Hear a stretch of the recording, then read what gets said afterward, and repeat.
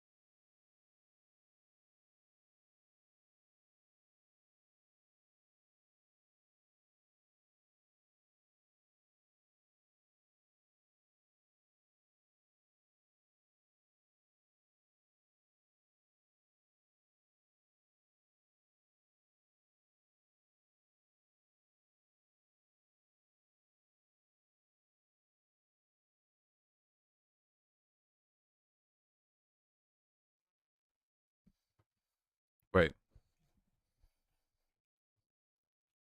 Wait, he left. Fuck. Army.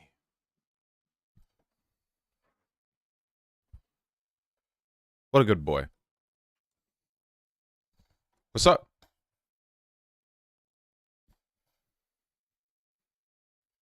Army. Army. Wow.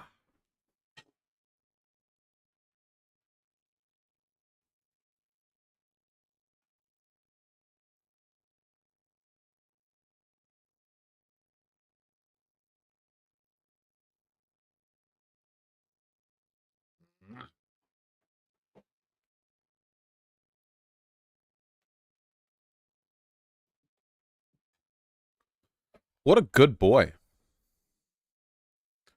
What an excellent boy.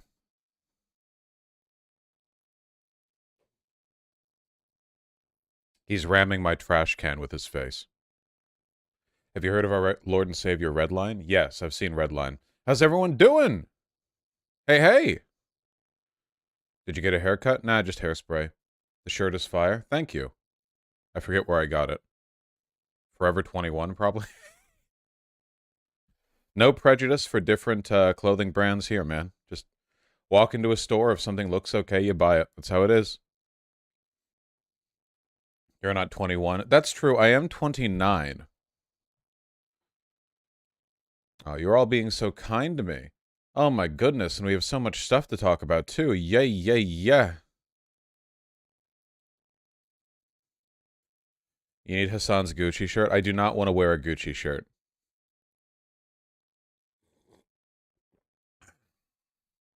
I thought to buy your merch, but the shipping is like 18. Janik, where are you? Where in the world are you? Where is it being shipped to? $18 for shipping?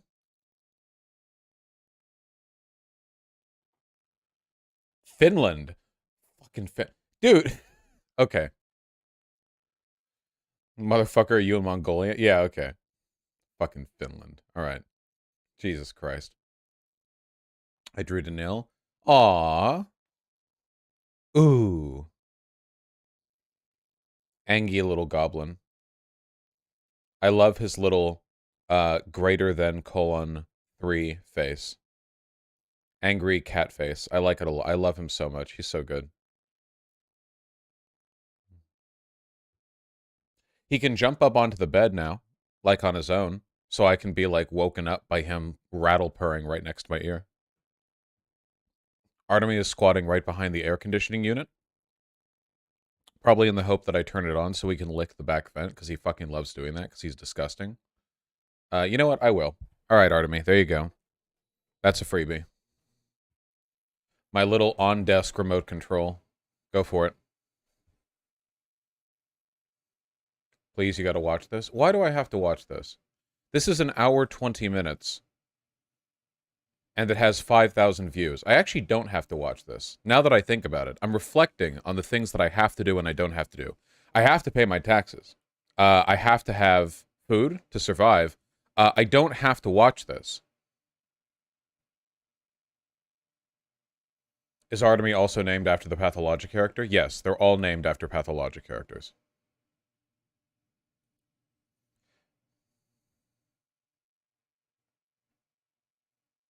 This is false, you don't have to pay your taxes. Maybe you don't, with your lame-ass bitch income.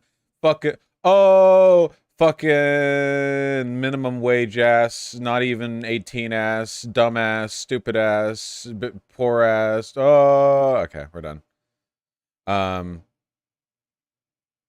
Tate couldn't repeal. Again? Oh my god, the camera's doing the fucking thing again. 1 second. Why does it default to this, man? So stupid. I keep telling it to auto default to this recall setting.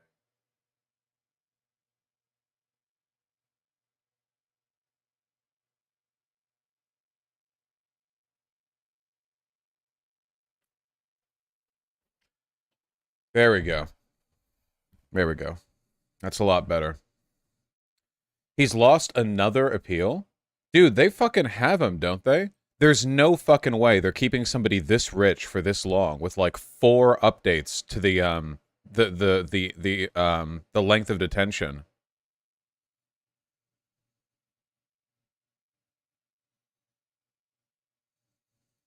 He looks so fruity. They have a lot, it seems, yeah. It doesn't matter how much actual evidence they come out with. Like, people are never going to believe it. Andrew Tate fans aren't. Like, they could have, like, video evidence of him dragging a 12-year-old, beating her half to death, and then, like, raping her, and it wouldn't matter. They'd be like, that half of Tate's audience would be like, that's all fake, that's deep fake, it's not real, deep state, Matrix. And the other half would be like, dude, what a top G, man. I, an Andrew Tate fan, have also always wanted to do that, you know?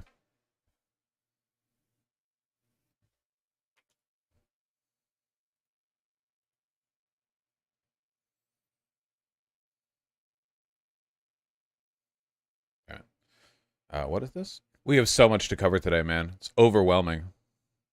Game is coming out of early access soon. Baldur's Gate 3. I'm not going to play Baldur's Gate 3 on stream. Do you have any idea how much, like, fucking... This would be a terrible stream game for somebody like me who doesn't play video games on stream that often. This would be like, hey guys, together we're going to play the first 1/80th of Baldur's Gate. I don't know how much I'm actually going to end up liking this, because I don't generally like games where you control a party. But I did really like Divinity Sin 2, or Divinity Original Sin 2, so I don't know. It's made by the same people. Did you hear about the tragedy of Kerbal Space Program 2? Why? What happened? Apart from it being a buggy mess?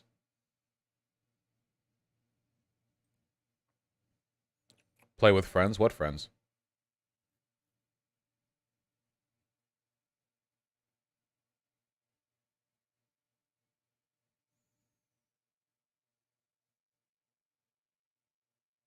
Sounds like an incomplete flop is all. Yeah, well. Why did this person fucking... Man, dude, everyone on Twitter has me blocked now. These pussies.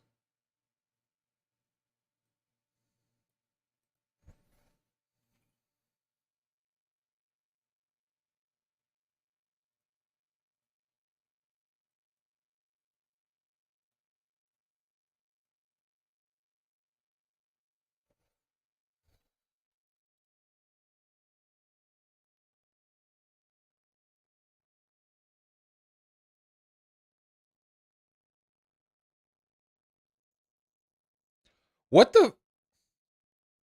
Oh my god, I muted it again. I'm so sorry. We're starting again so you can hear the annoying corporate music. All right, thanks for paying your rent this month. Go ahead and sign here. It's just going to ask you a couple of questions. A tip? I'm not tipping my landlord. So you'll tip a barista who pours overpriced coffee into a cup, but not the guy who's on call 24/7 to make sure you have a safe home. I'm not tipping. What the fuck landlord is available 24/7? Has anyone ever had a landlord who's available 24/7? For anything? That's not real. That's not a thing that exists. I will be honest though. I absolutely fucking despise these like turnaround iPad thingies because like tipping doesn't mean anything anymore. I thought the point of tipping was to like reward good service, but now we're tipping like baristas and shit. And it's like, okay, fine. But then like they'll have the tip machines at bakeries where literally all they do is they remove the baked good from the window and they bring it to you. And then it's like, what am I evaluating you for? You know? It's literally just like an extra self-imposed tax. Yeah, it's employers passing wages onto us, but it's also like the standardization of tip infrastructure, which it's like, okay, well, soon we'll be tipping like everyone for everything. It's like, okay, well, pretty sure a bunch of those don't even go to the workers. Yeah. Sometimes when you tip, it'll just go into like a pool for the day, and it won't even be evenly distributed. Super fucked. You? This isn't a restaurant. Okay, so you'll tip an extra 25% for somebody to carry you a basket of chicken wings, but you won't tip someone who responds for after-hours emergency calls? What landlord responds to... dude, nobody has a landlord who responds to after-hours emergency calls. All landlords, if there is an emergency, like, you could have a pipe burst, and they'll be like, okay, first of all, what did you do to do this? And second of all, like, it doesn't look that bad. Can you tape it up? And also, like, I can send Jeff, my, like, friend of a friend over there in 3 months. Is that okay? Like, every single, like, no matter what. There's no...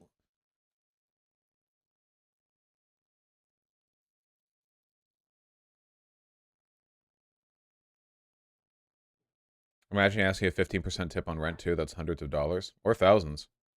If you live in, like, a coastal city. Yep. Well, I guess when it's time for your lease renewal, I'm going to make sure gratuity's included in your rent. It's a little tip I learned from Two Guys Take on Real Estate. Nice meme.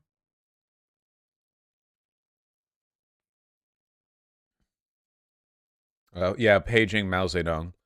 Yeah, phenomenal stuff. New York Times tipping guide. The customary tipping rate is 15 to 20% for taxi drivers and waiters. Bellhops are usually given $2 per bag in luxury hotels, $1 per bag elsewhere. Hotel maids should be tipped $2 per day of your stay. That is... Okay, these rates are, like, fucking dumb. Why the fuck would you only give hotel maids $2 a day of your stay? Hotel maids do way more work than anyone else listed here. Taxi drivers, waiters, bellhops, none of them do as much work as your hotel maid. What, like, this is some fucking patriarchal ass bullshit right here is what this is, man. Like, yeah, dude, your bellhop gets $2 per bag they carry. You know, the guy whose job it is to carry bags, so he can just nail like $10, like right there. But your fucking hotel maid spends 30 minutes cleaning your dried cum off the ceiling after you're done with the chick you brought back there. Not to mention, like, wash all the seats, press everything, leave a little mint on the pillow. And she gets $2 for all that? That's some fucking bullshit. Also, nobody carries cash anymore. A doorman who hails or helps you into a cab can be tipped $1 to $2. You should also tip your hotel concierge for services rendered. Your concierge? The size of the tip depends on the difficulty of your request. Okay, this is some rich people bullshit. As well as the quality of the concierge's work. I've never made a difficult request, or in fact, any request of a hotel concierge. Okay. For an ordinary dinner reservation or tour arrangements, $3 to $5 should do. Okay. If the concierge scores seats at a popular restaurant, is this something rich people used to do before the internet? You would ask a hotel concierge to like try to book seats at the local fancy pantsy place? This is before me. Yes? Okay, this is just before my time. Waiters should be tipped 15 to 20%, though at higher end restaurants a solid 20% is more than the norm. I don't know what everyone else does, but for me, I'll just tip up to like a big round number. So if my dinner was 61 bucks, I'll just tip 39 so that it goes up to 100, and that's all the thought that I put into it. Sometimes math doesn't work out in the favor of the waiter or waitress, and they get shafted a little bit, but I always try to make sure the tip's at least 25%. Sometimes it's more. I just want it to go up to a big round number because it makes my brain happy, and that's what I do every time.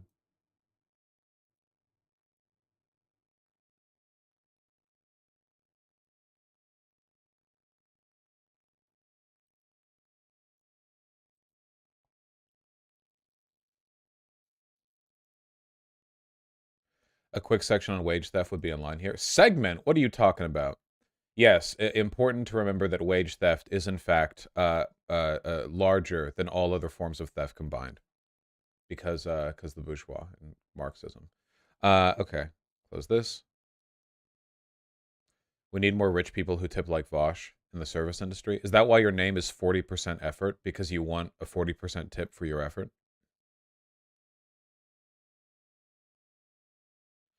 Leave it to Americans to complain that Vosh tips too much. Whoever tips less than 25%, you should be embarrassed. Nah, dog, fuck off, okay? Don't flex your wealth more than I do, all right? 25% is a fat fucking tip. Most people tip between like 12 to 18%. 25 is a fat tip, dude. That's a lot of money. That's a good tip.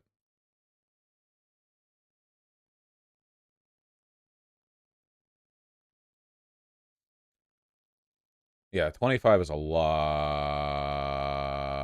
of money. Sometimes I tip more than 50%. It really depends on how the numbers work out. Yeah. I don't know. Tipping's it's pretty dumb. I don't fucking know, man. Fucking tip culture. I don't tip my bartenders, but it just doesn't occur to me to. They take my card, they get a tab. If they hand me back a receipt and ask me to sign it, there's a little tip thing. Sometimes I'll tip there, but I never think like, oh, I paid for the drink. Now I have to give them extra money. I don't know. I hate tipping culture. It's so fucking dumb. I always thought 25 was good. 25 is a good tip. Don't let anyone tell you otherwise. Bartenders make $2.15 an hour. Really depends on the bartender. But, like, a lot of the times they make a lot. Dude, at the right place, being a waiter or a waitress can make you a shit fuck ton of money. Like an unbelievable, ungodly, obscene, disgusting amount of money. You can make so much if you're a server at the right place. But it has to be the right place. And you have to have big, round boobies. Or if it's a gay place, you just have to be, like, kind of hot. Honest to God, man, at a gay bar, you can get fat fucking tips if you're a server, if you're a guy, and you're just, like, a little friendly, I think. I don't know.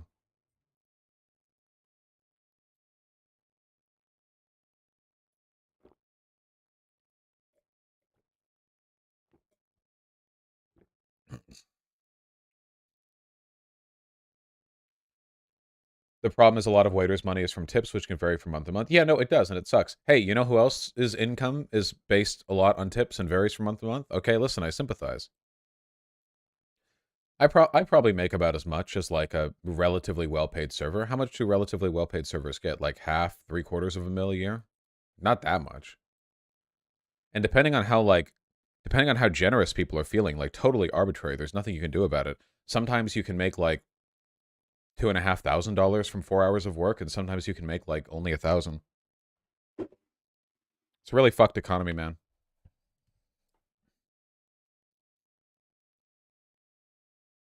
Service workers don't have reduced wages here in California. They always have full pay from their employer, regardless of how much they make in tips. Yeah, because if they don't make enough in tips to like make up the wage they would need, they get comped the rest, right? That's a good policy. It still is like subsidization of their wages, though. Those wages should be coming from the business owner, not from us. Like they're basically saying, okay, the business owner will front the cost of their expected wage to meet minimum wage if the random people in the store don't, like, make it up for them first, which is like, no, fuck you, pay the wage. No, they don't get comp the rest, they always get full pay. The tips have no effect on their wage. Oh, I didn't know that. Okay, thank you, Dusty Poncho. Okay, no, never mind. They just flatly get their pay. Okay, that's nice. All right, okay, that's nice. So next time I'm in California, I'm just not going to tip anything. But, like, I'm in my head, I'm like, you greedy piece of shit. I know you're making full wages. Get the fuck out of here. Tipping 1 cent on my, like, $237 French dinner with my family. Get out of here. I see through your fucking... Yeah, look them in the eyes as I draw a dash through the tip section of the receipt they hand back.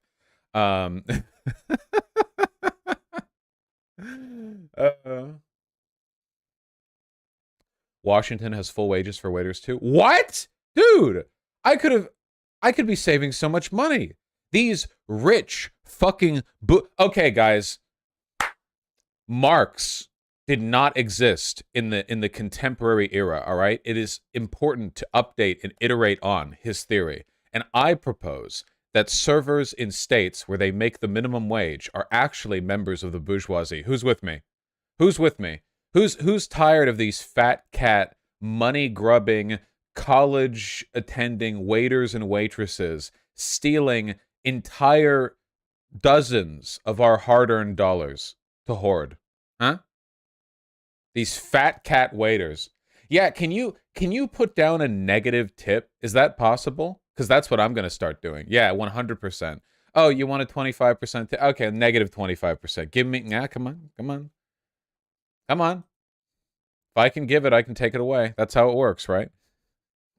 Give me your lunch money. Sir, I don't have any lunch money. I packed a lunch. Peanut butter, banana sandwich, some chips. I'm taking these chips and there's milk and here's some yogurt. Walk out of the restaurant. I'm already full though, so I just like drop it in the trash because I'm not hungry. Then I just like storm off angry. Yeah. Fucking based. That's proletariat action right there, okay? This is the proletarian spirit lives in this stream. Hey, Merrick. Good to see you. Most intellectually rigorous Vosh stream. I'll have you know, okay, that I arrived at this conclusion after many minutes of Wikipedia research. Thank you. Speaking of, speaking of Wikipedia research, I want to rep this again because I'm really happy with the direction this is going, and I'm going to finish it eventually. And I want people to be fully aware of it when it is ready, because not everyone watches every stream that I do.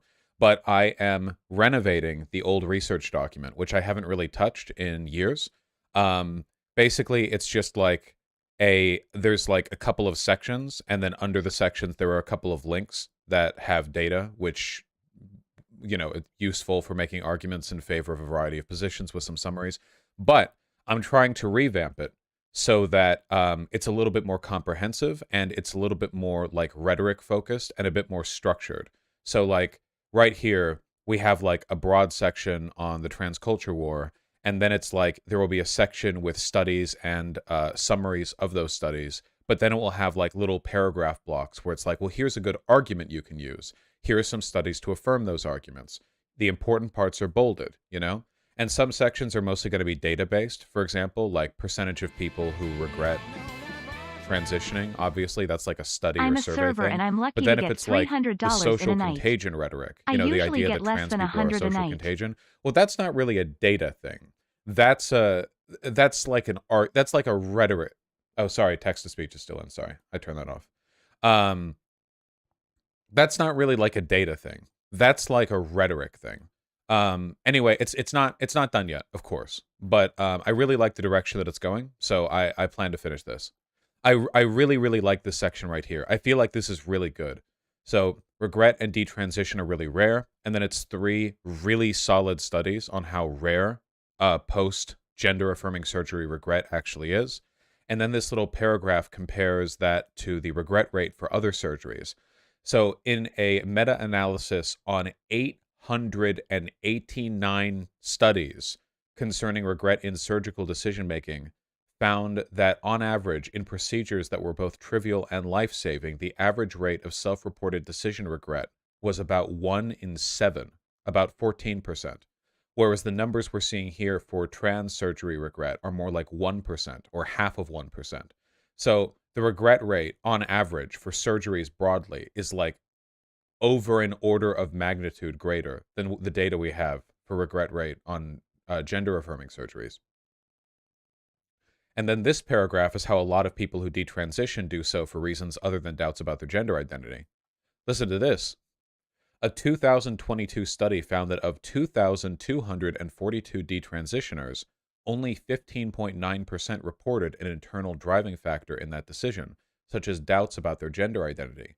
Less than 1/5 of surveyed people who detransitioned did so for any reason related to their identity or their internal doubt. Or so by far the majority detransitioned for stuff like they ran out of money or social shaming, you know? Anyway, just, yeah, don't worry. I'll make it nice and comprehensive. It'll be good. Just putting in the work.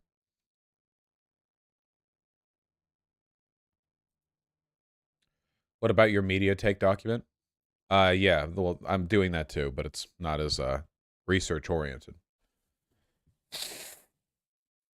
Is the regret rate for gender surgery measured the same as other surgeries? There's no comprehensive and, like, industry standard way of measuring that. It's literally just surveys where you ask people if they regret it. Different studies will have different ways of measuring that regret, different phrasing, but broadly speaking, it's just like, literally, do you regret it? Oh, hello, Artemy. There's always going to be some variability in survey methodology, but when we're talking about differences in percentage that are over an order of magnitude greater than one another, that obviously is significant, unless there's some massive, like, underlying confounding variable that I just haven't identified, which there isn't.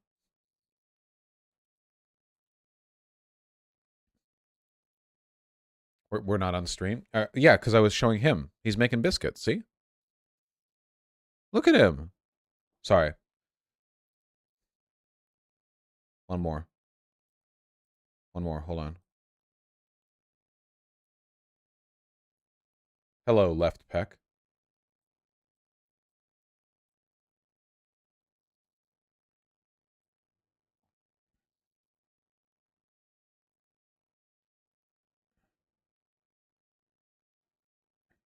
I love him so much. He's so goddamn cute. He's a little baker. Vosh, you can't peck dance, don't try. Actually, I kind of could peck dance back when I worked out a lot in high school. It's not so much about how much muscle you have. A lot more of it is just about, like, muscle control. Kind of like those people who can wiggle their ears, you know? Um, but it's been too long since I've worked out a lot, so I don't have, like, I don't have as much muscle memory for that sort of thing. I'm an ESL. Why is it called biscuits? Because the motion cats do when they're kneading a bed kind of looks like the motions that humans do when they're rolling, like, bread dough together to make biscuits. Oh, is he done? You've passed out? Okay. Whoop. Artemy. All right, he's eepy. He's good. He's done. No? Oh, he's still going. Okay, well, you know, we got a stream to do. Sorry, guys. We got content.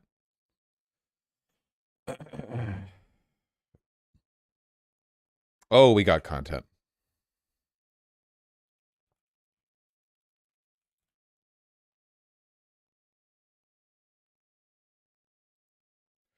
Does this article contain the relevant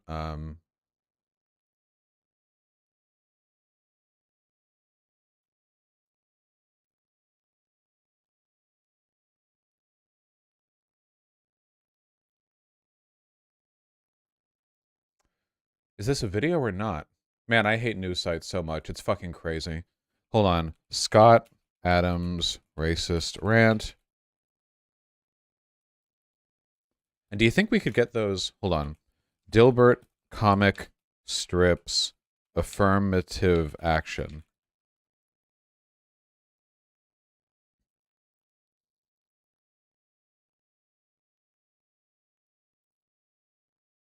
There we go. Fantastic. Okay, give me that fucking clip. Give me the clip. Give me the clip. Give me the clip. Dope. Okay, we're ready. Okay, I have a confession to make, all right? I actually really liked, and probably still do like, the older Dilbert comic strip. A lot, actually. I think that back in my parents' place, there are a couple of, like, combined volumes of them. Back, like, when it was being produced in, I don't know, the 90s? For those of you who don't know, Dilbert is, it's just like a comic strip. It's a really big and influential one. Maybe this is more of a boomer thing. So if you're not aware, you know, maybe you're just too zoomer. But it's basically just like a satirical, like, haha, everyone in my office is a dumbass kind of comedy strip made by a guy called Scott Adams, who is completely insane. He is absolutely insane. I'm not saying this euphemistically. He has grown increasingly like far right MAGA chud tier over time to the point where he is, I genuinely think now, actually actually kind of insane. He blocked me on Twitter a while back after calling me a pedophile, so I know he knows that I exist, which I think is incredibly funny. Um, but he's in hot water right now. See, as is so often the case with people who are going insane, it starts to affect their work a little bit. There are lots of examples of this, but I have one right off the bat, okay? So I'm just going to, just no context. Let's just go over this, okay? I just learned, this is from Scott Adams, I just learned that a newspaper group won't run my upcoming comic strip that introduces the first black character, Dave, to the Dilbertverse.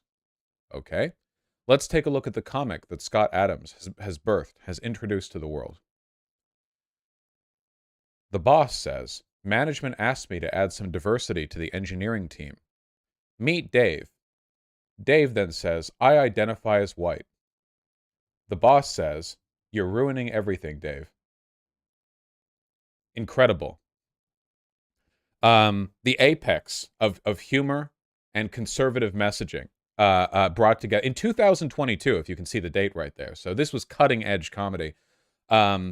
Obviously, this is like brazenly partisan for a Sunday or Saturday morning cartoon published in newspaper strips. You know, they're not, you know, people don't usually open up the Sunday funnies to read like Peanuts, and then they look at like right-wing culture war blue hair pronouns joke, you know? And I think it kind of reveals a bit about Scott Adams' mindset. Keep in mind, Scott Adams is like a very well-known, very popular comic artist. So it still comes across as a little bit brazen and crass for him to say, yeah, we finally introduced a black character, and then did so only to make an attack helicopter joke. You know what I mean? Like, we're not talking about somebody who works at the Daily Wire here. Like this is somebody who's been considered kind of a beloved component of cheesy Saturday morning cartoon strips for a while, and not just to conservatives, like to everyone. It gets funnier though. Oh, that's right. I'm sorry.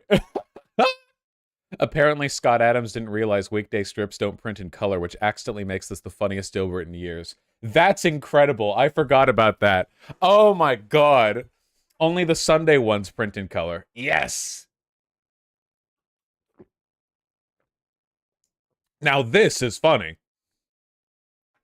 Albeit unintentionally on his part. Phenomenal stuff. So anyway, he's been deteriorating for a while. I actually think that a lot of people read a kind of progressive or at least pro-worker sentiment into some of his earlier comic strips, you know, for the majority of the comic's runtime. I don't really think they're like that. There's a recurring message that corporate bureaucracy is bad, that bosses, management, and owners tend to be like buffoons who are self-interested and incompetent and people fail upwards. But I think in retrospect, the messaging of the comic is more of like Squidward, everyone is stupid except me, than it is any kind of like actual systemic critique of the way corporate power structures operate. There's no advocacy for any kind of like meaningful workplace democracy or any real challenge to corporate power structures. It's just more of a Rick Sanchez, everything would be better if I was in charge kind of vibe, which is more libertarian than it is like class conscious. But he's in even hotter water now. Sir, this is a Wendy's. True.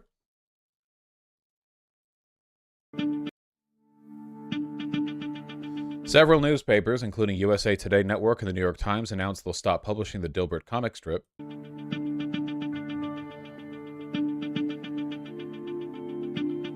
On your time, video. On your... Okay, are we just going to play the clip? Wow, it doesn't have the clip.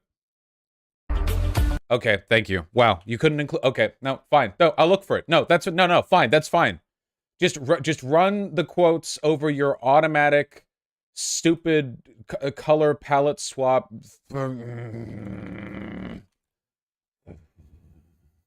Never trust a news site. Never. For no reason should you ever go to a news site and think, this will contain the information I'm looking for. Here we go. God. From everyone's favorite progressive advocate, Brooklyn Dad. According to this, that was sarcasm. so if nearly half of all blacks are not okay with white people, according to this poll, not according to me, according to this poll, that's a hate group. That's a hate group, and I don't want to have anything to do with them. And I would say, based on the current way things are going, the best advice I would give to white people is to get the hell away from black people. Well, that's pretty blatant. So the poll that he's referring to is one which asked a variety of Americans whether or not they agreed with or approved of the statement, "It's okay to be white." Something like 40% of black people did not approve of the statement, "It's okay to be white." So Scott Adams, who is a very smart man, interprets this as black people saying it's not okay to be white. Of course, it's worth noting that the phrase, "it's okay to be white," is literally a white supremacist 4chan psyop that was constructed as a dog-whistly and leading way to promote a white-centric political agenda in a way that sounds like it's, unambiguous and neutral. It's kind of like the arguments people will make where they're like, well, if you're okay with black pride, why aren't you okay with white pride? And it's like, in the abstract, I'm fine with the idea of, like, plenty of white pride, like, culture festivals. There are for the Italians, the Irish, the Polish, the et cetera, et cetera. So the problem is that when you actually say white pride and get together with a group of other people who are saying white pride, you don't see people celebrating ethnic cuisine. You get January 6th or, like, Charlottesville. The real problem here, let's face it, is with white people, because I have been to events full of people saying black pride, and you know what I got there? Cool Kwanzaa hats and tasty food. If you go, however, to a rally of people who are screaming white pride, the most you're liable to get is your teeth kicked in, or, I don't know, a bunch of cool shots of people failing to spray paint swastikas on the sides of synagogues. So, it's one of those leading question things. Do black people approve of the statement, "It's okay to be white"? Well, considering the fact that the statement was literally constructed to, disingenuously promote a white supremacist agenda, I would hope not. Are black people okay, however, with white people existing at all? At least some of them. Get the fuck away. Wherever you have to go, just get away. Because there's no fixing this. This can't be fixed. Right? This can't be fixed. You just have to escape. So that's what I did. I went to a neighborhood where, I have a very low black population. Because unfortunately, there's a high correlation between the density. And this is according to Don Lemon, by the way. So here I'm just quoting Don Lemon when he notes that when he lived in a mostly black neighborhood. Again, please keep in mind that this isn't just some random far-right culture war guy. This guy is one of the most, at least up until now, beloved American comic strip artists ever. Dilbert is one of the most well-known and culturally influential, newspaper comic strips just in the history of that medium of sharing information. And, oh, no, he's been crazy for a while, for sure. I do genuinely think that Scott Adams is kind of fucking insane. And he's been getting worse with time. But this is still, like, A lot. Yeah, there's a big difference between suspecting the Dilbert guy is kind of a conservative and him, like, sea-kyling at the beginning of every one of his podcast episodes. It's, like, there's definitely, like, a tone shift here. Good. There were a bunch of problems that he didn't see in white neighborhoods. So even Don Lemon sees. Dog, that's crazy. Black neighborhoods have problems that you don't necessarily see in white. I wonder why that is. That's crazy. A big difference in your own quality of living based on where you live and who's there. Oh, dude, majority black areas have different average qualities of life than majority white areas. That's crazy, man. I'm just now reading a big textbook called America, and I'm learning all this for the first time. I'm like that muscular guy with the Snapchat. Like, dude, just found out about racism. Breaks my heart. So I think it makes no sense whatsoever as a white citizen of America to try to help black citizens anymore. Wow. That's blatant. Bosch, he lost his son at some point, so that's probably why he's like this. Didn't he say something really strange about his son at some point? He did lose his son. Didn't he say something very weird about his dead son? Like, it was very weird. Like, but I don't remember what he said. I just remember there being something really weird. He said that he would kill his son if he was troubled. Is that it? Okay, French Vanilla found it. I really do think he's been losing it. Conservatism does tend to appeal to the mentally ill. When a young male, let's say 14 to 19, is a danger to himself and others, society gives the supporting family two options. Watch people die, kill your own son. Those are your only options. I chose number one and watched my stepson die. I was relieved he took no one else with him.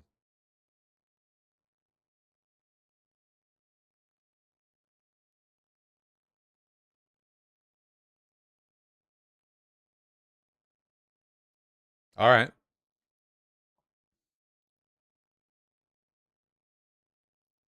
Okay. Well. Beloved comic Scott Adams. It doesn't make sense. It's no longer a rational impulse.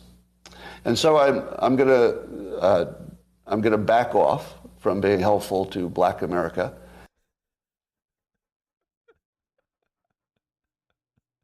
Warning going out to all Black Americans. Okay, the Scott Adams welfare program is canceled. All right, yeah, the Dilbert reparations program is being deconstructed as we speak. It's over. It's over, and it's not going to get better.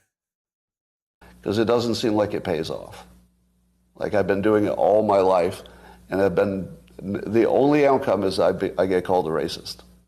That's the only outcome. It makes no sense to help Black Americans if you're white. It's over. It's over. Don't even think it's worth trying. Totally not trying. And there we go. You didn't expect that today, did you? But those who don't want to focus on education, you just need to get away from them. Just get as much distance as you can. That's my recommendation. And I'm also really sick of seeing video after video of Black Americans beating up non-Black citizens. Oh man, he's full on doing the thing where like he scrolls Twitter on like the white nat pages, where they have like 3 video clips of Black people punching white people that are from like 2012 or something. Do you remember that one guy I debated? The guy, the boomer rap guy, the one who talked really fast, who was like, yeah, I keep a compilation of Black people beating up white people on my phone so I can watch it to remind myself of the hate that I feel. Oh my God, man. It's like fully mentally ill. It's actually, oh man.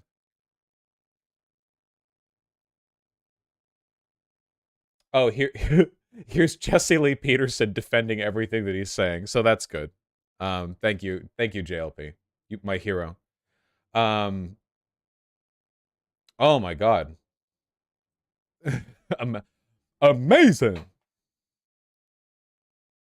I'm just looking. There's so much like discourse about this. Thank you, Jenny Tight Pants. Ben Garrison made a comic making fun of him. How far gone do you have to be for this to be the timeline? Dilbert's like, let's be friends. Look at the fucking black people, dude. Look, me too. This is Black America after it's been announced that the Dilbert reparations plan has been canceled by Scott Adams over here. Okay, they were all arriving at the office to get their Dilbert checks, and Dilbert's going out to say hi to them, and Scott Adams racing out to pull him back. Incredible. Oh my god. You could tell he really raced this one out, too, because he didn't have time to label all 4 of these people Black Americans. Open parentheses, disapproving, close parentheses. Yeah, he really, like, right out the presses on this one. Oh, and as a bit of an addition, Elon Musk raced to the defense of Scott Adams because he is literally a white South African Afrikaner who grew up during apartheid. The media is racist. For a very long time, the U.S. media was racist against non-white people. Now they're racist against whites and Asians. Same thing happened with elite colleges and high schools in America. Maybe they can try not being racist. There was one really funny one that I'm trying to find where he replied to Scott Adams whining about being canceled with like, okay, wow, people are freaking out. What did Scott Adams say anyway? And then he deleted that tweet. I really want to find that because it's so funny. It's so incredibly funny. Like, this fucking dumbass, like, this guy's literally doing, like, a Clanner rally on his podcast. He's like, what did he even say? And then even Elon has to fucking delete it.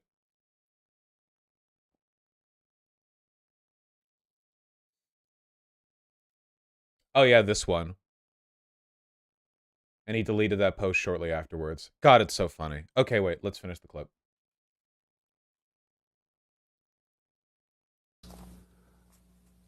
I realize it's anecdotal, and it doesn't give me a full picture of what's happening.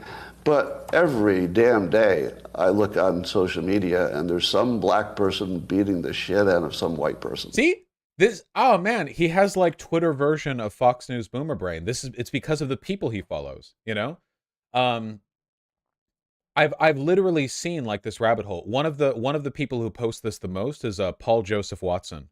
PJW.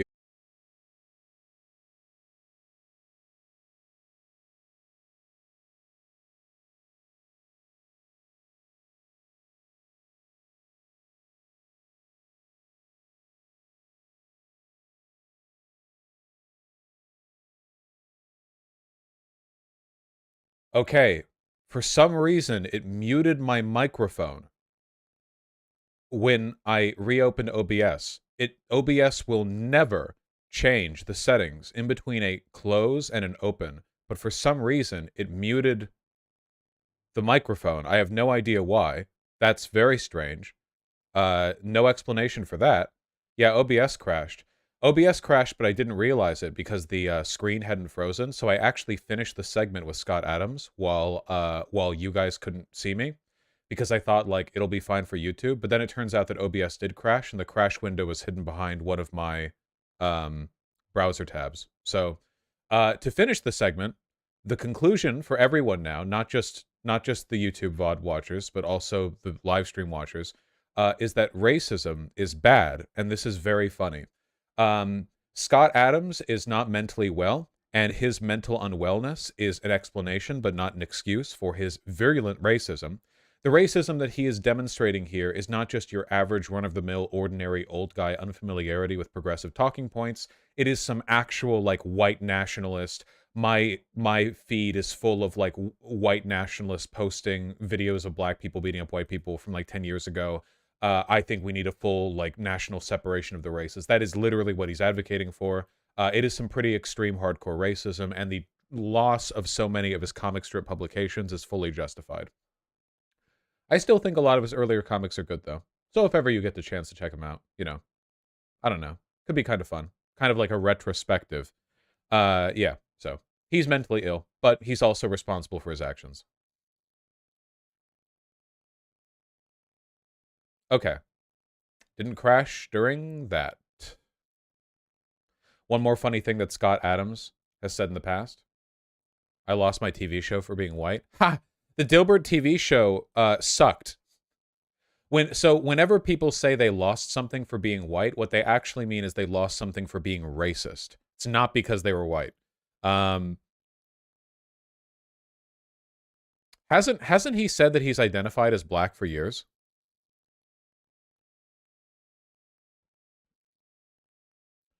This is where he said he's identified as black for years.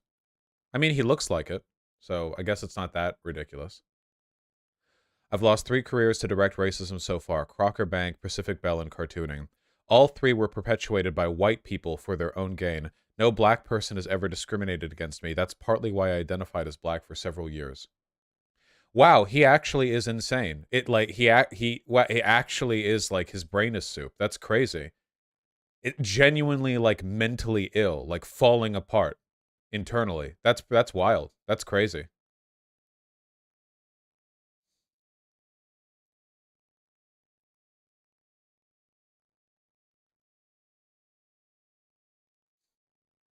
Neat.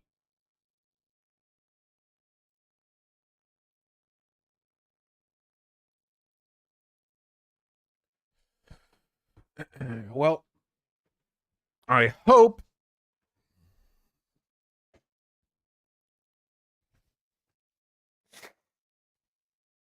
OBS doesn't crash anymore.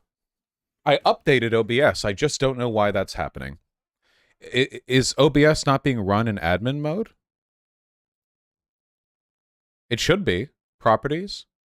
Is it still listed as always run in administrative mode? Even if it wasn't run in administrative mode, it still shouldn't be crashing. Details, security,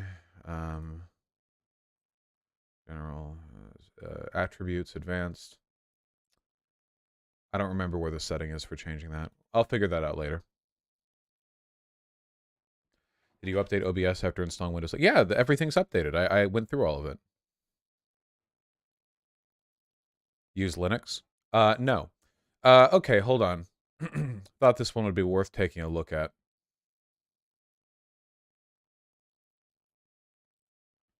So, you know how conservatives are demons?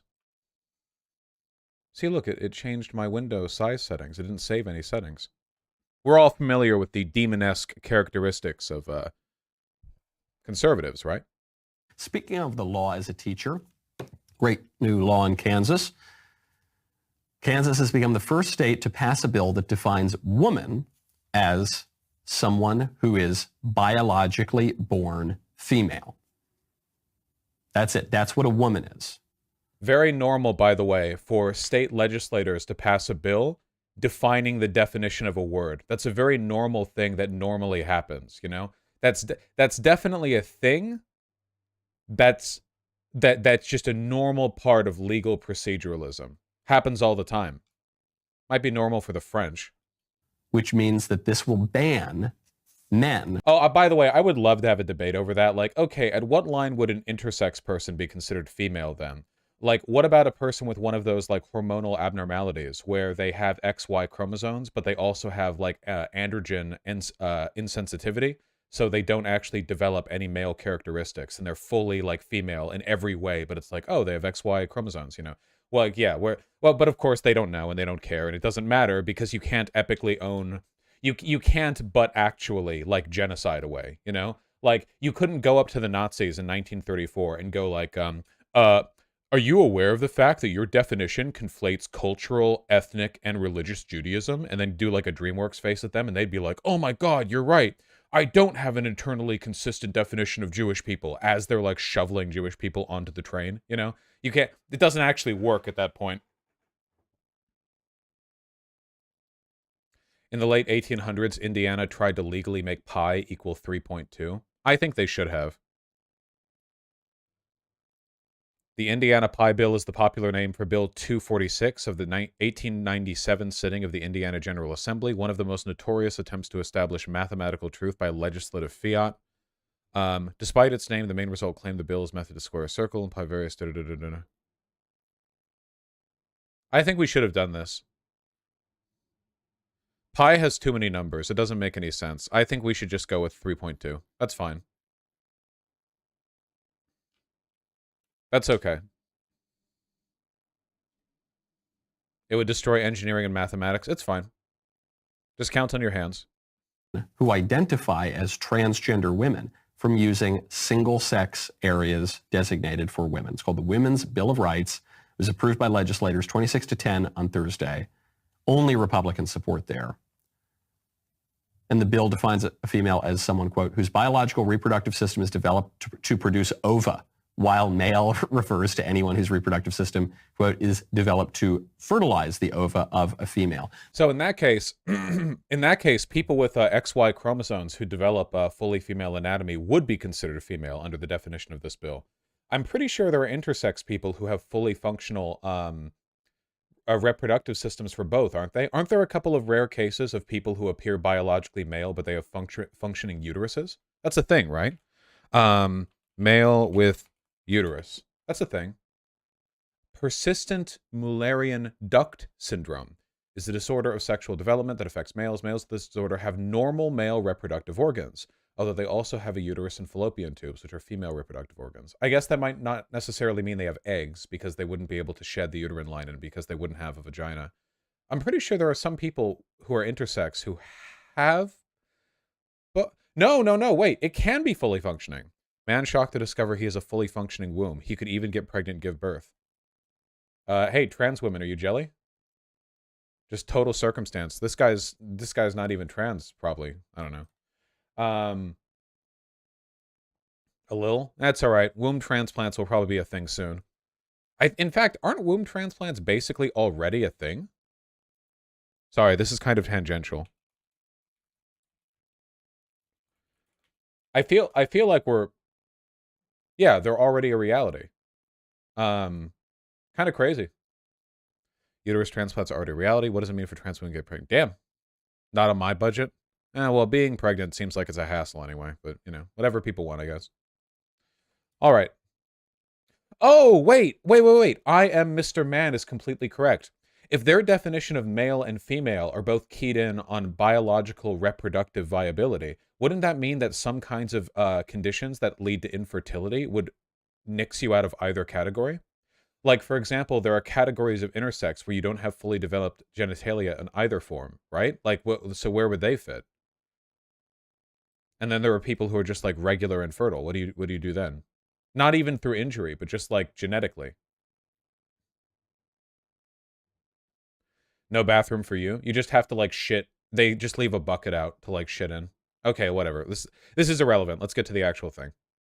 This is a beautiful bill because it doesn't just say don't trans the kids. It doesn't just say wait till 8 to introduce kids to transgenderism in schools. Once they turn 9, that's fine. It doesn't just say only minors can't. It bans transgenderism. So one of the reasons I like this clip is because it's so overtly genocidal that it's not actually possible to interpret it in any other way. Bans transgenderism. It's like banning a group of people, like a demographic of people. It's a euphemism that I refuse to participate in. Banning them is a soft euphemism for a variety of actions that you can actually take legally to eliminate a demographic of people.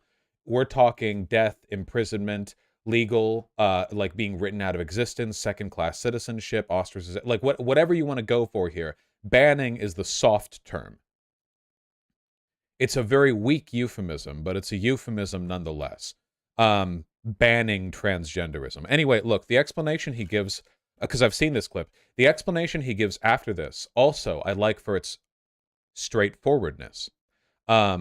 Because I've actually heard it mostly on forums like Stormfront. So listen, okay? For all practical purposes in the state, for everybody. And it has to. In order for women to have the right to have their own bathrooms, you have to ban transgenderism entirely. You can't just ban it for the kids. It's got to be entirely. In order for women to be able to have their own locker rooms at the gym, you have to ban transgenderism entirely. In order to protect businesses from having to participate in weird occult sexual rituals like the transgender transition, you have to ban transgenderism entirely. Okay, I was completely wrong. The clip that I was referring to is one that I quote tweeted. This actually has a slightly different bit of content to it, but that's okay. We'll add it on. We're getting a little bit of extra. It's like a nice little bonus. We'll keep our point here. This is the one that I saw the end to. So this one is 2 minutes 20. This one's 142. So we just go over to 142 in. Don't do this to me, Twitter. Twitter. Come on, Twitter.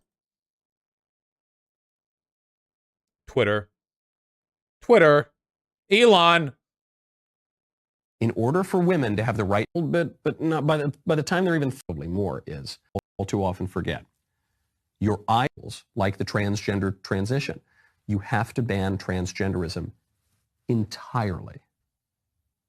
I love this bill because it is so much more aggressive than the other bills we've seen. I don't mean to knock the other governors and the other state houses. They've done a great job laying the groundwork, but this bill goes. So right off the bat, Michael Knowles is of the opinion that the unprecedented wave of legislation to attack trans people over the past 2 years is a light touch.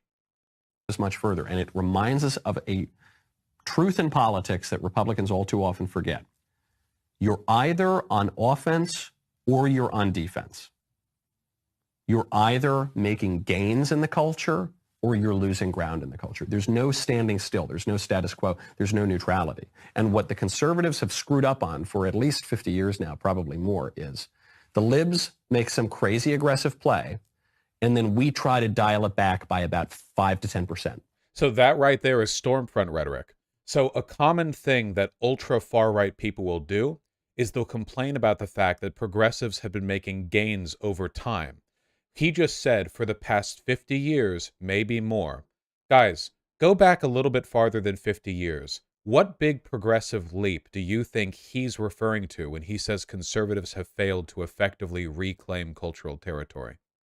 Think just a little bit if there's any movement pertaining to the rights of civil that might have gone back a little. Yeah, this is a really common, like, Nazi talking point right here. The idea being that, hey, you know, conservatism, what is it even conserving? We still have gay marriage and black people are still equal to white people, you know? That's a position often held by the ultra far right. Like, you know, okay, well, conservative Donald Trump isn't really based because he just wants to be conservative with regards to the last 10 years of culture war talking points, whereas they want him to be conservative with regards to the past century or more of culture war talking points.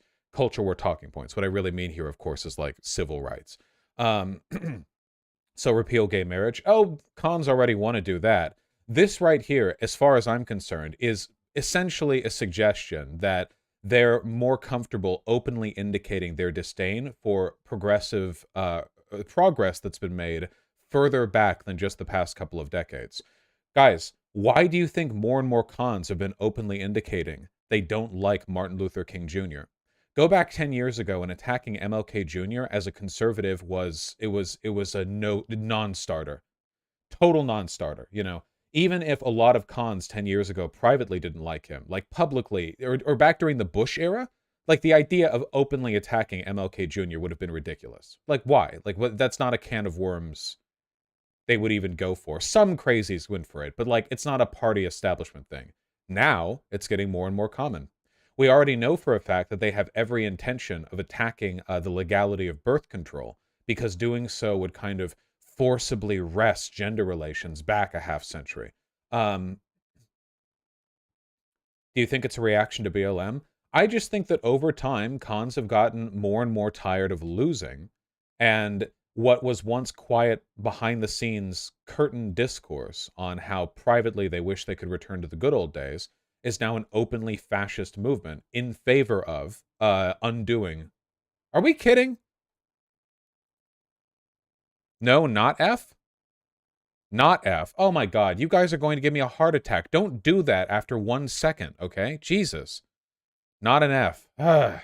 Look, let's just finish the clip. You made my heart stutter, okay? Jeez. Or worse, we try to slow it down by about 5 to 10%. So the libs attack the family through feminism, the fundamental political institution. They claim that men and women are basically the same. That takes the culture pretty far to the left, and then conservatives try to inch it back a little bit, but not by the time they're even thinking about inching it back, the libs push forward with the normalization of other sexual practices. It's a gay rights, among other things.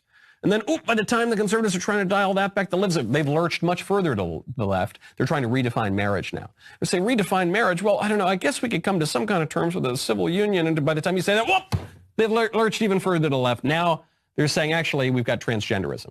Actually, now a man can become a woman. A man can become a woman. Okay, but maybe we shouldn't do it to my. By the time we say that, whoop, oh my gosh, we're all the way off the screen. Because now they're trying to trans the kids. And there are many conservatives now who are saying, look, if you're a man and you want to put on a dress, that's fine, but just don't do it to children. Just don't make me pay for it. No. See? Right there at the end.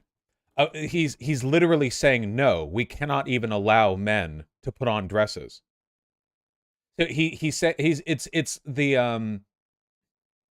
the slippery slope argument, but the end position here, I mean, this is like an open advocacy for like a destruction of our constitutional rights. At the end, it's literally like, no, we will roll things back so far. I mean, you literally, like, you will be arrested if you wear a dress so much. Would anyone argue against the idea that this is overt advocacy for genocide? Could anyone argue against that? You will be arrested if you are a trans woman visibly? Like, is that, like, so if you are a trans woman, you will be arrested. Could anyone make an argument that, like, this demographic of people, if we identify that you are, in fact, that demographic, you will be arrested? How is that any different from the exact shit the Nazis did with the armbands and the triangles, the gays and the transes and the degenerates and what have you? If we identify your existence as a member of this group, off to the camps with you. Oh, sure, they haven't literally built the death camps, but pardon me if I think it's appropriate to start terming things as genocide before they've literally started, like, mass shipping Zyklon B to all these facilities. I think it's appropriate to start using these terms like, oh, okay, you know, let's not be hyperbolic here, all right? Let's not go crazy with things, all right? Hitler hasn't literally shot himself in his bunker yet. We can't say it was a genocide. Ridiculous. You know, I always thought of Michael Knowles as a bit more of a soft conservative relative to some of the others. I wonder if he's been amping up his rhetoric now that Matt Walsh has made it clear that you can say basically anything with no consequences. You know, because they're both Daily Wire. So I wonder if Matt Walsh is kind of like paving the way here for permissible, overt fascism. You've said in the past you think he's a crypto-fascist. Well, this isn't very crypto, is it? I'm not saying he wasn't a fascist before. I'm saying this rhetoric is a lot more, like, forthcoming.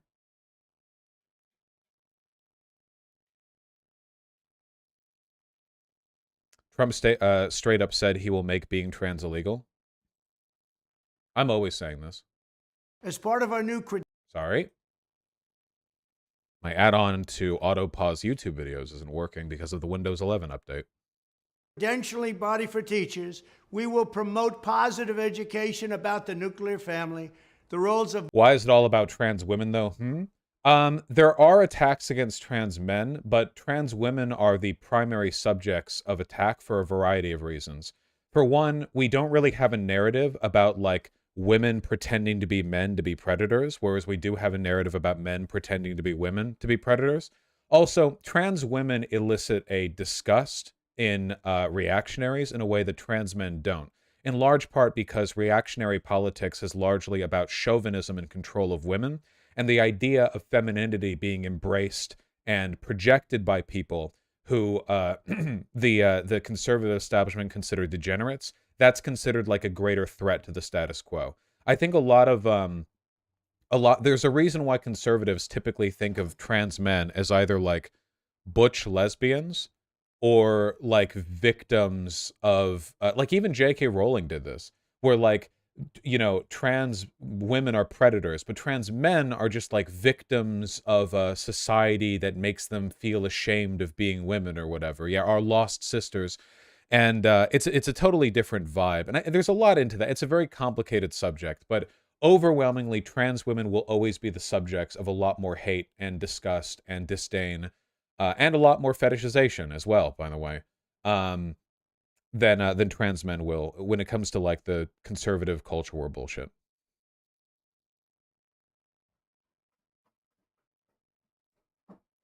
mothers and fathers, and celebrating rather than erasing the things that make men and women different and unique. I will ask Congress to pass a bill establishing that the only genders recognized by the United States government are male and female, and they are assigned at birth. The bill will also make clear that Title IX prohibits men from participating in women's sports, and we will protect the rights of parents from being forced to allow their minor child to assume a gender which is new and an identity with. It's so dumb. Was Trump's anti-trans stuff always this bad, Vosh? No, of course not. Back during the 2016 primary, there was still an effort being made to, like, pretend at LGBT acceptance, you know? But not anymore. I mean, I don't think he really cares about it. He's just going for whatever gets him the applause. I think we've seen this clip before, so whatever. He banned trans people from the military. Yeah, but I don't think that really compares to a lot of the stuff that's being said now. Guess this image is obsolete. Yeah, if Donald Trump did this again, this would be considered like a huge L for him. Like, if he did this again, it would actually put DeSantis ahead of him. Like, this would be like a victory for DeSantis, because at this point, the Republican Party is pretty well committed to, like, genocidal rhetoric when it comes to queer people. There's none of this, like, we're just after the crazy ones, but together. No, it's pretty straightforward. So, yeah. Still holding it upside down, which I think is really funny. I can't actually blame him for holding it upside down because the idiots wrote it upside down, you know?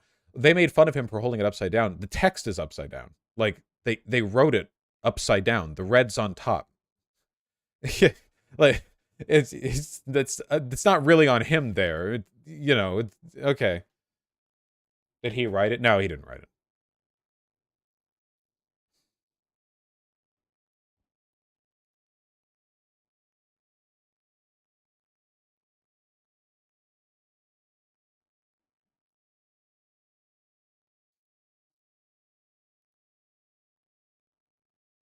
Nice.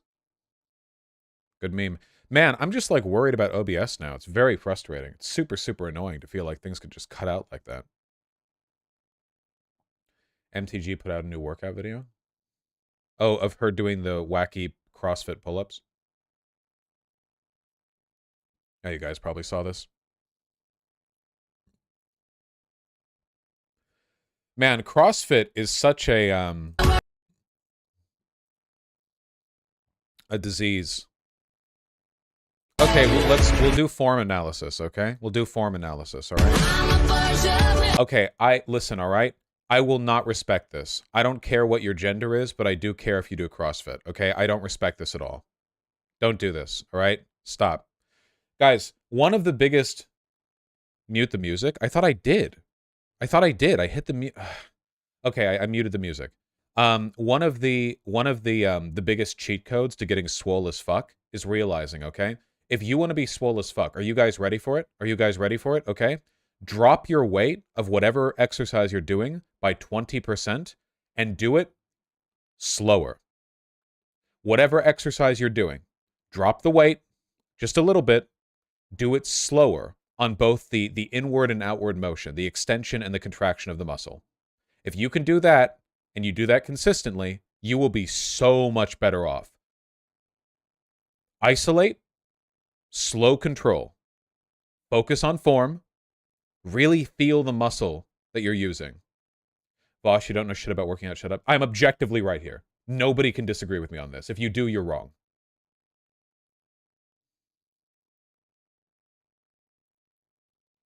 Don't do this shit.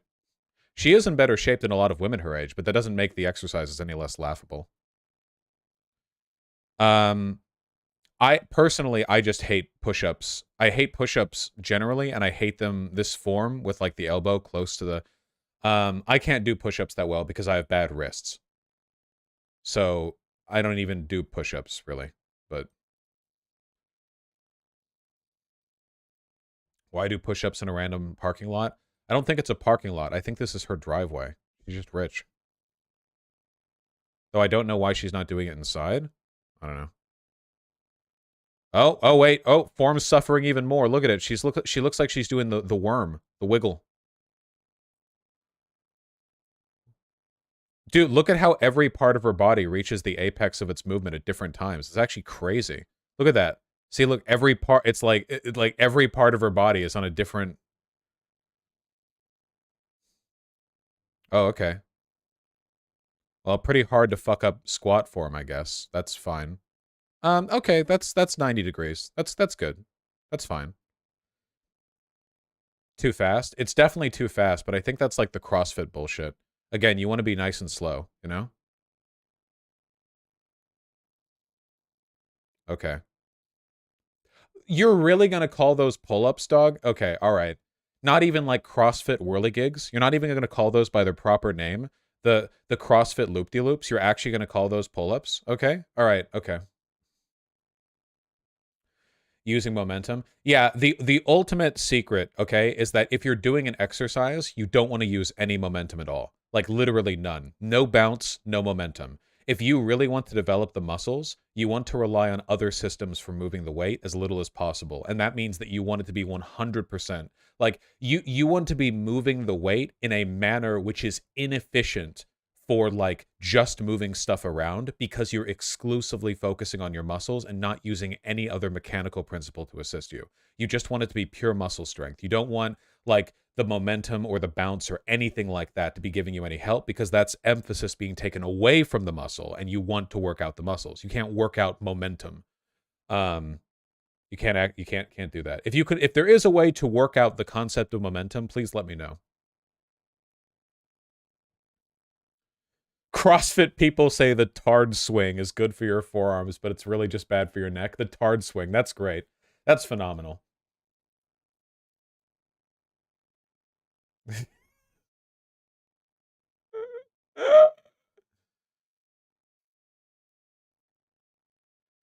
Ego lifting is bad, okay? Yeah, for sure, for sure.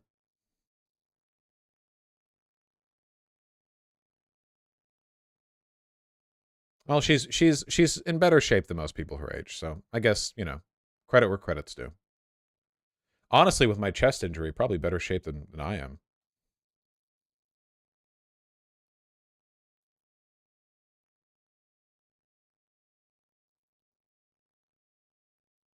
But I have fun doing CrossFit. Whatever makes you happy. Didn't she own a CrossFit gym? Didn't she? Yeah, she like owned a gym, right? Still having costo issues? Yeah. This is not substantive criticism. MTG's cringe workout is irrelevant. I only care about politics. Okay, fucking Yagami Light. Fucking... How exactly does this tangent assist us in our war against the conservative menace? Okay, fucking... All right, Jesus Christ. Okay. All right. No, okay. No, fine, dude. All right. All right, no. Sure. You should set up a boxing match with her. Dude, I have Costo. I would lose. I can't do any boxing until the Costo gets fixed. One punch to my chest, even a light punch from like a kid would kill me instantly. Are you fucking kidding me? Can't do that shit. Absolutely not. Can I just do kicks? I've got big legs, okay? I feel like I could win a boxing match against MTG just like kicking, you know? I've got big strong legs. What'd you do to your chest? I have costochondritis. I've had it for like a year! Fucking year! Ah! Here. This is costochondritis. You can sympathize with my pain because look at the kid. See? That's what it's like. Except for some reason, this stupid fucking kid has their hands over their heart when costochondritis is about the sternum and not the fucking heart. Stupid dumbass fucking kid. Stupid piece of shit dumbass. Here, it's right here. It's the cartilage that connects the rib cage to the bone, the sternum, right here. See, it's that. That's where the costo happens. It's not over your fucking heart. That's perichondritis.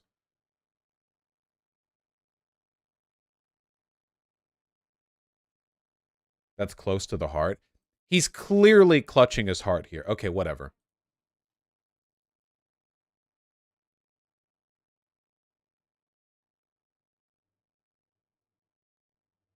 Jesus is a stock photo. Yeah, well, that doesn't mean you can't make fun of him. Think of all the money that he got for that stock photo.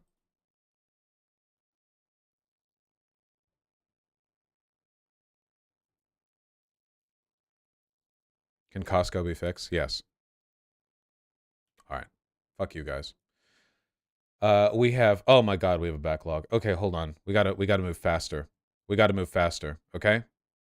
Somebody emailed me asking what my sussy reading was on this guy called Cole Hastings. I've never seen this channel before, but it seems like a men's self-help advice channel, and I'm concerned with men's self-help advice. Okay, right off the bat, I'm getting bad vibes from this channel. I tried doubling my testosterone naturally in 2 weeks, which magically led to Photoshop changing my body from left to right. Okay. How to stop being the weird guy, the tragedy of self-improvement. You will always be miserable if you don't understand this. The rise of NPCs, why critical thinking is dead. Okay, so it's a conservative channel. Okay, gotcha. How to unfuck your life. Okay, here's the thing, by the way. I know that conservatives and Dunning-Kruger syndrome are like a one-to-one Venn diagram overlap. But why the fuck would somebody who's making like fitness, workout, social advice also feel themselves capable of making a video on critical thinking? Like, why would you... Okay. What's Dunning-Kruger syndrome? Dunning-Kruger syndrome is when somebody disagrees with me. How to unfuck your life. You know what? Sure. This one has 1 million views. Big video. Let's go. Let's go. Let's see how much I agree with. He made a video called Masculinity Crisis. Well, I do think there's a masculinity crisis. I fully agree with that. It really just, you know, that's the first statement. You know, where do you go from there? Oh, Ahoy put out a new video. What's up? Your life is pretty trashed. At least I'm assuming it is if you decided to click on this video. True. Oh, interesting. Whoa, hold on a second. I think I have this exact sweater. It's in my color, burgundy. I think I have these exact patterns on the shoulder. I'm pretty sure. I think I have this exact sweater. But I packed it away yesterday to donate because I don't wear sweaters.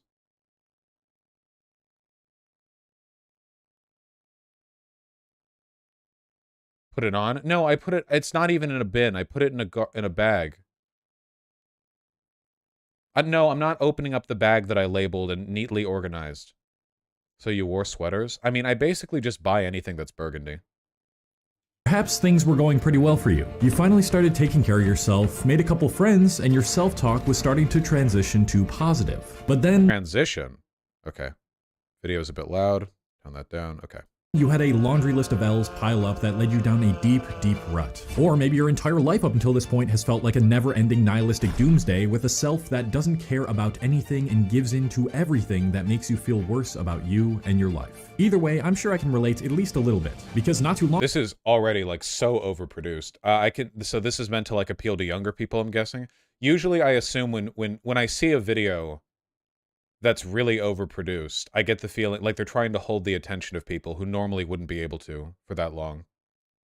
Long ago, I also had very few friends, about $10 in my bank account, was getting terrible grades, had no job, no purpose, and I had very low self-worth. So I wanted to ask myself, if I had to start from absolute zero and had no friends, no money, I was out of shape, I locked myself in my room all day, and I hated myself, how would I unfuck my life? Well, that's the question I wanted to answer, so I tried to simulate exactly everything I would do to get myself out of rock bottom.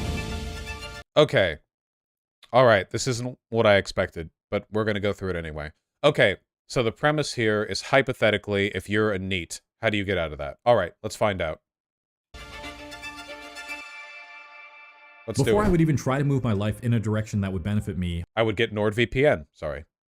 What does NEET mean? No education, employment, or training. It's just like, it just means you're a fucking loser. Okay. I'd first want to make that direction my own. You see, most people are just aimlessly wandering throughout life, hoping that they will eventually find their calling if they just keep doing what they're doing. Or even worse, they don't realize that if they don't pick their purpose themselves, then someone else will pick it for them. This is the first step to establishing some sense of control over your life. Creating your own purpose. The night before I would start my journey towards leaving the rut, I'd write down exactly— right off the bat, I disagree.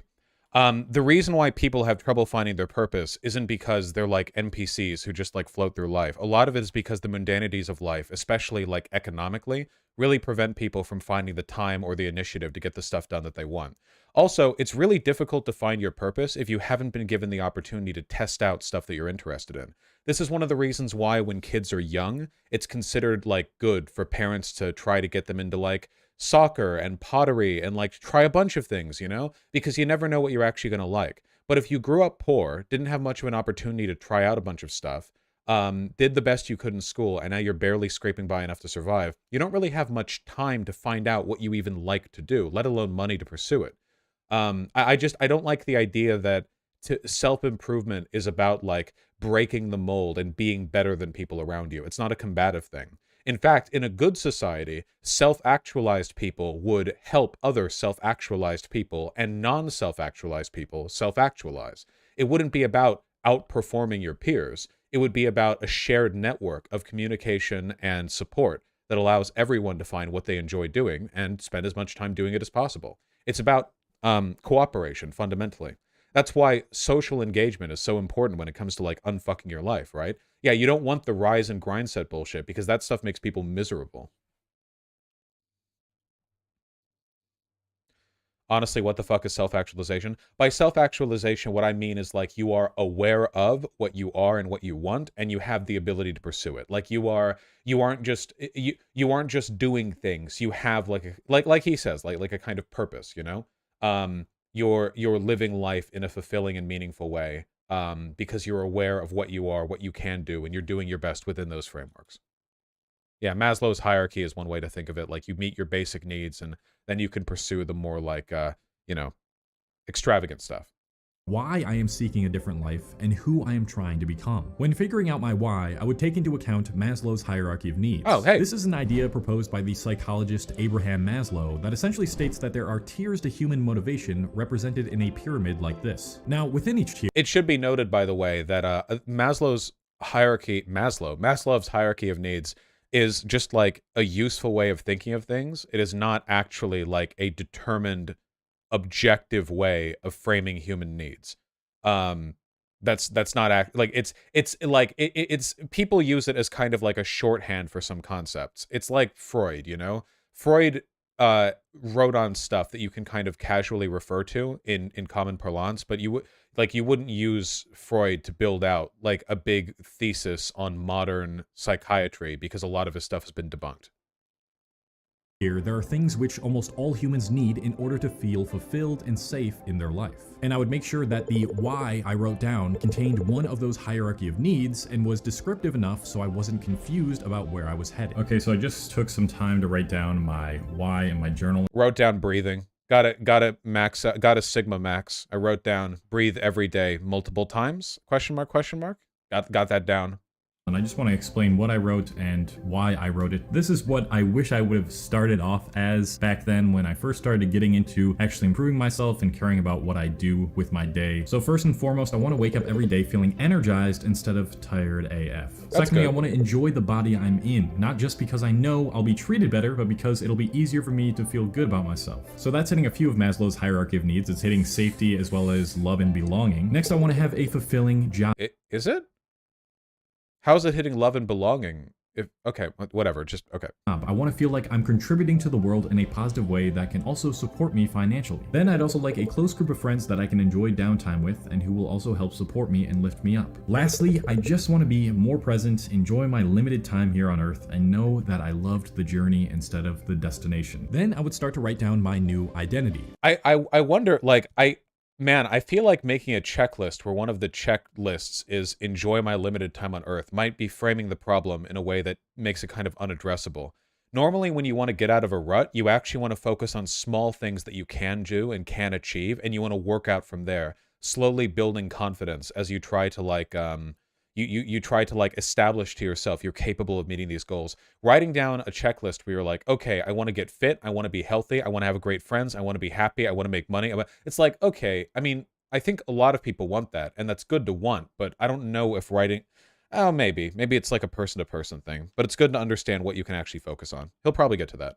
or the person I was trying to transform myself into. If you are unhappy with who you currently are and the types of things that people say about you to reinforce who you are, then just be yourself is pretty terrible advice. Of course, everybody has some sort of unique gifts or interests that make them who they are, but if you're in this stage of your life, you either haven't figured those out yet or you're not using them in a positive way. So I would start to mold the idea of the person who I could become, who I would be proud of in my head. I'd make sure to visualize what that person looked like, the things they would tell themselves, what type of life they would have, and lastly, write down what I think it would take to get there so I could start a plan of action. All right, so I've written a whole bunch of bullet points for my new identity that I would like to create. I'm not gonna try to go over all of them right now. I'll just show them on screen. Healthy Gamer GG has a good video about this concept. Basically, he says, look at days that went well and try to replicate the conditions that made that day go well rather than focusing directly on fixing a problem.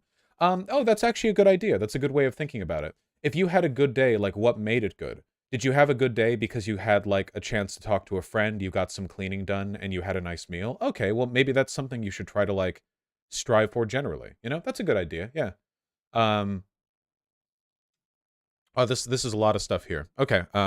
Very briefly right here, but I think this gives me a good foundation with which I can build upon and transform myself into this new identity. The next part of stage 1 is the most crucial because it's when real change starts to take place. Once you prepared yourself for the journey ahead, you need to ask yourself, what is the next smallest step I can take to start moving towards that identity? The reason we want to do this— I agree with that. Yeah, no, I think that's true. Is because we want this process to be as painless and actionable as possible. What stops a lot of people from moving in the direction that they want to move towards is when they start to think about the bigger picture and just how long that's going to take to get there. It is not in your favor to try and think about every part of your new identity at once and to try and adopt each new habit at once. Okay, I agree with that. Yeah, I agree. You'll only end up overwhelming yourself, and you should focus on no more than 2 gradual changes you want to see out of yourself at a time. All right, so here's the next small step. It's gonna start tomorrow morning. I'm gonna not use my phone for the first hour of the day, and I will do so by hiding my phone in another room. And that is literally it. I'm not gonna focus on anything else until I finish that smallest step. And once I am done with that smallest step, I'll move on to the next smallest step. So the last thing I'm gonna do tonight before I go to bed is I'm gonna rip out the why I want to change page that I filled out, as well as my new identity page. I'm gonna put it on. How can you even read that handwriting from that distance? I do think, okay, man, I don't want to sound like a boomer or whatever, and I do all my work on the computer, so you know, to an extent, like I kind of rely on net dependence. But the like modern smartphones are killing us. I don't mind computers as much because you can walk away from them, but phones you take everywhere. And the main issue I think a lot of people have when it comes to depressive tendencies is a lack of mindfulness. Like, when I'm at the computer, I'm sitting here. But when I get up to, like, go downstairs to do something or finish something, if I have my phone with me all the time, then all the stuff that I do kind of merges together into this amorphous blob of stuff happening while I'm doing the thing I was doing on my phone. Whether that be reading an ebook or a manga or checking Twitter or doing this or that, the other. And it all kind of bleeds together. I think generally speaking, things are a lot better, both like productivity-wise and like mental health-wise, if you try to compartmentalize some of the stuff that you do so you can be a bit more mindful of what it is you're actually doing. I don't think there's anything wrong with listening to a podcast while getting chores done, for example. I think that's a good way of having a phone with you. Like, that seems like a helpful and productive accompaniment to anything else you might be doing. If you're like doing dishes or cleaning up, that seems okay. It's more like if you sweep a little bit and then you check your phone and kind of lean against a wall for 3 minutes while checking like Twitter, and then you're like, oh, right. And then you sweep a bit more and get the dustpan, and then at the dustpan space, you're like, oh, okay. And you check a thing and somebody wrote you back, so you message them. And then you like get that and you look over there, blah, blah, blah. And then at the end of it, it took you 20 minutes to sweep 2 rooms. And all you got for it was you replied to like 1 DM a bit faster, and you're now like familiar with 1 or 2 tweet threads. And it's like, okay, you could have swept everything in 3 minutes and been fine. How much stuff do you actually like? How much are you happy about, like actually consuming after the fact? A good way I think of thinking about it is at the end of the day, how much of your time with your phone do you remember? Because I remember a lot of the stuff that I do on the computer, because the stuff that I do in the computer is either work focused or it's something that I'm like engaged in.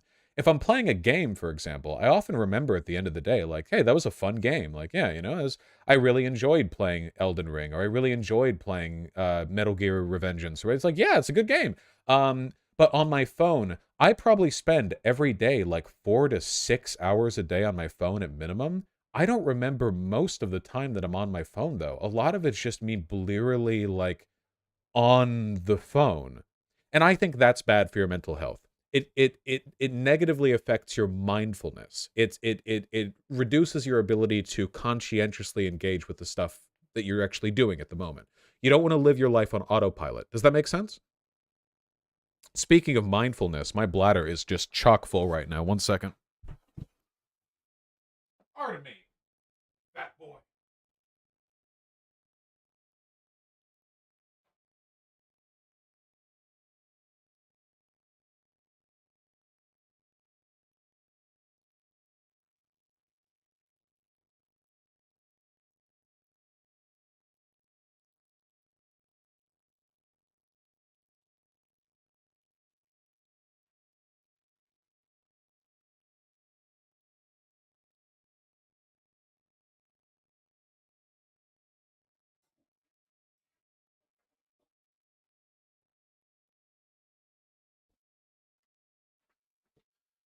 I love having such a powerful pelvic floor that I never need to clean my toilet because pissing in it is like using a power washer. It's like those oddly satisfying videos of people with the power washers like scouring scum off of stone pavement tiles outside their house, you know? Really, really useful. Yeah, power washing it 24/7. Oh, honest to God, by the way, like jokes aside, one really common trait for depressive people, I think, is that they'll need to pee, but they won't actually pee for a long time. And that's usually because their brain is like a fucking haze, and they'll be sitting at the computer thinking like, "Oh, yeah, I need to pee, my bladder's full," but they'll have like something else they have to do that 1 second, and then it's like this other thing and this other thing, blah, blah, blah. It sounds kind of weird from an outside perspective, like it sounds ridiculous, like just go pee, but it's really about like an overlapping series of priorities that are just kind of like aimlessly bouncing around, and something else always takes precedent. Yeah, this ADHD factors into this, but depressiveness can also contribute to executive dysfunction, which is what I'm talking about. Which is why my suggestion to all of you is that one of the best life skills you can learn is that if you want to do something, just do it. I know, forehead, but like that's a powerful life skill. If you see a thing in the house that's messy, something that needs done, if you know that there's an email you have to reply to or this, that, the other, you can just, like, you will feel like a god if you can master that skill. And learning how to do it, there's a million ways to learn how to do it. And, you know, it's not easy, but if you can learn to do it, you will be so powerful. You will be unstoppable. You will be a god, okay? On my wall. I'm just going to tape it on my wall so I'm constantly reminded of why I want to do this, the direction that I'm trying to strive towards, and the person I'm trying to be. With that all out of the way, we are starting the first day of getting out of this massive hypothetical rut. Alright, good morning. Today is the first day of getting myself out of this very down bad rut. I've been awake for about 30 minutes and I already started my day by not using my phone, so I should be able to do that for the first hour like I wanted to, and then we can start to focus on the next smallest step. Also, what I'm going to be doing every single day is I'm going to be writing down 3 goals I want to do. And now let me show you this. Every time I complete something, no matter how small it is, that is getting me towards the identity that I'm trying to become, I'm going to write it as a W on this board. So I already started off Oh my god, this absolutely is for kids. Oh my god. With a W because I didn't use my phone, so we're just going to put that down right there. And I'm going to tally up a bunch of W's or L's throughout my day based on the actions that I do with my day, no matter how small they are, as long as they are pushing me towards the self that I'm trying to become, it counts as a W. So because... Okay, I'm just going to say this. I don't think this is necessarily bad, but I think that sometimes there's actually a downside to a over-gamification of self-betterment. Oftentimes people who are depressive will not even be able to keep daily journals because they are too forgetful or too out of it, you know, to actually manage that. And I think it's important to develop on internal reward systems that don't necessarily require the constant upkeep of maintaining a journal. Because I think you'll find that even if your days are getting better, realizing you didn't log a couple of days in a row, in retrospect, can make it feel like the good things didn't happen. Like, oh, maybe that day was good, but like I didn't like write it down, or I didn't like mark my progress. So it's like it doesn't, it's not really part of like the gamified system that I'm using to track my betterment. And again, there's nothing wrong with the gamification. I just think it's important to identify whether that's something you can keep up. I, even when I'm not even remotely depressive, can't keep a journal for shit. I know for a fact that I'm not capable of maintaining any kind of long-term diligence. I always get my work done in bursts. I'll have days where I do nothing productive and just relax, and then I'll have days where I get an insane amount of work done, and I've always been like that my whole life, and I'll die that way. And that's fine. That's just how I am. But it makes keeping a journal impossible, because I would only ever write anything down during the days where I'm already doing really well, rendering it kind of pointless. Just understand what kind of, what kind of basket case you are before,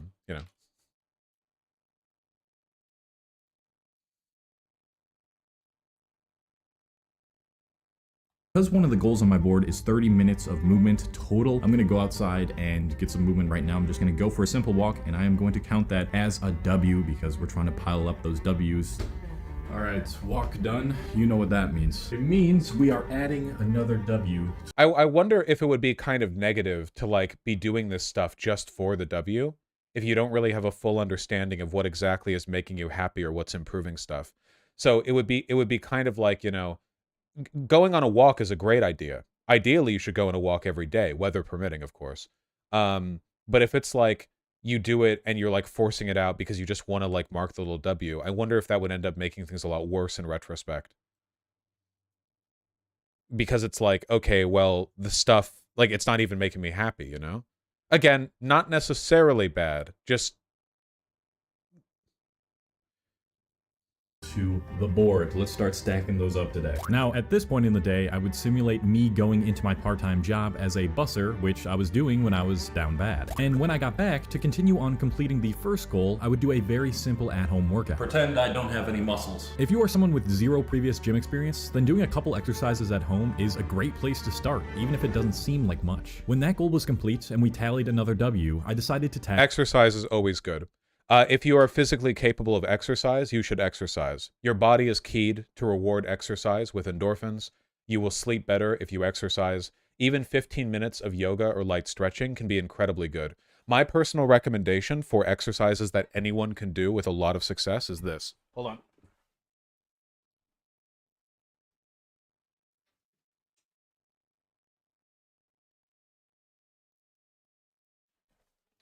You jerks off, yeah. You can get these exercise bands for like $0 basically anywhere in the world. And if you just look up a couple of basic exercises that you can do with exercise bands, it's actually insane how much you can get done. Like it's actually ridiculous. Like there's so much that you can do just with these. There's every muscle in your body you can work it out. So I strongly recommend doing that, Where the stretch bands, they are everywhere. They're very easy to get. Super, super useful. Like, to be clear, okay? If you know what you're doing with stretch bands, you can use them to good effect with no experience exercising, or you can use them when you're already like a really strong guy who reps 225 on the bench. They're like so useful, It's so good. They're so good. So just, yeah. Recommend those a lot. Is giving blowjobs an exercise? Yeah, but I don't think it's going to give you endorphins for the same reason that the stretch bands will. So try to do both.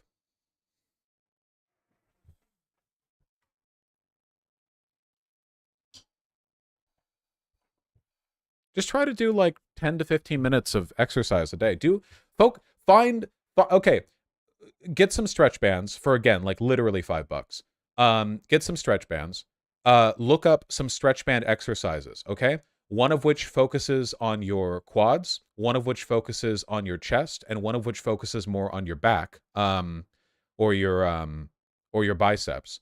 And just try to do like 3 reps of 10 for each of those 3 exercises. You can do that in 15 minutes really easily. Just do that. It'll feel so good if you can make a habit of that. tackled the next goal, starting to write a script for YouTube. And the reason I'm going to be writing a YouTube script is, well, because if I was starting over, I would still want to be doing YouTube because I love what I do. And the first thing to Okay, hold on. If you want to help with mental health issues, do not become a YouTuber. Hold on. This is actively bad advice. Don't do that. becoming a YouTuber would be to make YouTube videos. So in order to do that, I need a script to record. Alright, let's just say I finished half of the hypothetical script. That means I did this, that means another W, but I'm also gonna put an L up on the board here because while I was writing the script, I used my phone a little bit too much and I wasn't totally focused on it. So I'm being realistic with myself and counting that as an L, even though it's really not a big deal. But still, we got 4. I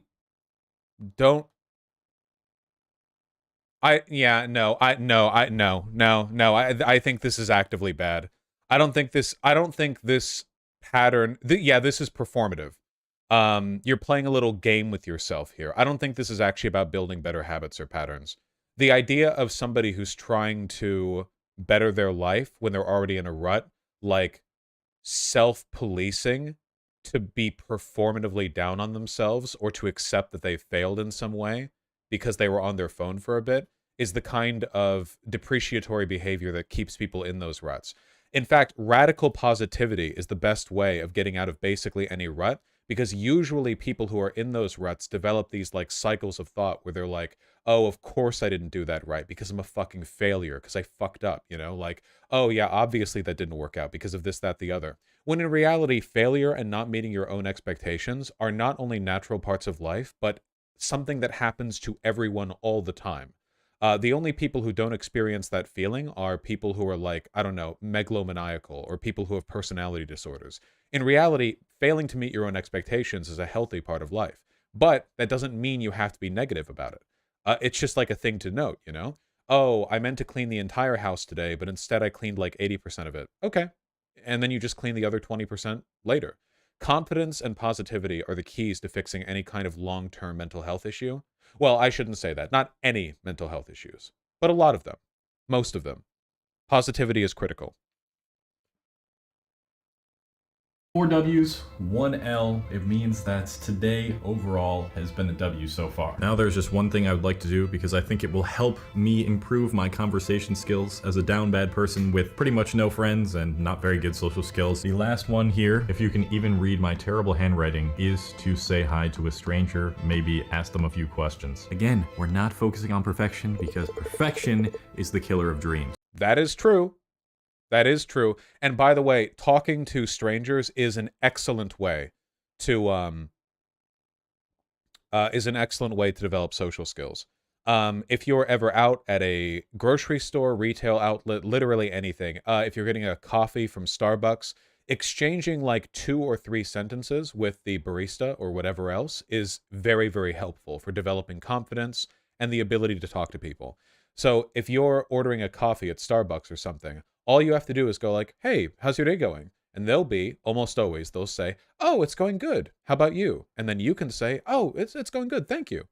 And then at the end of your interaction, you can say, have a nice day. And that's literally it. This is, I think to some of you, probably quite harrowing, but it's still very possible. And it's something that you should work towards.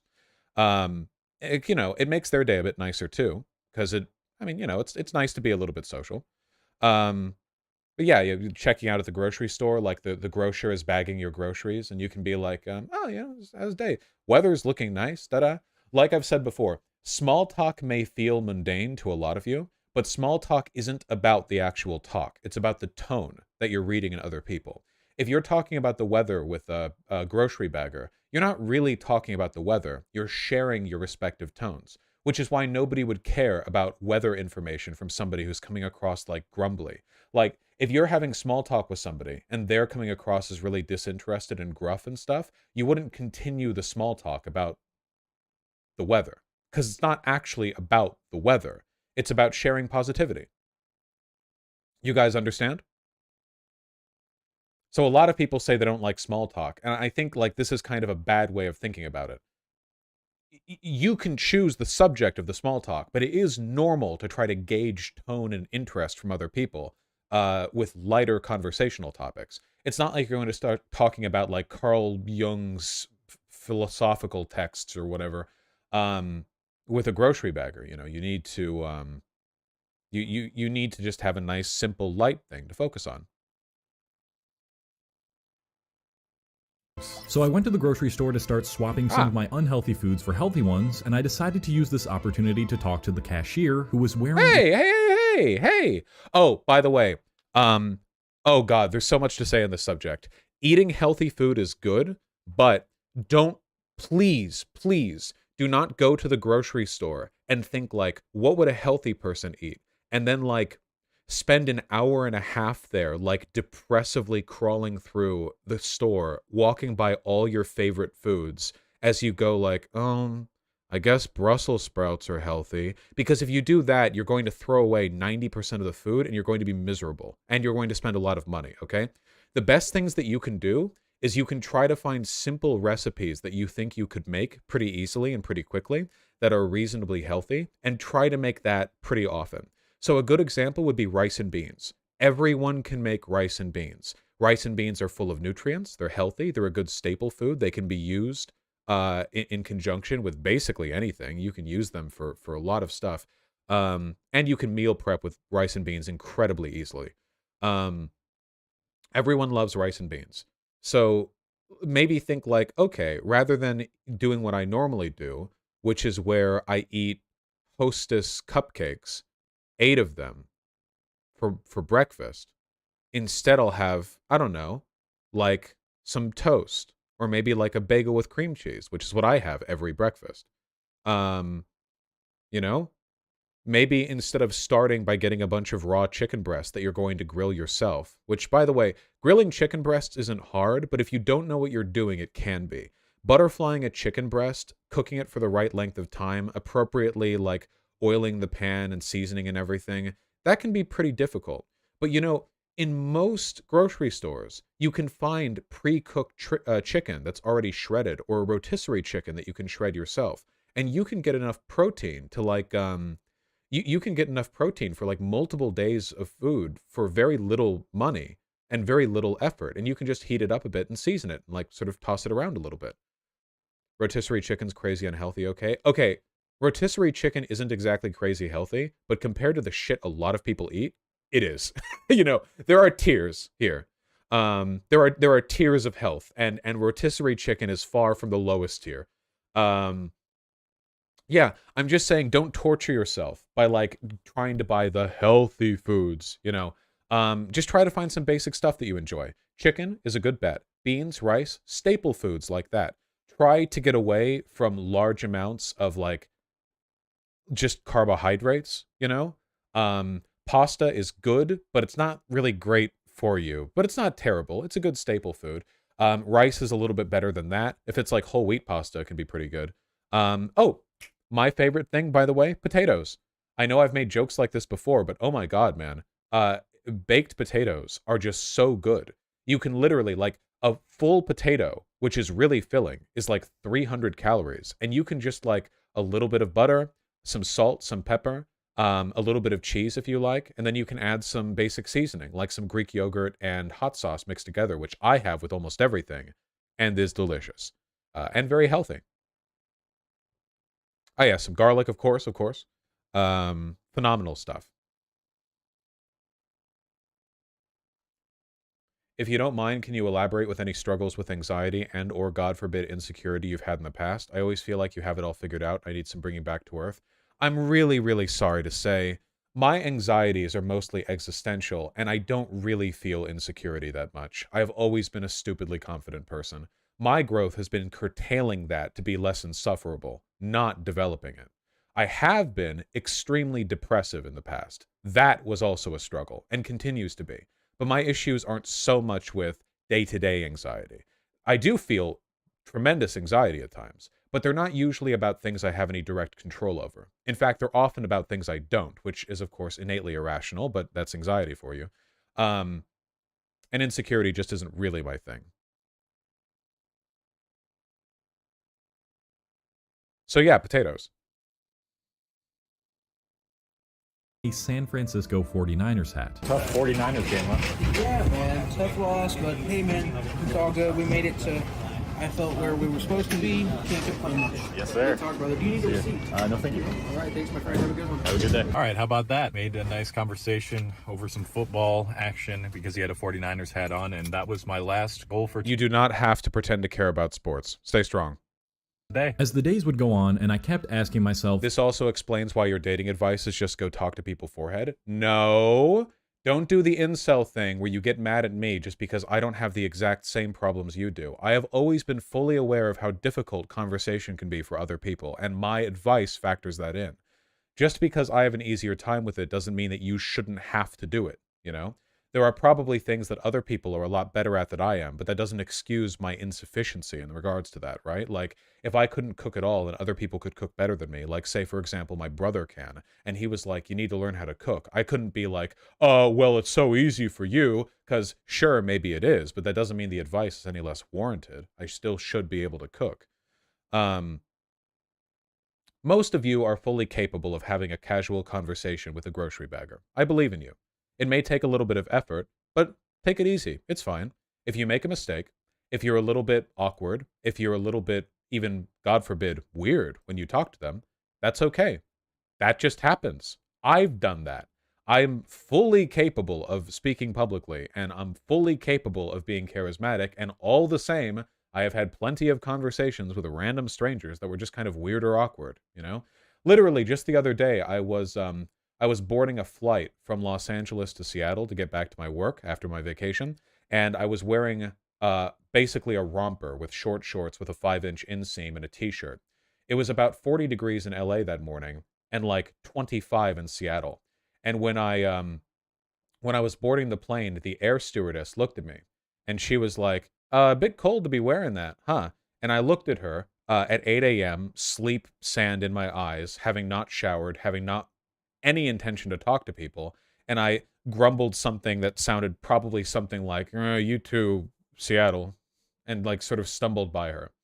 Probably not a highlight conversationally for her, but I'm not beating myself up over it because I was fucking sleepy.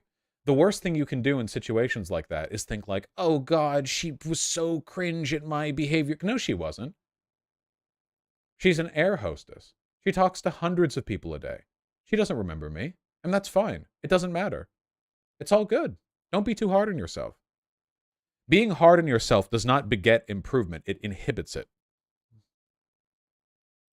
what's the next smallest step I can take, I'd finally start to see my first bit of progress. Now, for a little while, as I was following this next smallest step routine and I was adopting good habits, getting rid of some bad ones, and just slowly working my way towards that new identity, things would go pretty smoothly. But if I'm really trying to come out of a dark place, then sometime within the first couple weeks, the dopamine I would get from essentially starting a new life would start to wear off, and I'd hit my first roadblock, being too hard on myself. If there's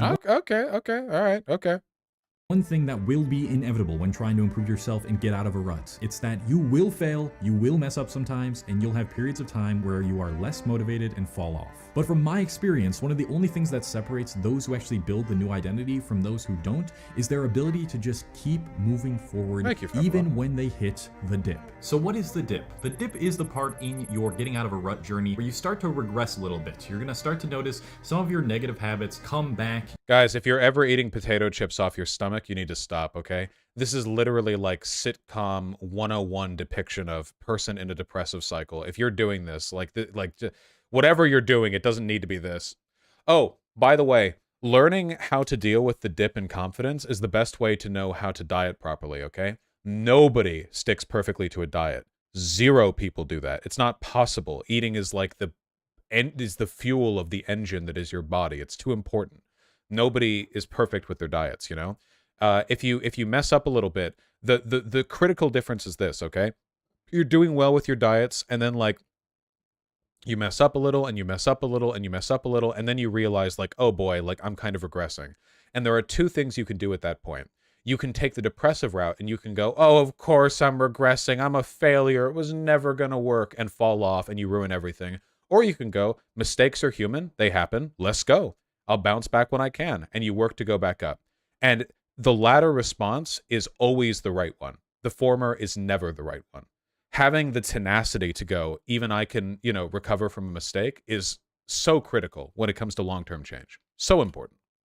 back, your confidence that you have slightly built up by making promises to yourself, keeping them, and going through with them will start to be harder to do, or you might not even do them at all. And this is the pivotal point where you got to figure out why your self-talk is like this, who instilled that self-talk into you, and how you can start to become more aware of when it happens and how to transform it into something more positive. So here's what I'm going to do. In a journal, I'm going to evaluate exactly what is going on in my head when I start to feel myself regressing a little bit. Each negative thought I have about myself or my life, I'm going to write down in this journal entry titled The Dip Thoughts. And some of the thoughts that I've heard that writing down depressive thoughts can be very, very helpful for some people. I've never done it, but I've heard it can be helpful, so I'm not going to diss it.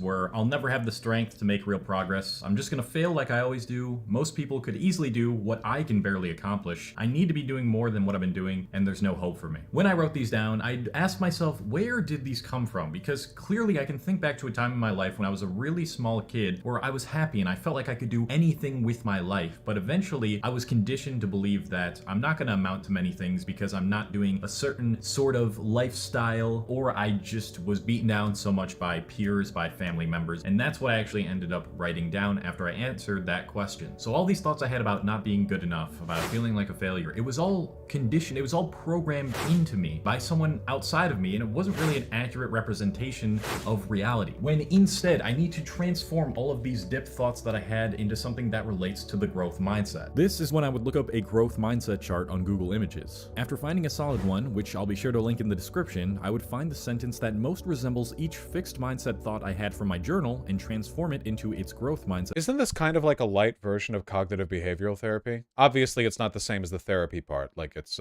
you know, but like kind of in line with the concept. Yeah. The counterpart. So I'll never have the strength to make real progress turned into I am still making progress even though my brain has unrealistic expectations for me. If I keep going, I'll only make even more progress than I've already made. I'm just gonna fail like I always do, change to if I fail, I know it's just an opportunity for me to get better. And there's no hope for me changes to if I keep going and staying consistent, I will see massive changes in a few months. And every time this happens, because yes, it's gonna happen more than once, you need to stop yourself real quick before you start reacting immediately and thinking, my life's over, I'm going back to the person who I was, I'm never gonna meet that identity. You stop, you put your thoughts onto something physical, like a piece of paper, like a journal, and you transform them. And yes, they're gonna— I think that can be good. I've heard that's really good. I think cognitive behavioral therapy is basically the first time in a long time that there's been a constructive, like, doctrinal and consistent approach towards psychotherapy. Because for a long time, I think, not to say there's been no grounding theory, but I think a lot of therapists kind of fucking wing it, and it's been really to the detriment of therapy, like, as a field. A lot of people make fun of shrinks and therapists, and I don't think it's fully warranted, but historically, I don't want to sound anti-intellectual, but I do feel like the field kind of has a history of just being full of quacks who will just do whatever they think is right, you know? Like, a bunch of therapists will just be, like, wildly unhelpful because they have their own preconceptions on how to behave. And that's the reason why we have medical standards, right? Like, you wouldn't want every surgeon to have their own idea on how to do surgery. That'd be fucking wild. So, likewise, you don't want every therapist to have their own idea on how to do therapy. You want, like, a standard model that the therapist is trained to adapt to the individual patient. That's how you want for all doctors, right? Like, that's the whole point of standards. And I think cognitive behavioral therapy is the first time that we've had, like, a reliable model for therapy for a lot of situations. And that's good.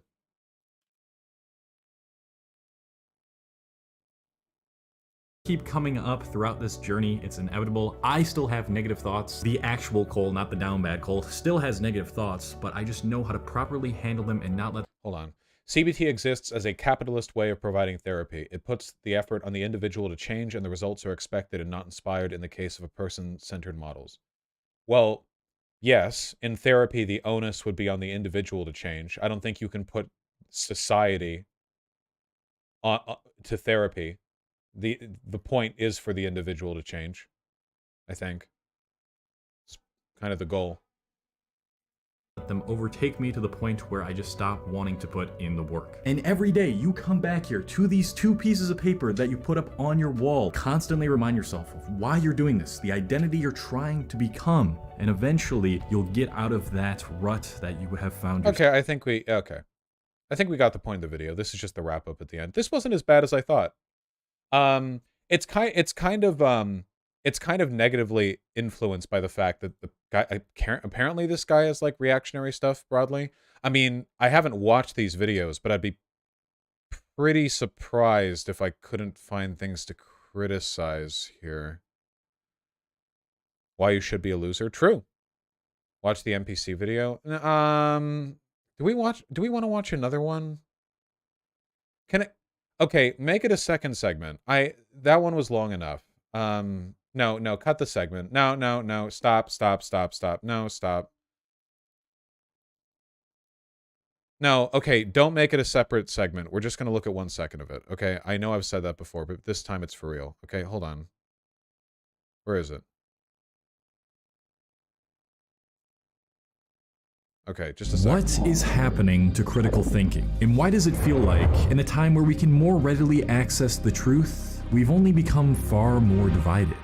December 25th, 2003. It was the norm. And what happens when every echo chamber you can think of exists? Well, it means it's much easier to bag. Now, let me ask you a question. What's the easiest way to convince someone you are right and worth following? Well, in my experience, you just need to give them no space to question your stance, speak with confidence and conviction, and title everything and say everything with those superlatives that we talked about earlier. This type of devotion to one person isn't new. It's been prominent. This seems mostly like a video on the nature of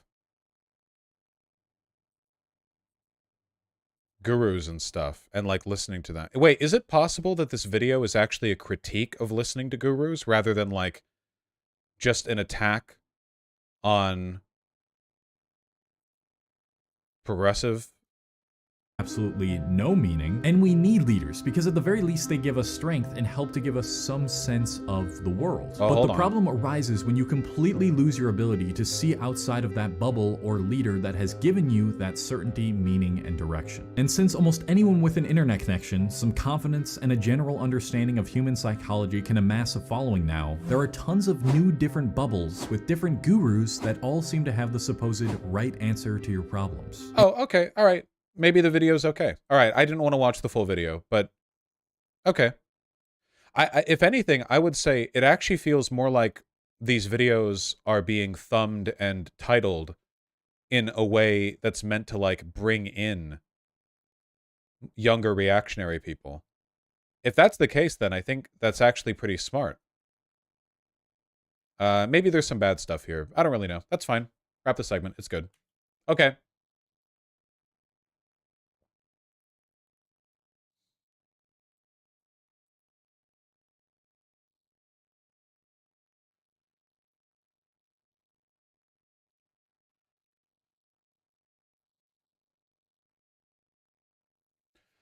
All right. We've put this one down for a little while, but I feel like it's important to kind of like categorize the rise and fall of what the far right is currently doing. So, Adin Ross, we briefly talked about him recently. Andrew Tate, leech and superfan, sniffed his chair, got a lot of popularity and clout on Twitch for having Andrew Tate on 24/7, shaved his own head to look more like Andrew Tate, so on and so forth. He recently got permabanned from Twitch, which is a thing that you generally don't want to do, or you don't want to have happen to you if you're a content creator. Apparently, he was banned as a result of unmoderated hateful conduct. See, recently a new streaming site has come out called Kick. The purpose of Kick is to give streamers the ability to non-stop promote gambling sites. It's a gambling platform. It's run, I believe, in part by Trainwrecks TV. Trainwrecks, the guy.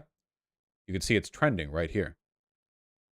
And Trainwrecks was like the biggest gambling slot streamer on Twitch before Twitch banned the practice. So Trainwrecks wants to go over and make a new streaming site where people can encourage gambling addictions and make a lot of money for it. Great, you know, phenomenal. If you're an amoral monster.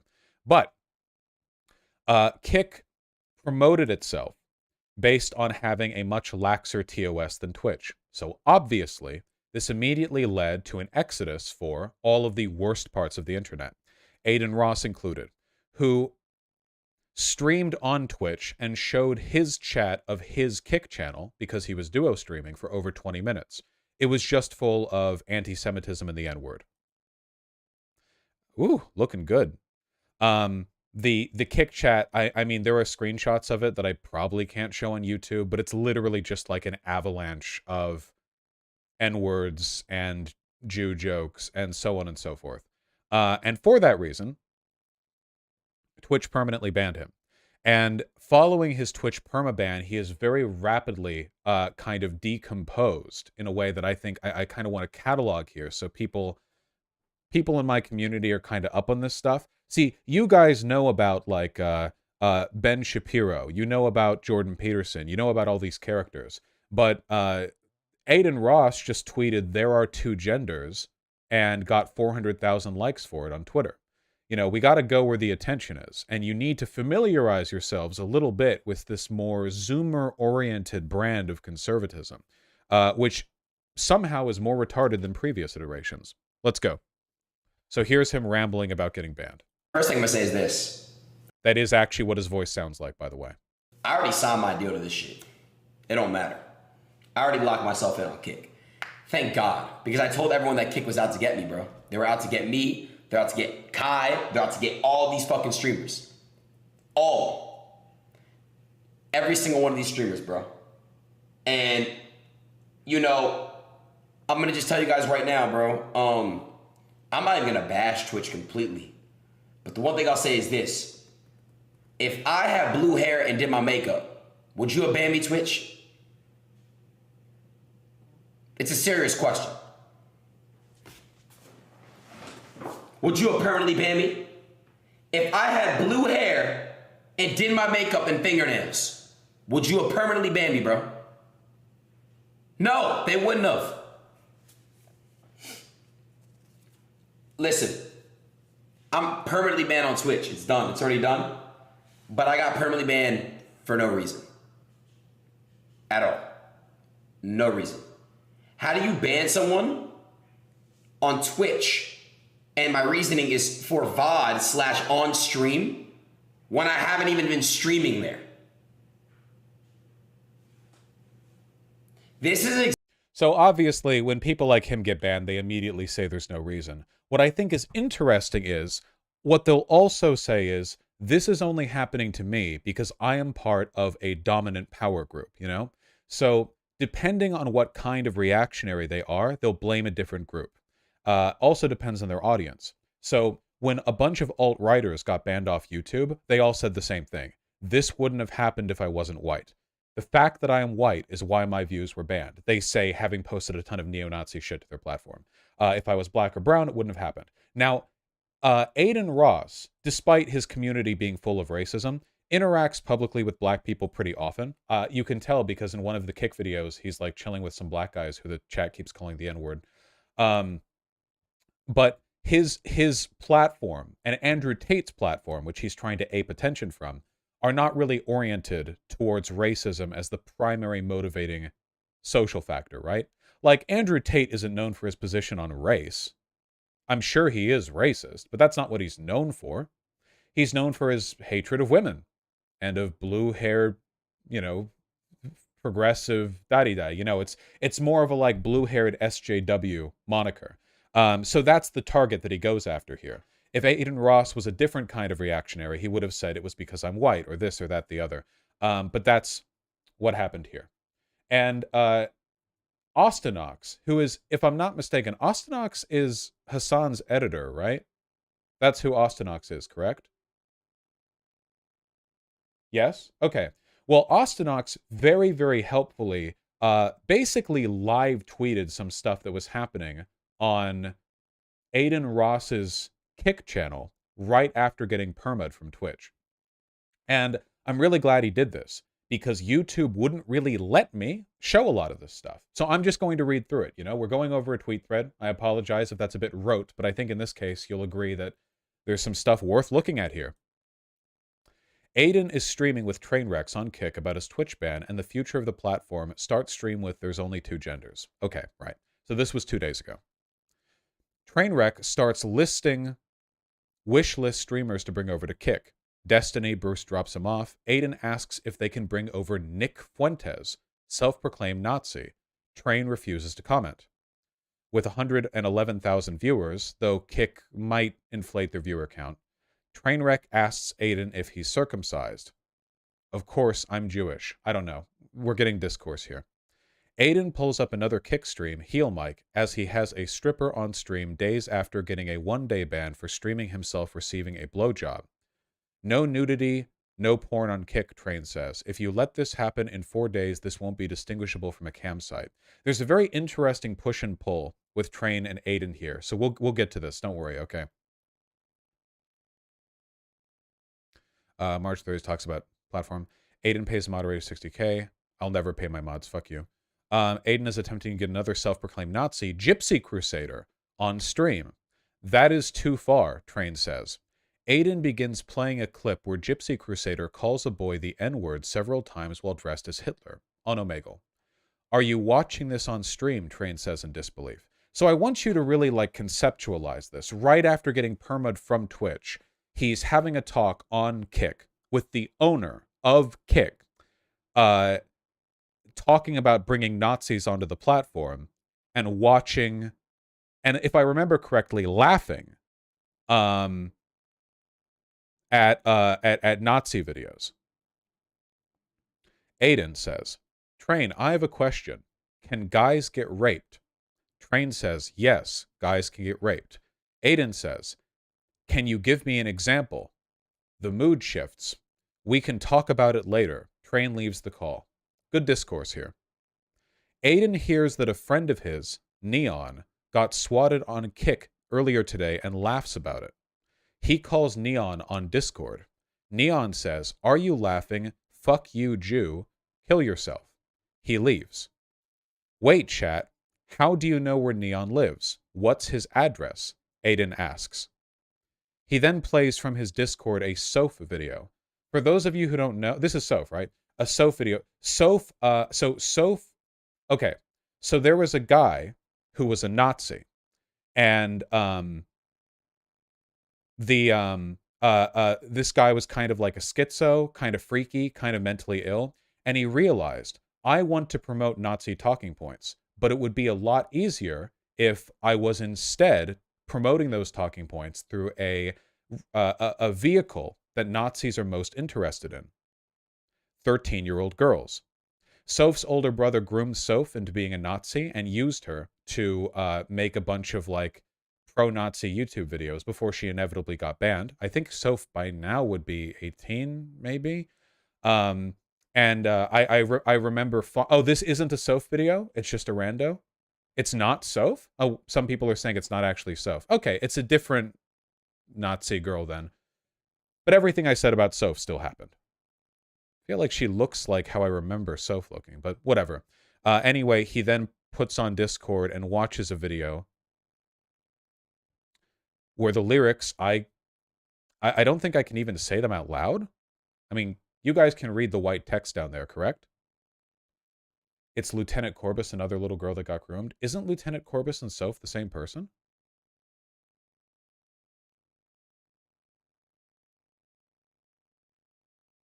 Yes, they are. Yeah, I thought so.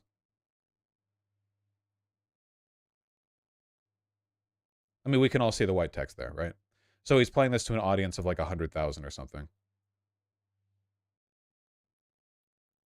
I feel like I'm microdosing what this person goes through every day, having to watch Tucker Carlson as her job. Adin picks up a call from a friend. Friend, hey, is the volume up? Adin, yeah. Friend, that shit was funny, bruh, but you know what today is? It was the day of hate. Hitler should have finished the job on you stupid K-slurs. Dumb Jew, kill yourself. He hangs up. Good discourse there.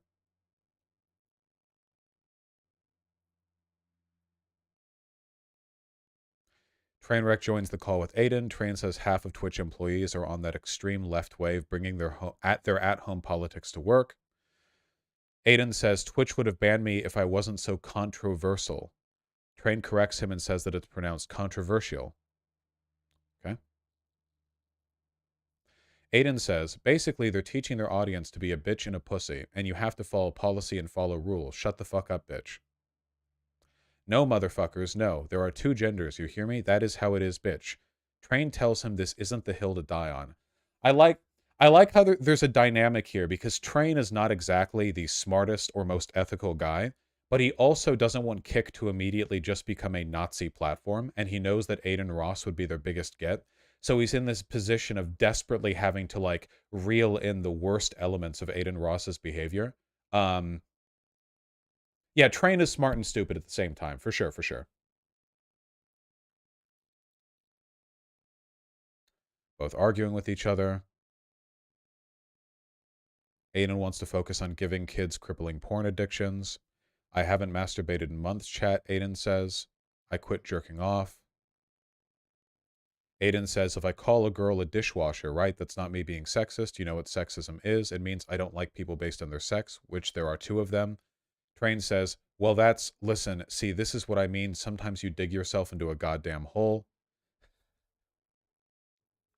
They go back and forth on wanting to love each other, talking about Kick's revenue split. Adin and Train's full wish list for streamers. Here's a clip.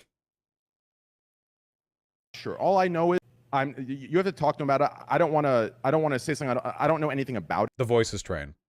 it, so I don't want to say anything. Like, he can explain that to you.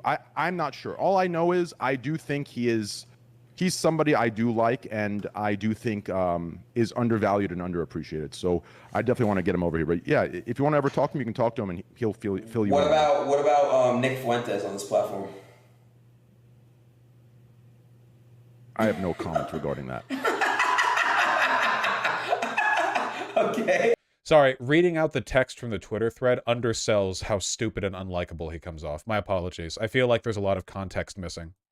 What about Ice Poseidon?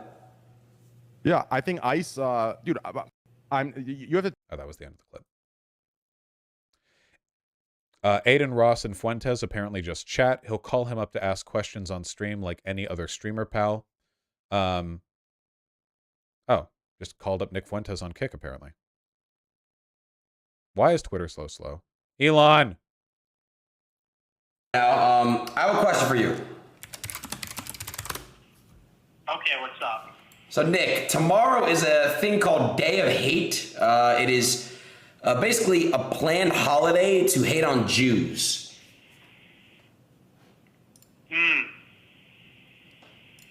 Yeah.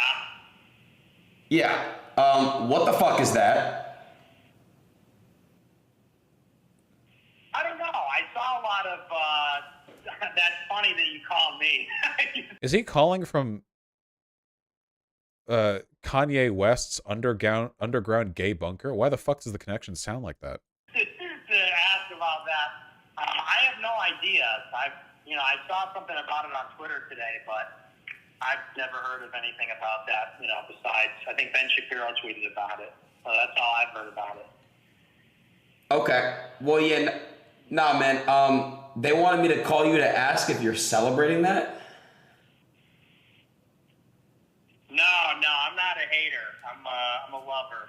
No hate. Thank you, bro. True. How much longer does this go on? Oh, this is the one with the Gypsy Crusader thing. I don't think I can play that. Oh my god, this goes on for... Okay. So, I think we've looked through enough. Why am I doing this? Well, there's like a structural analysis bit to this, where there's basic... So first of all, I think there are a couple of pipelines we have to acknowledge. There are multiple parallel pipelines that we have to look at, we have to analyze, we have to find out what's going on. The first and largest of them, by far, is the retard to Nazi pipeline. Adin Ross is unimaginably stupid. We've talked about a lot of people who are just plain dumb before, but he, there's always, there's no floor to this, right? Where, it is incredible the extent to which, he outpaces the competition on this particular one. He makes Dave Rubin look like a fucking brain genius. And I'm not joking when I say that. I genuinely think that if you put Dave Rubin and Adin Ross in a room, like, comparatively speaking, Dave Rubin would come across as like a remarkably sensible and intelligent guy, which, the competitions we play, right? So obviously this is prime Nazi bait.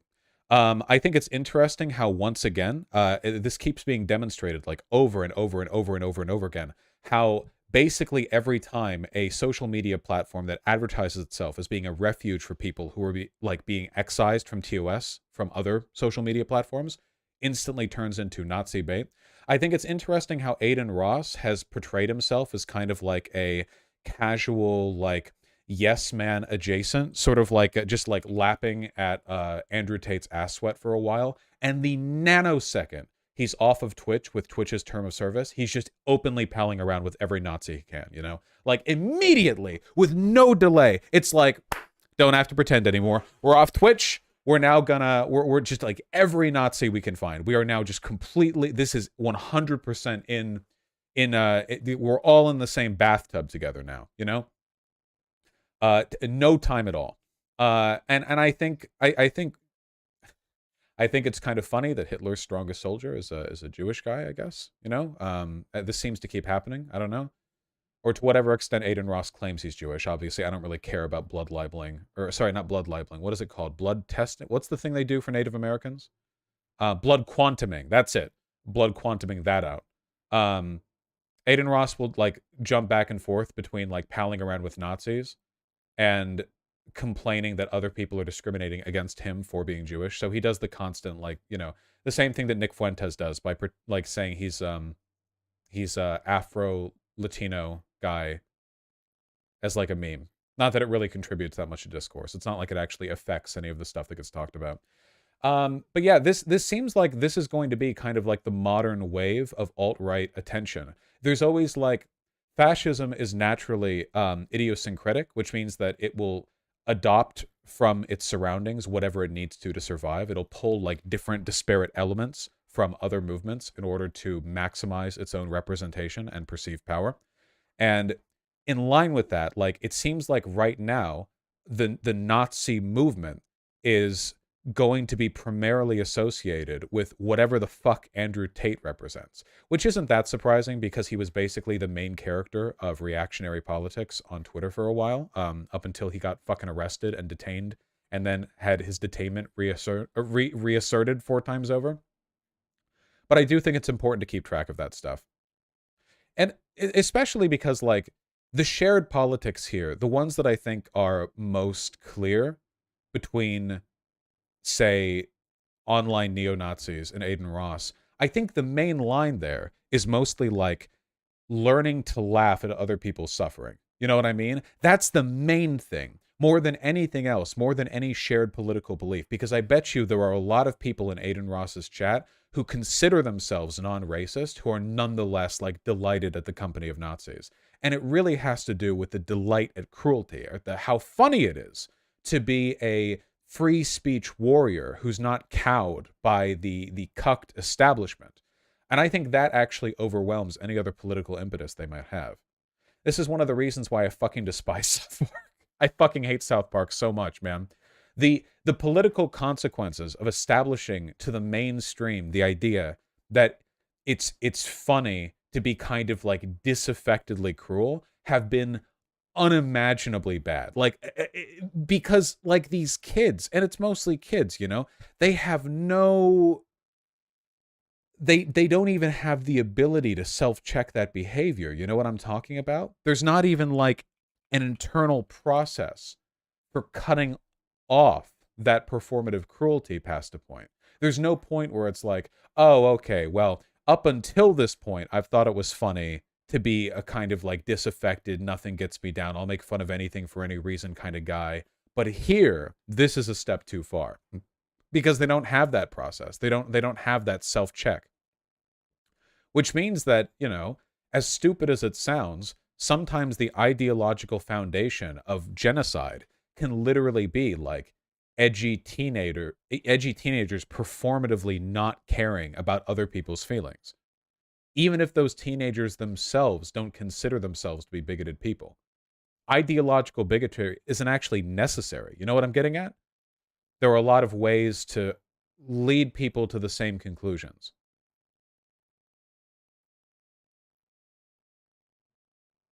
Well, the main reason I'm talking about all of this is because I feel like I need to establish this baseline so people have any fucking idea what I'm talking about when, inevitably, I have more to say about whatever bullshit happens with Kick and Adin Ross.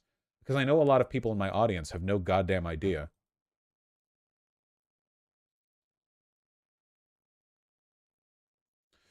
What's terrifying about this is Adin Ross has a young audience of 14-year-olds. Yeah, Adin Ross's audience is primarily like fucking babies. They're like infants, you know? Should not be giving kids that young access to the internet.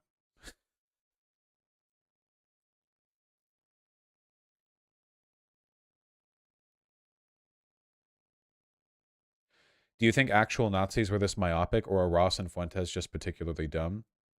Well, Ross is absolutely particularly dumb. Ross is uniquely stupid. Nick Fuentes isn't stupid. But it has nothing to do with stupidity. If you were trying to move as many people over to the far right as possible, you wouldn't do so by trying to, like, educate millions of young people on the history of, like, Aryan supremacy, teaching them all of the dog whistles and all of the Holocaust denial talking points and blah, blah. Like, that's way too much ideological front-loading for a group of people whose primary characteristic is pretending to not care about things.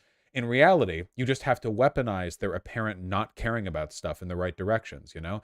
Make them not care about trans people, or not care about blue-haired SJWs, or not care about this, that, or the other, because their performative lack of care there makes it really easy to then go, ah, well, if you don't care, you know what those SJWs do care about? The threat of Nazis. We're not Nazis. We're just a bunch of fun-loving, goofy goobers who like wacky jokes and don't care about cancel culture. If you care about them caring about this, then really you're the SJW. So, and then this is, of course, just a road towards acceptance of those ideologies.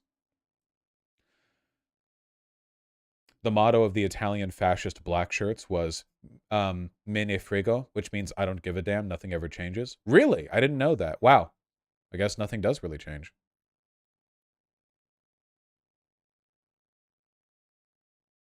Anyway, if you guys were ever wondering why I thought it was so fucking important to develop on rhetorical lines that kind of like bring in young disaffected guys, this would be the reason why. Because oh my god, it is not like the kinds of people who ardently watch Adin Ross are doing well right now.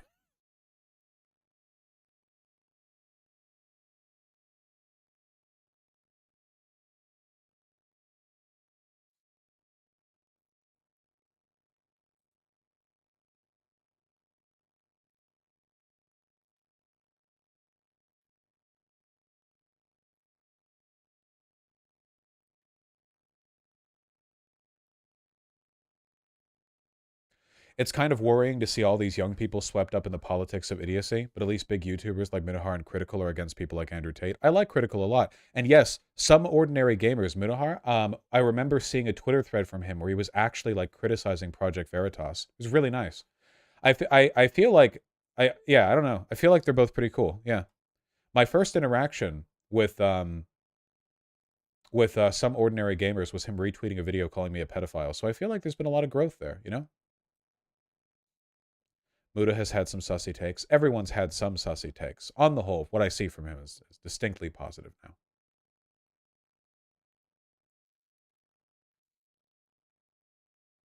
Do you still read Marx? I read all 3 volumes of Capital every day before falling asleep.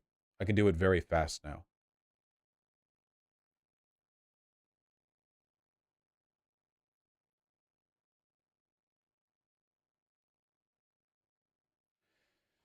Do you think these young men will grow out of this? I mean, some of them will, of course.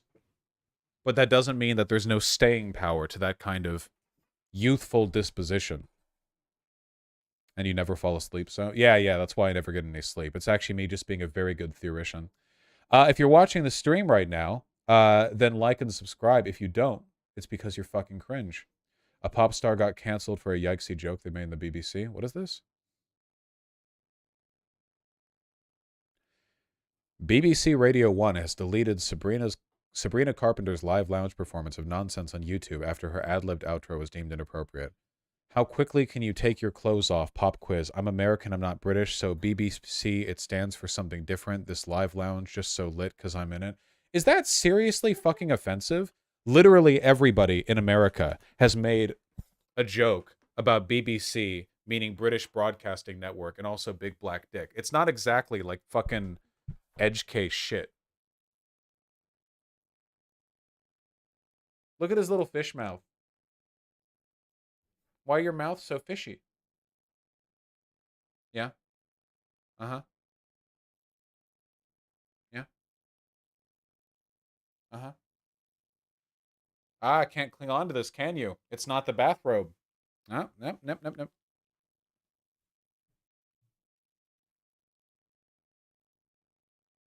Gotcha. There, I'm chokeholding him. Roar.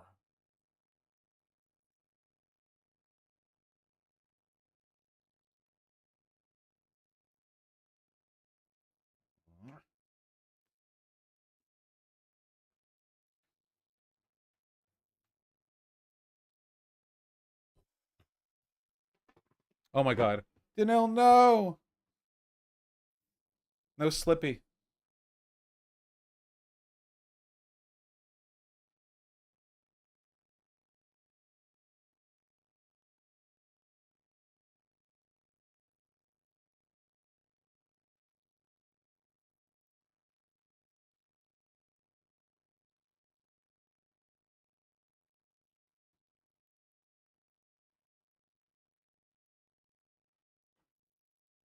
Get your butt over here. All right. He wants food, he will jump. Yeah, you want food? Are you hungry?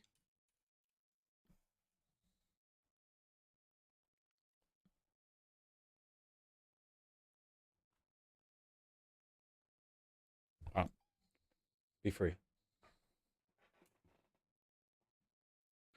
Now he knows what it's like to be the food. All right.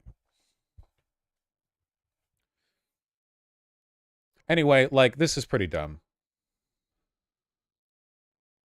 I probably shouldn't scroll through the Twitter feed of something that refers to BBC. Yeah. Pretty fucking dumb.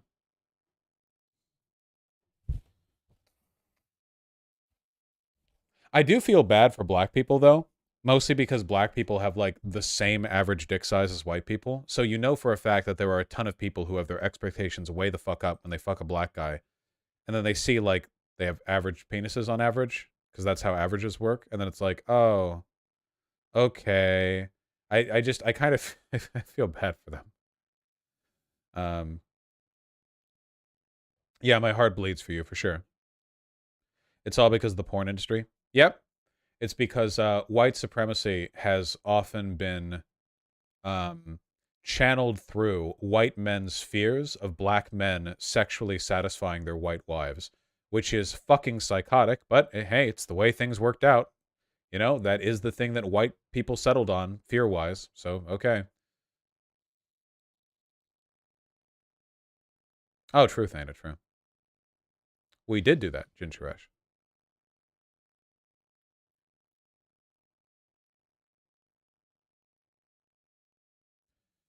Richard Wolf is trying to reach TikTokers. It's time to cancel him.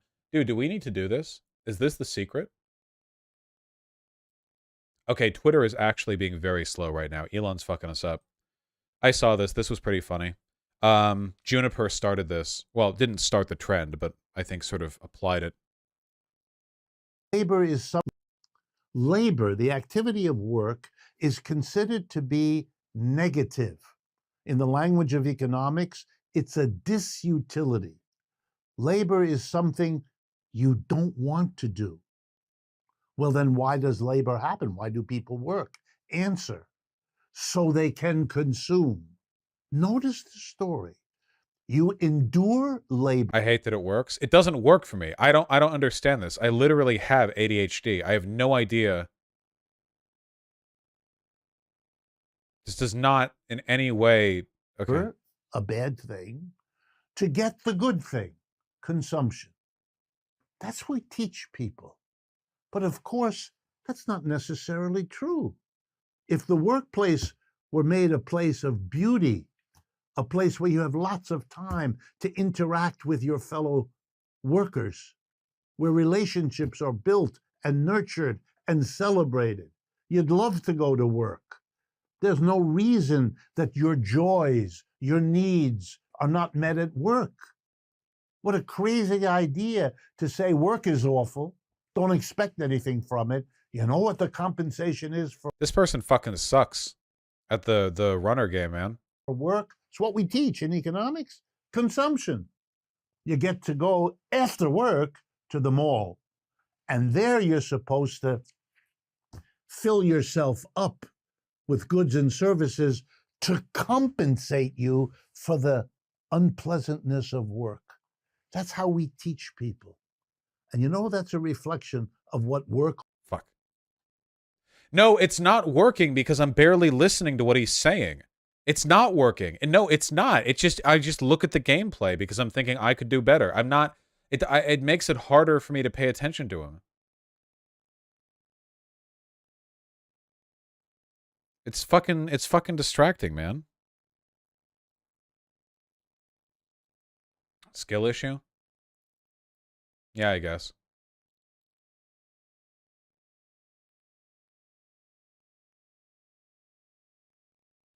Your editors have done the same shit with your YouTube shorts? Good.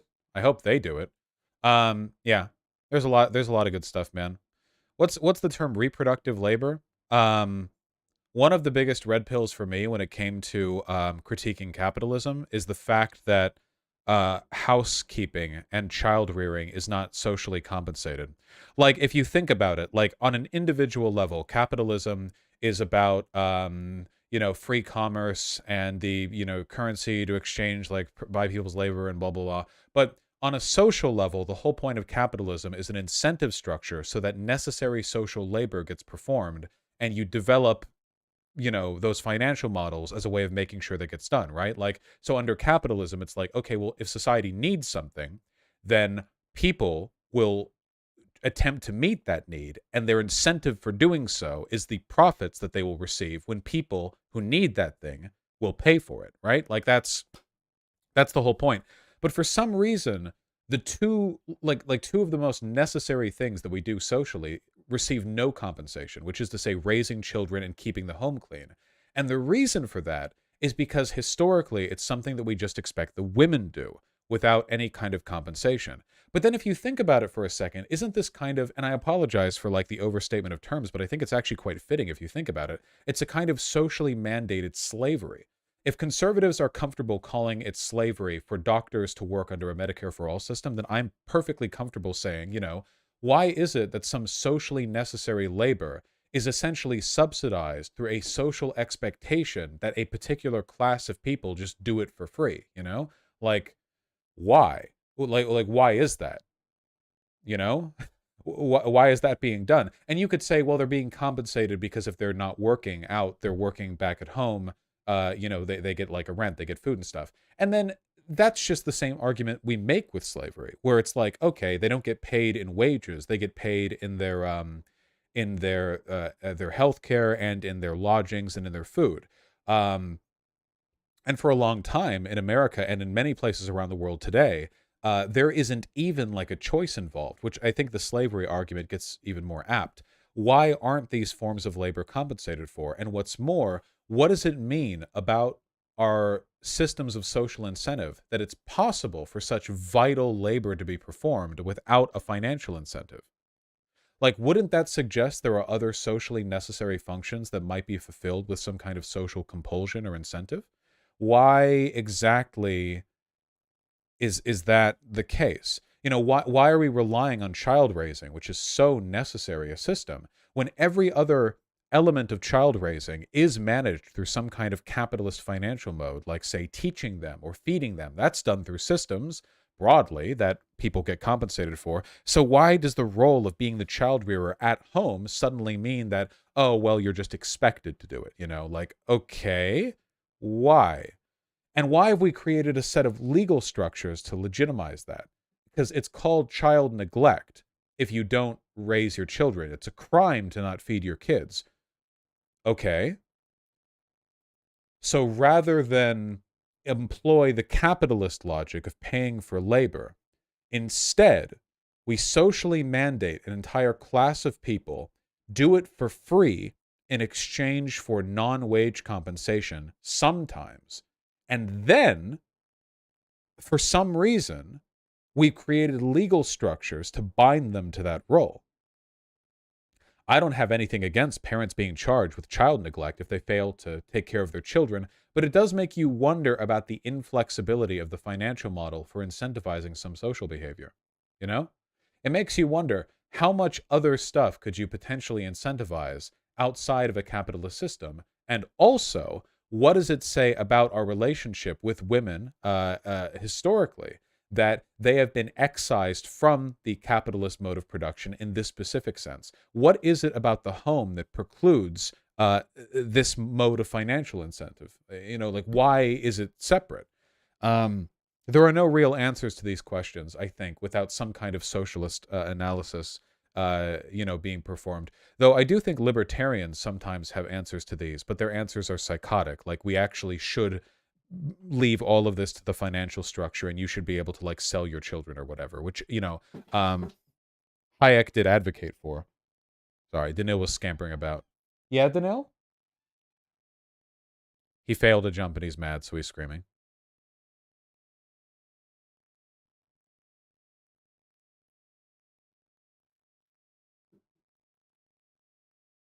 What rate would you imagine women would get paid for reproductive labor? Okay, let me put it this way, in the simplest possible way. Conservatives are pro-capitalism, right? Nominally. Why are conservatives against the state paying mothers for having children? Because that's a form of welfare. In fact, conservatives will often rail against that because they'll talk about like welfare queens, like black women having 18 children, this thing that doesn't happen just to get the money for it. Why are so if having children is socially necessary and also something that we're literally on the decline of, we have like we don't have an internally reproducible population curve. We use immigration to shore that up.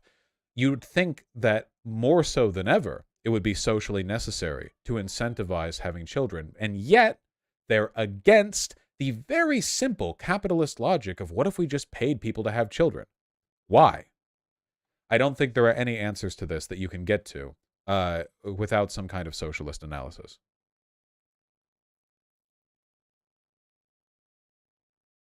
Sorry, Danil's being cute.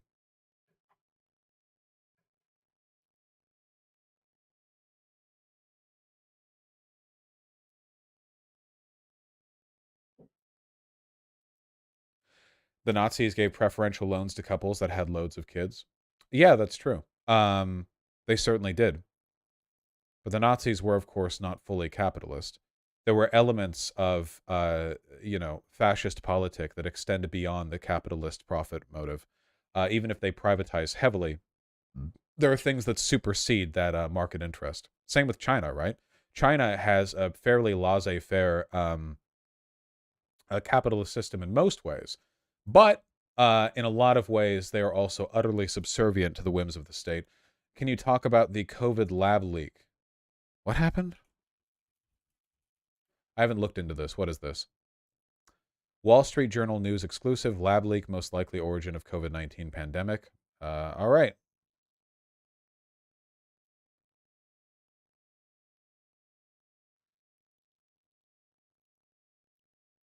Oh, that's right. I don't have a Wall Street Journal subscription. It's always like this. Please just give me one. Sure, we'll take a look at Fox News. That's a good place to look at this from. Shut up. Doctors are speaking out. Shut up.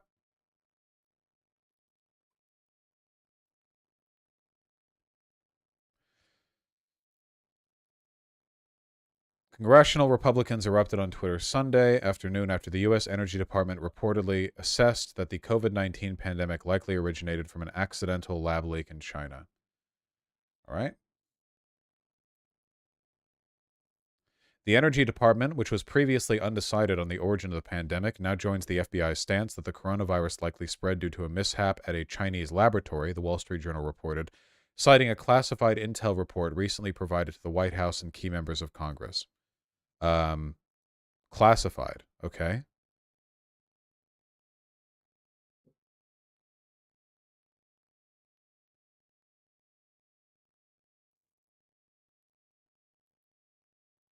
Can I get like more info? and a vaccine. Infection-acquired immunity cut the risk of... No, that's a different thing.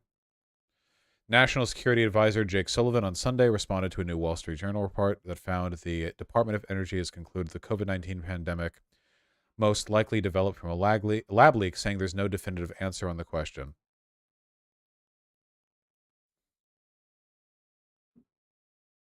Okay. I think you'll actually have to read the article. Okay, gotcha. Thank you, Vashish. Wall Street Journal. Okay. White House said there's no consensus within the Biden admin over the origins of the COVID-19 virus a day after the disclosure of an Energy Department assessment that the pandemic likely originated with a leak from a Chinese lab. The Energy Department, which had previously been undecided on the origins of the pandemic, recently joined the FBI in saying the virus likely spread at a mishap at a Chinese laboratory. Okay, here's the question that I want to know. If there are any conservatives watching right now, this is what I want to know, okay? I am not a defender of the Chinese government. I am very openly anti the Chinese government. I was praising Pelosi for showing up at Taiwan a little while ago, even though a bunch of people were screeching at her to not do that, okay? I love, making fun of leftists who care about China, okay? It's something that I care about personally. So with that lack of a bias established, what political prescriptions are we meant to take from the accusation that this was a lab leak? If this was a lab leak, so, okay, first of all, conservatives haven't been saying that this was a lab leak. They've been saying that this was a deliberate, lab virus bomb that was done by China and the WHO and Fauci in order to, destroy America and the world or whatever. If the evidence suggests that it was an accidental leak, that it was a literally just like an oopsie whoopsie, as has been known to happen, what are we trying to do with this information? What goals are we trying to pursue? What policy changes? Danil, you're going to have to make less noise, buddy.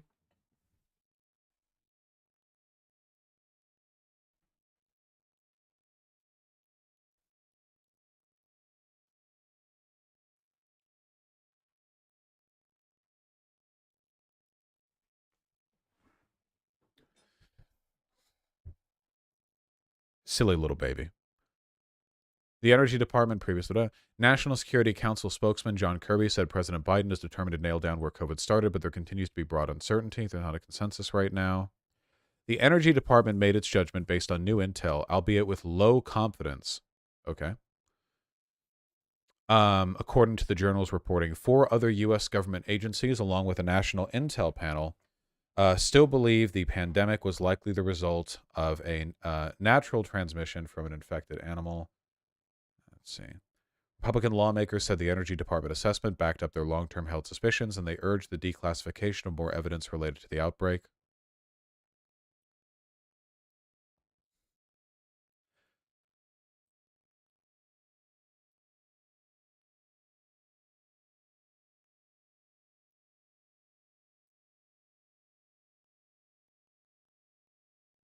Conservatives claim we were funding gain-of-function research at the lab. That's why they care so much about it.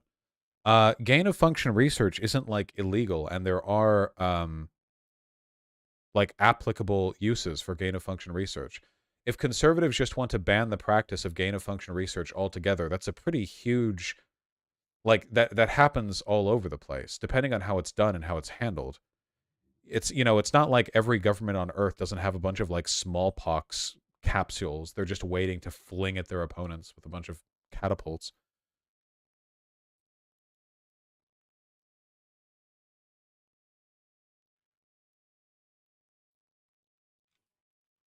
Let's talk about Intel confidence reports. All right, Bo, what do you got? Well, howdy there, Internet people. Howdy. It's Bo again. So today we are going to talk about confidence and reports and intelligence and where things came from. And we're going to learn about another set of categories that exist on reports that are really important.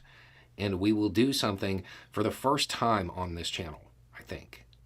I'm pretty sure this will be the first time we do something. So, if you have no idea why we're going to talk about this, over the weekend, a report was kind of made public. Stealing your content, Bo. Stealing your content. Wee woo, wee woo. 6 hours ago. Wee woo. You have more subs than me. Fuck you. Wee woo. Got a lot of attention. And it dealt with the origin of our public health issue. And it says it came from a lab. Okay. It's prompted some questions. Here's one. You've never really taken a firm position on where you think our, quote, public health issue came from, but you were always visually and audibly skeptical, I like that, of lab theories. I'm wondering how the new report has altered your opinion. Okay, one thing that I want to remind everyone of is that it's possible for something to be an unjustified conspiracy theory that ends up being correct in a way that does not vindicate the conspiracy theorists, okay? So let me give you an example. If something bad happens and there are a million theories, nobody knows exactly what happened, and one person settles on some crazy specific thing and they're super insistent on it, if they have no evidence to back up their claim, I think you're fair in critiquing them for that.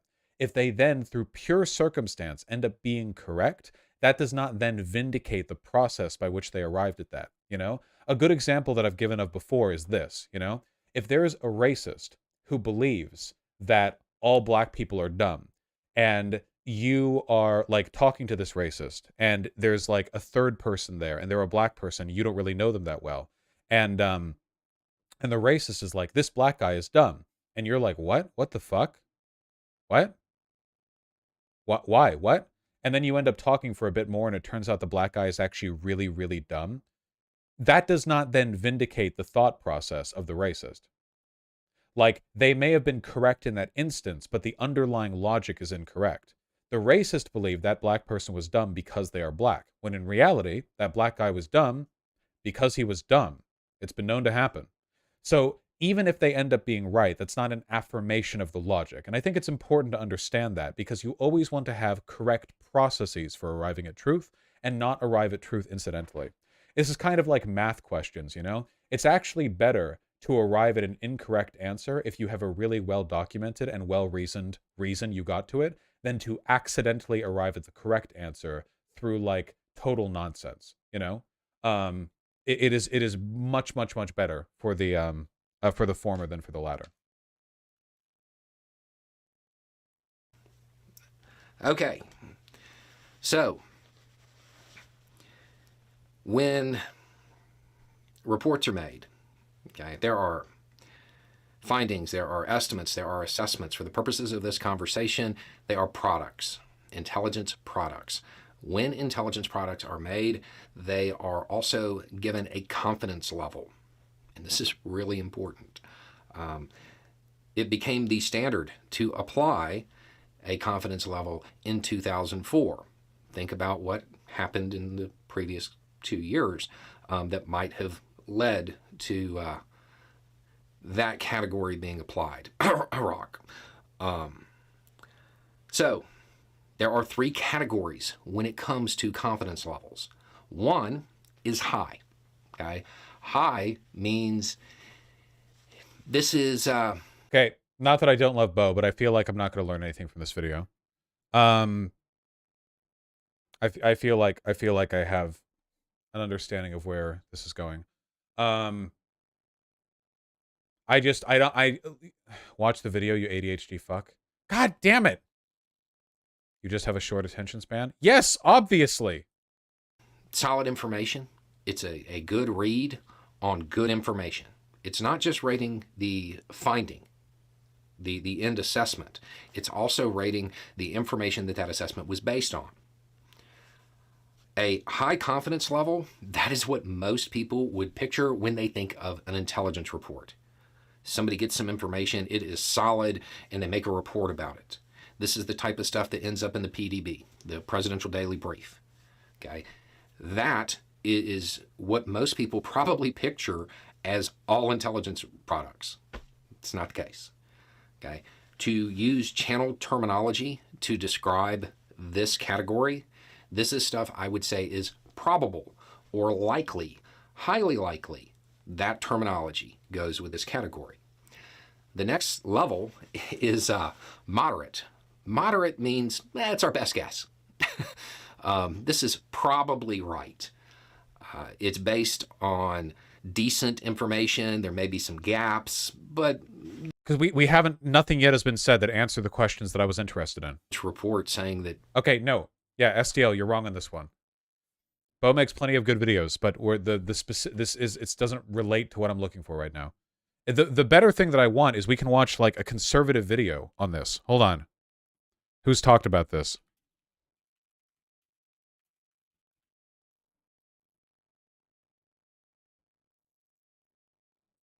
If I look up lab leak, Ben Shapiro, no, lab leak past month, CNN video, Fox News video.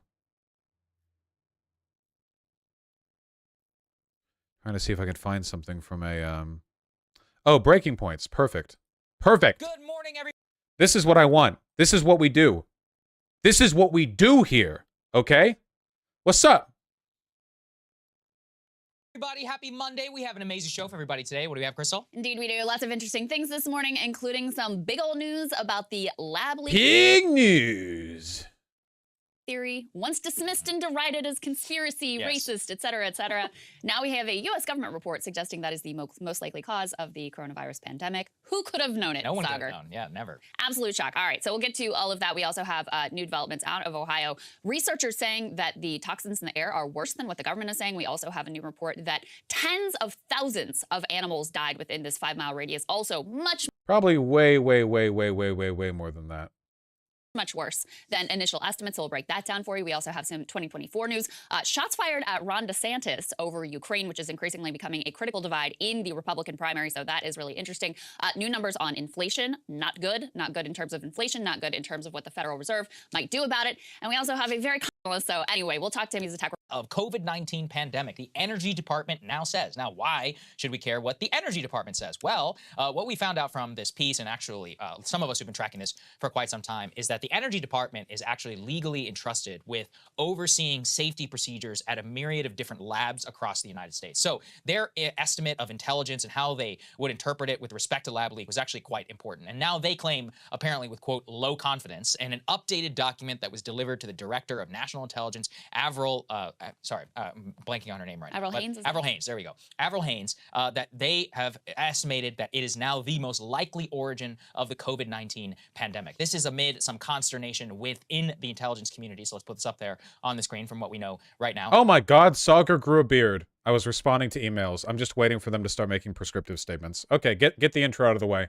4 intelligence agencies, remember there are 17, think that COVID spread naturally, lol. The Department of Energy thinks that lab leak was the originator of the COVID-19 pandemic, quote, with low confidence. The most interesting one to me, actually, and they kind of buried the lead here, is that the FBI thinks that the lab leak was the most likely origin with, quote, moderate confidence. Now, the canard that a lot of people are using to try to dismiss this as to why exactly they were wrong in the first place, Crystal, is that, quote, none think it was part of a Chinese bioweapons program. Well, we should remember, like, that was never the original claim, except for one person, Tom Cotton, saying it, I believe, in early of February 2020. But since then, the lab leak theory, hypothesis, has always been that sketchy research was being conducted at the Wuhan lab. This research and its sketchy safety practices were well acknowledged by the U.S. State Department in cables that we have since been open since 2018. Like what sketchy? Okay, man. I had to learn so much stuff for gain of function research. I hope everyone understands. There are ways to do this well and ways to do this poorly.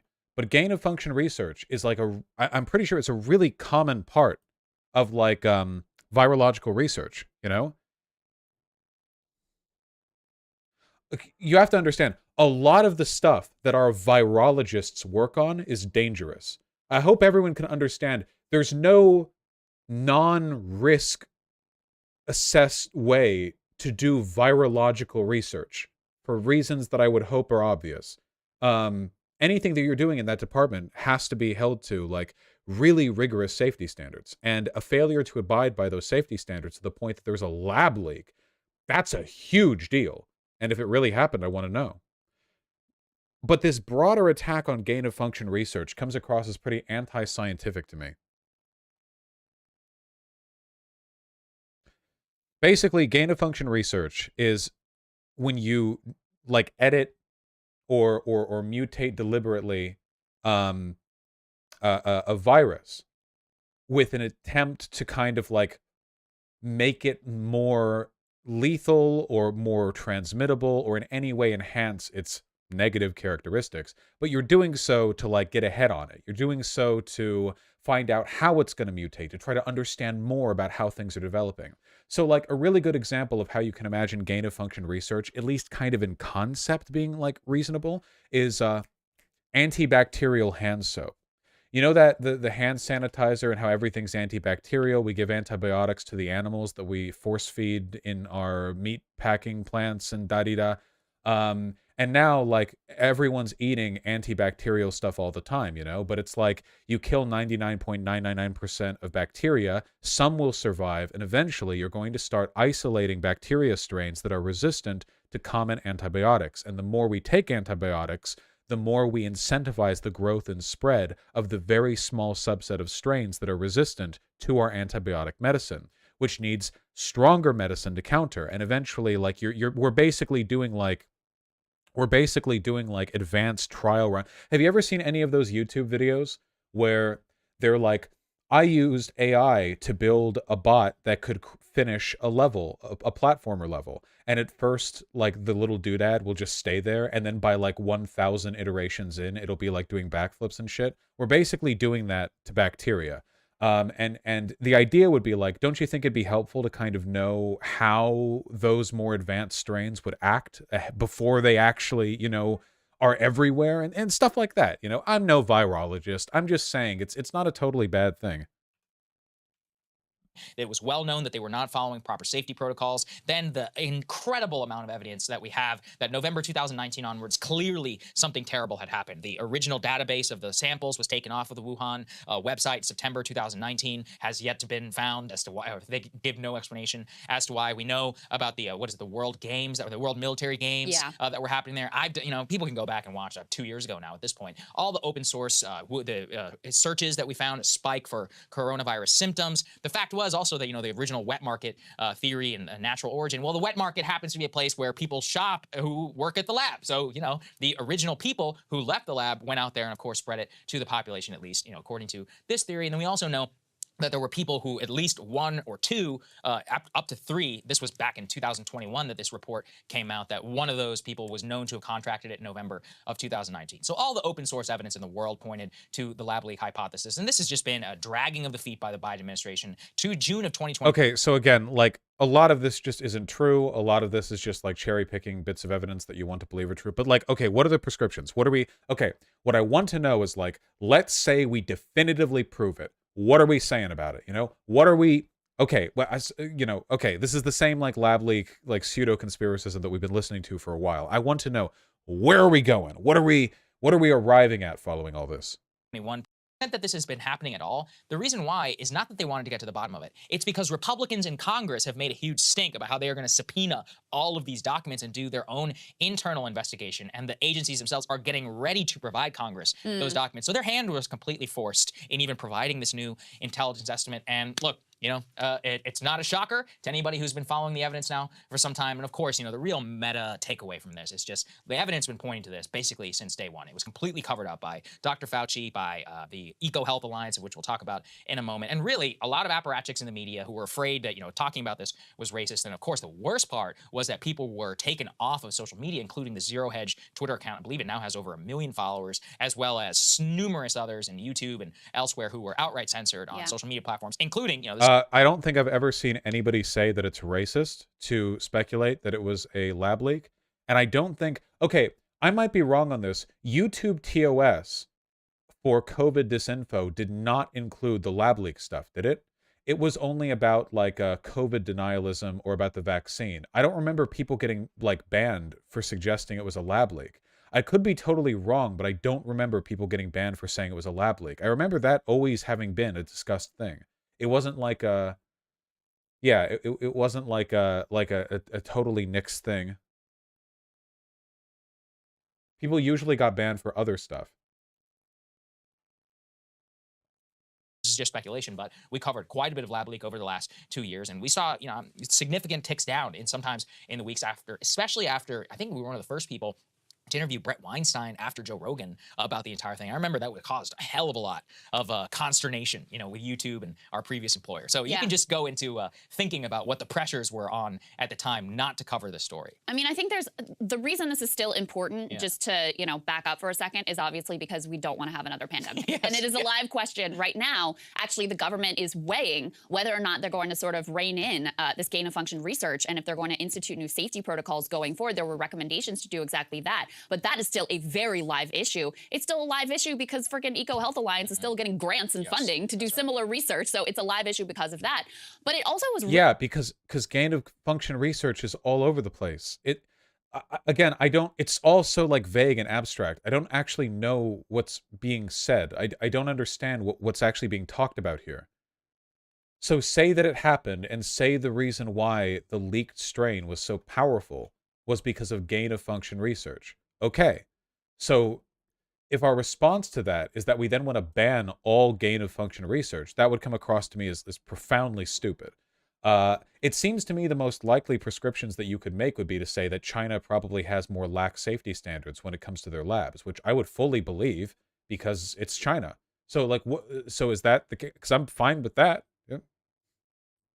Really important because it shows what happens when you have this combination of weird, toxic partisanship, right? There was, you know, Trump out there calling it Kung Flu and whatever, and there was all this concern about anti-Asian American hate. And so when Fauci and other leading scientists basically came down in lockstep and said, no, this is conspiracy, the lab leak is conspiracy, all signs point to a natural origin, well, their media lackeys just jumped right in line and followed suit, as did, you know, the censors of various social media platforms.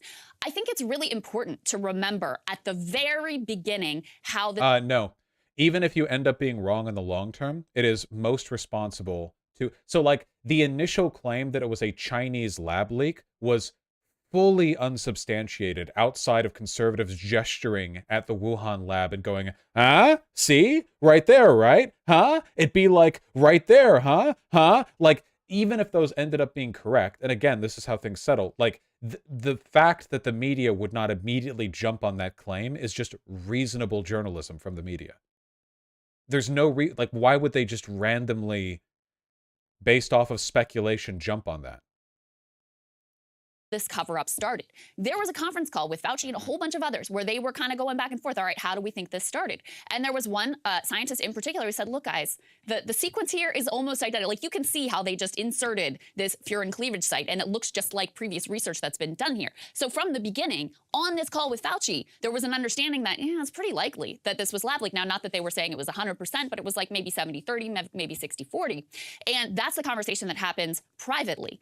Days after is when Peter Daszak, covering his ass, shepherds all of these other scientists into putting out this letter saying, no, it is a natural origin. That's what it is pointing to. And then after that, Fauci's able to go out in public and point to that letter and say, this is what scientists are saying. They're saying it's natural origin. It's basically conspiracy to suggest that it's lab leak and you're racist, et cetera, et cetera, et cetera. This is what made... Please say something. I'm begging. He was suggesting it was lab leak, the fact that Republicans were suggesting it was lab leak, and then you had the scientific establishment, in order to protect their grant money, their funding, and cover up any potential involvement that they had in this type of research, they come down on the other side, and that's how you end up with us years later finally getting any glimpse of the reality of the facts and the evidence around what actually happened. If anyone wants to track what we're saying, we've been covering it now for literally, I think, 3 years now at this point. And what have we learned? Well... On YouTube without getting banned? How? I thought... Okay. Okay, well, we talk about the initial cover-up that you just did with the scientific community. Then we talk about Dr. Fauci using this... There was no cover-up. A cover-up did not take place. The idea that, like, the scientific community, like, went down to Wuhan, that's absolutely not a cover-up. It's just not accepting insubstantial evidence. Up of the scientific community. Something that we alleged for a long time is that Dr. Fauci illegally circumvented U.S. government regulations to fund gain-of-function research at the Wuhan lab. This was considered a conspiracy up until a year ago. And then, lo and behold, just a few months ago, put it up there on the screen, January of 2023, the NIH itself, a new report finds, did not follow its own safety protocols in properly tracking the Eco Health Alliance while it was studying bat coronavirus research at the Wuhan Institute of Virology. The new findings vindicate exactly what we talked about, which is that... Okay, so what is the claim here?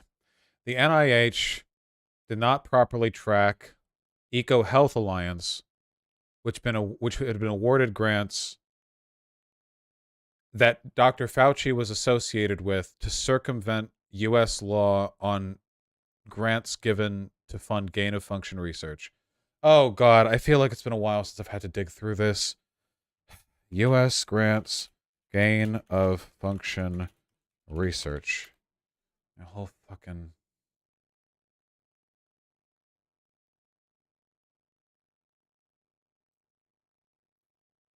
Okay, so what are the guidelines for grants?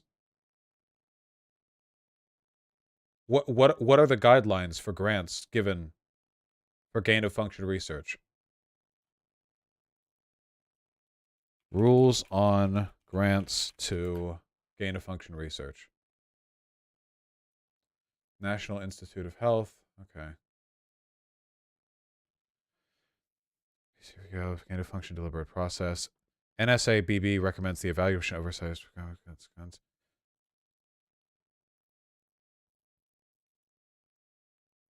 Is there there's a ban? Look up specific grant. Is there or is there not a ban? Here, funding pause on certain types of gain-of-function research.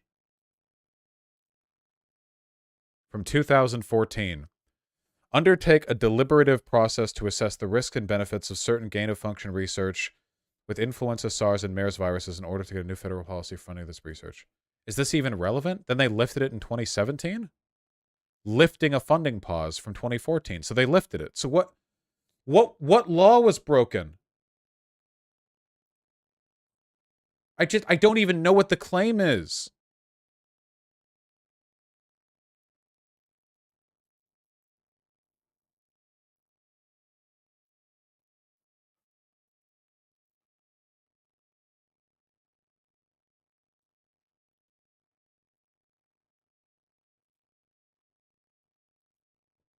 Corrupt doctors or something? Okay, hold on.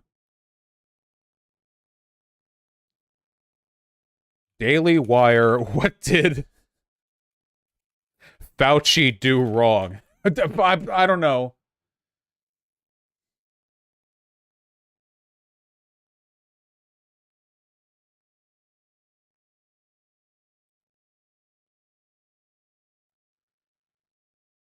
Okay, the NIH was funding gain-of-function research in Wuhan, but the NIH pretended it didn't meet their gain-of-function definition to avoid their own oversight mechanism. Okay, on what? Man, I hate the conspiracy rabbit hole, dude.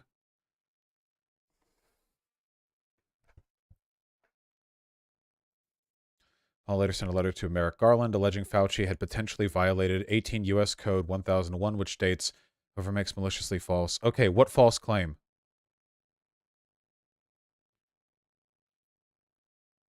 The NIAID funds many scientific projects both in the U.S. and elsewhere. In response to questioning by me, Dr. Fauci testified that the NIH has not ever and does not now fund gain-of-function research in the Wuhan Institute of Virology. In May 2016, the National Science Advisory Board for Biosecurity released a report entitled Recommendations for Evaluation and Oversight of Proposed Gain-of-Function Research, which stated, the term gain-of-function is generally used to refer to changes resulting in the acquisition of new or an enhancement of existing biological phenotypes.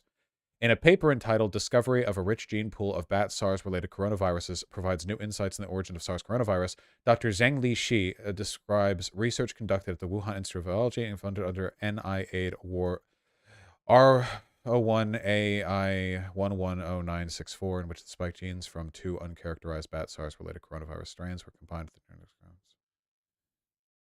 Okay, so was this done with their funding? Because the accusation here is that this was being done with NIAID funding. So was it?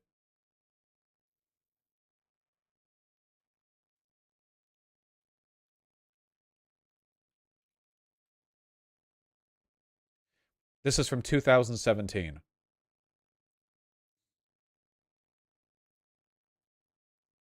Discovery of a rich gene pool of bat SARS-related coronavirus. Okay, is this gain-of-function research? It doesn't use the term gain-of-function research. Why are we calling it gain-of-function research? combined with the genomic backbone of another SARS-related coronavirus, create novel chimeric SARS-related viruses that showed cytopathic effects in primate epithelial cells and replication in human epithelial cells. These experiments combine genetic information from different SARS-related coronavirus, then combine them to create novel artificial viruses capable of infecting human cells.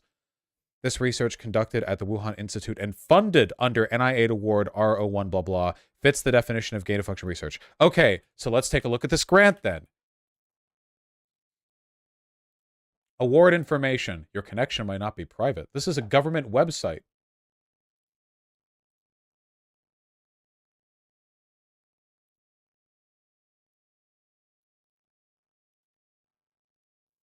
Okay, it's R01.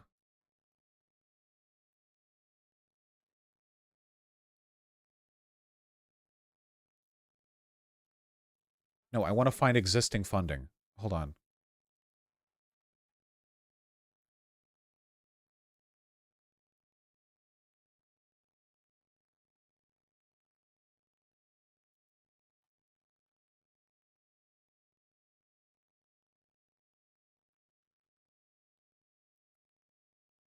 From the Washington Examiner. Secret docs reveal FBI investigated decision to give cash to Wuhan lab linked to COVID-19. Inquiry. These are the thingies. Hygiene infectious diseases. Understanding back coronavirus emergence. Okay. Grant questions. Award to EcoHealth Alliance, titled Understanding Bat Coronavirus Emergence.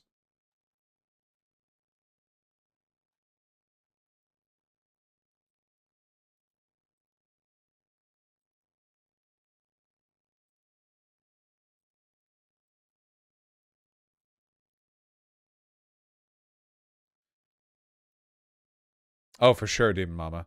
So what? So I just want to know what the claim is. Understanding bat coronavirus emergence. Was that? Here's the original Chinese language source. I can't make anything of that.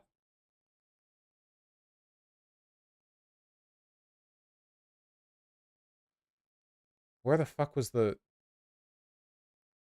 Here. So this is the research that is being alleged from the Wuhan lab to contain gain-of-function research. Discovery of a rich gene pool of bat SARS-related coronaviruses provides new insights into the origin of SARS coronavirus. Okay, we have to read the abstract. Hold on. So we're looking to see if they did gain-of-function research here. Sequence differences, report the finding of our first for the first discovery, strains, discovery. Where's the combining? After sequential recombination events between the precursors here, cell entry studies demonstrate that 3 newly identified different S protein sequences are all able to use human ACE2 as the receptor. Okay, so does this count as gain-of-function research? It seems like it would, because they are engaging in recombination events to enhance virality to human beings as a form of study. Would that meet the technical definition of gain-of-function research?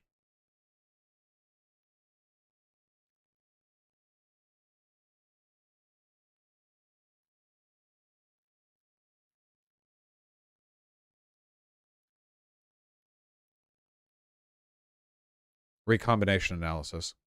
The full-length genome sequences of all 15 SARS-CoV whatevers from the survey cave were screened for evidence of potential recombination events. Both similarly plot and bootscan analysis revealed that frequent recombination events among these. It was suggested that WIV16, closest progenitor of human SARS-CoV known to date, was likely to be a recombinant strain from... Wait a second. Did they not actually do the recombinations themselves? They just identified recombinations in existing genome strains from this collection of bats? They were looking for natural recombinations, not constructing them themselves? If that's the case, then this ends it right here. If it's literally just them examining existing recombination and not them doing it themselves, then that's literally not gain-of-function research. We wouldn't even have to investigate the grant.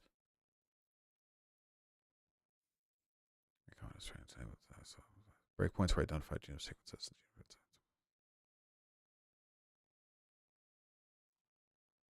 Nothing here mentions deliberate recombination. Detection of potential recombination events. Okay, there's more to read. Hold on.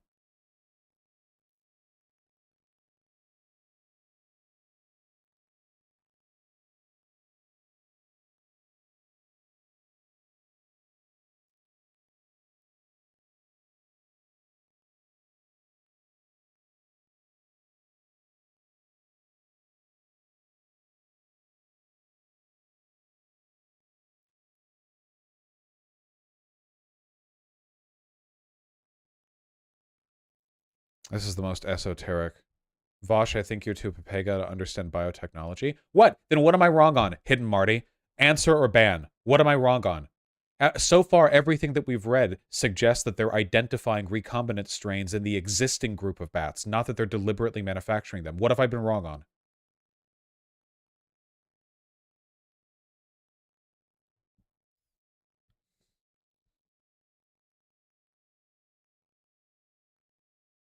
Mods, prepare the guillotine.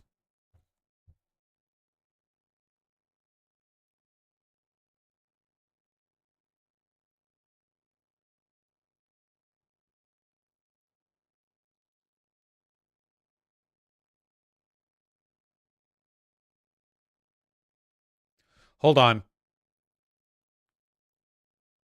Wait, this might point to construction. In the current study, we successfully cultured an additional novel SARS-CoV RS4874 from a single fecal sample, ew, using an optimized protocol and Vero E6 cells. Its S protein shared 99.9% AA sequence identity with those of previously isolated WIV16 and was identical to WIV16. Using reverse genetics techniques we previously developed for WIV1, we constructed a group of We constructed a group of infectious bacterial artificial chromosome, or BAC clones, with the backbone of WIV1 and variants of... What? Not you. Artemis. Artemis. He's reaching at me. Love you, buddy. Artemis. He wants me to pet him.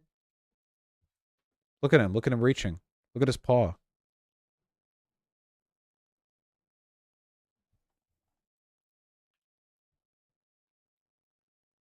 That's genes 8 different. Only the infectious clones for RS431 and RS7327 lead to cytopathic events and transfection. The other 6 strains with deletions in the RBD region, RF4075 and RS481, failed to rescue the cytopathic performance. The contrast, respectively infected with the 2 isolated Americans. The isolated effect it has 3 novel SARS-CoV can be used. Human ACE2 cellular entry receptor. We conducted viral infectivity studies using HeLa cells with or without the expression of human ACE2. All viruses replicated efficiently in the human ACE2 expressing cells. The results were... Okay, wait, hold on. This might get complicated. Successful infection confirmed.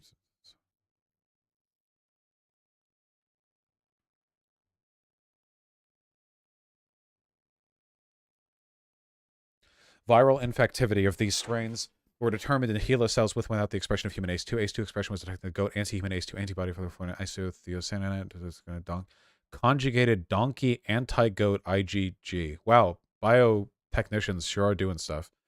Virus replication was followed by rabbit antibody.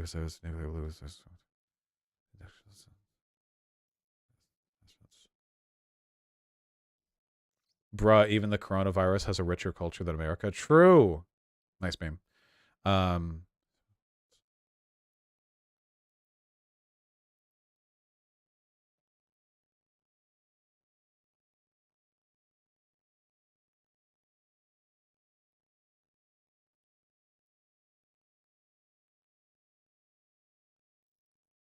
Thank God I can read fast.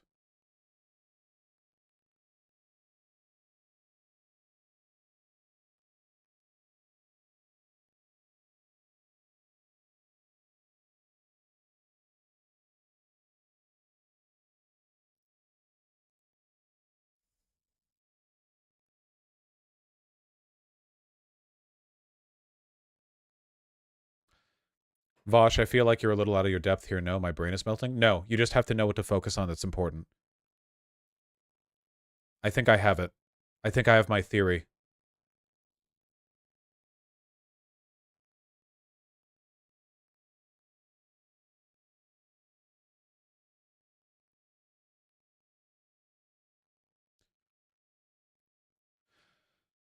Hold on, we're almost done. We need to finish the conclusion. Then we can decide whether or not this was gain-of-function research.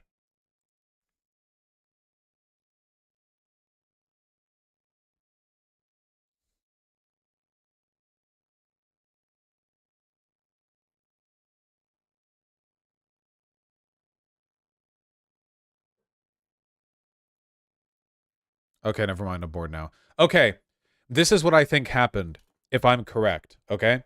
I think in order to determine the characteristics associated with the expression of the SARS-CoV virus in this group of bats in this cave, what they did was they tested a bunch of the strains of the virus, and then they identified that some of the strains of the virus were recombinant, meaning that they were not the original iteration of that virus. They had been combined. The genetic similarities between different strains of these viruses allowed them to mutate and adapt and develop new characteristics. And what they did in this study, which lasted over 5 years of comprehensive genetic analysis of this expression of SARS-CoV, was they did some recombinant action themselves to determine what kind of directions this could go in, including whether or not this would be infectious to human beings, because some of the SARS-CoV strains already were. So what they were essentially doing was determining whether or not the recombinant strains had the potential to pose a threat to humans. That is, they weren't attempting to make a more dangerous virus. They were attempting to ascertain the genetic capabilities and mutation capabilities of the existing strains of SARS-CoV. They weren't trying to make a worse COVID. They were trying to understand what these strains of COVID were already capable of, which involved them examining the potential of recombinant effects, including the ones that had already changed themselves just through natural processes. I don't think you could call that gain-of-function research, because they're not really examining gain-of-function. What they're trying to examine is the existing characteristics of the SARS-CoV strains. It's directed evolution. No, they're not directing the evolution. The point here wasn't to try to move the SARS-CoV in a new direction. The point was, oh, wow, this group of SARS-CoV gene expressions is mutating and changing. What are these mutations capable of? And to that extent, they were trying to see what existing and non-existing recombinant behaviors could lead to. That's a fancy way of saying gain-of-function research. Is it? If that's the case, then that definition of gain-of-function research would involve any kind of genetic modification of any... If that's the case, then everything is gain-of-function research, because almost all research, like, if you're researching a virus, would that not always include, like, tests being done on the virus? If that's the case, any test would lead to outcomes that would necessarily... You're not gaining a function. They're they're trying to determine a capacity for pre-existing functions to manifest. It is technically, but there are different types. Well, technically, the ban on gain-of-function research was specific types of gain-of-function research. Like, even the Wikipedia article was kind of...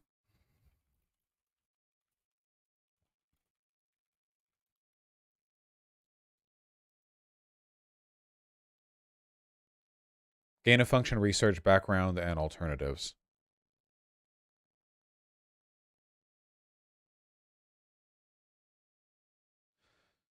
Widely relies on studies that involve gain or loss of function. But if the function is already present,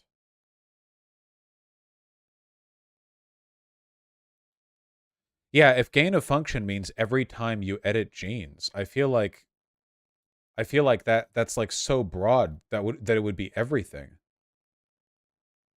What is gain of function research as defined by the NIH? Because wouldn't that be the most relevant? Like, wouldn't that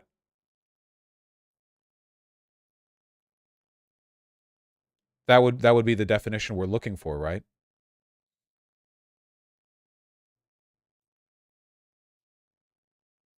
They were replicating a process already observed in the wild to gain more information. It's not gain of function. That's what I feel like. But I mean, I guess depending on how broad of a definition you want to... A new study has found that immunity acquired from a COVID infection is on par with the protection provided through 2 doses of an mRNA vaccine. Infection-acquired immunity cut the risk of hospitalization. Sorry, I muted my desktop audio because OBS was telling me that noise was happening, but I don't know why noise was happening. It's still playing something and I don't know why.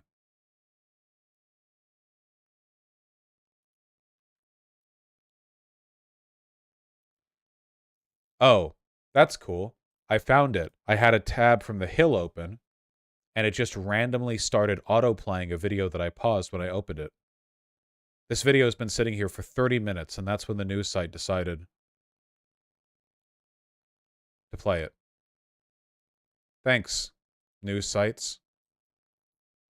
All right, let's man, fuck, does it count?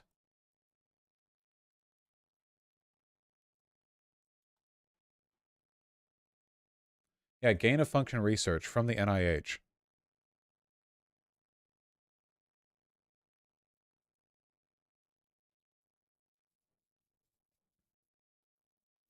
In January 2017, the U.S. government released policy guidance for the review and oversight of research anticipated to create, transfer, or use enhanced PPPs. Okay, so what guidelines were those?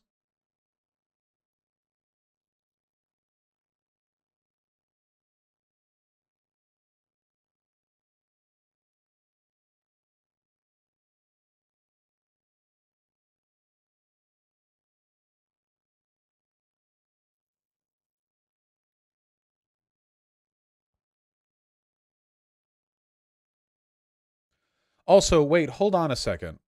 The paper that we were just looking at, the paper of the Chinese scientists, that paper came out in 2017, right? But it said in the paper that this was after the results of a 5-year-long study. Wouldn't that mean the grant to fund their research would have had to have come from at least 2012? I think normally you apply for grants before you start the study. Wouldn't that imply that this...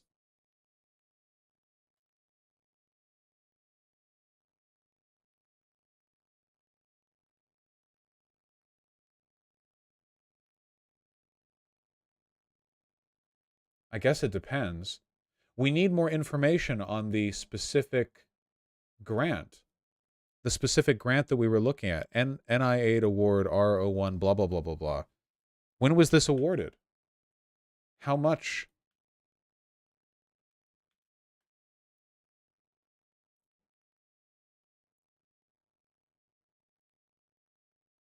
It's not letting me go to the fucking hhs.gov website. Let me go.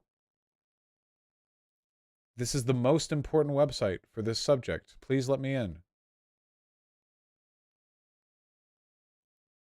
Learn more? No, let me...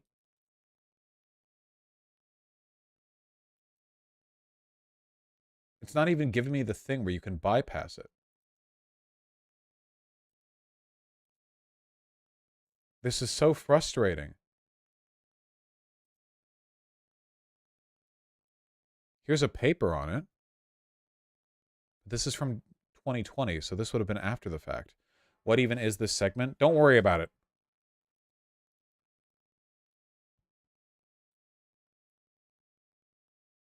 Okay, which supports the project understanding the risk of bat coronavirus emergence. Okay, so this from, okay, the NIH...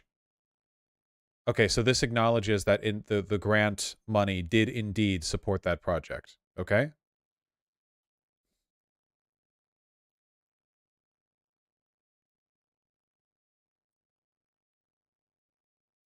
Has withdrawn its termination of this grant. So the grant has been reinstated. And subject to biosafety requirements set forth in the NIH grants policy statement. Okay, so this is what we're looking for. Research funded under this grant must adhere to the CDC/NIH biosafety and microbiological and biomedical... Okay, hold on.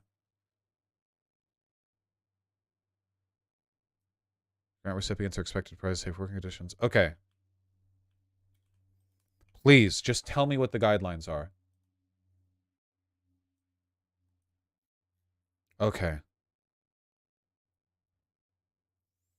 God help me, man.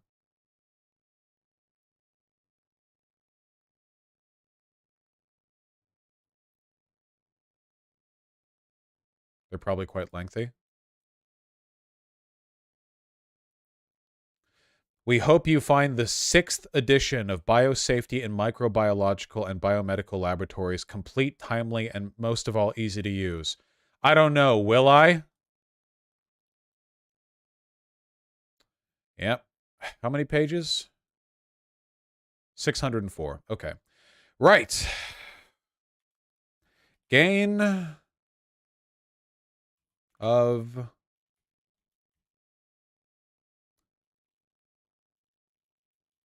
function? Is the term not used? Malfunction, can function, malfunction. What about gain of function? Do they not mention gain of function in this? If it doesn't mention gain of function, then of what relevance is this to...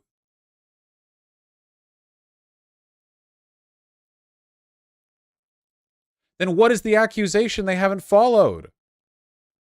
Research funded under this grant must adhere to the NDC, NIH, biosafety, microbiology. So...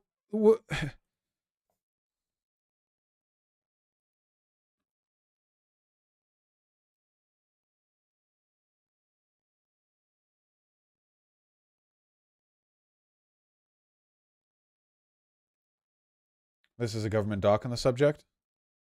Look at page 4, summary. The NIH has denied in its funding GeoF research of coronavirus more dangerous, such as improving transmissibility.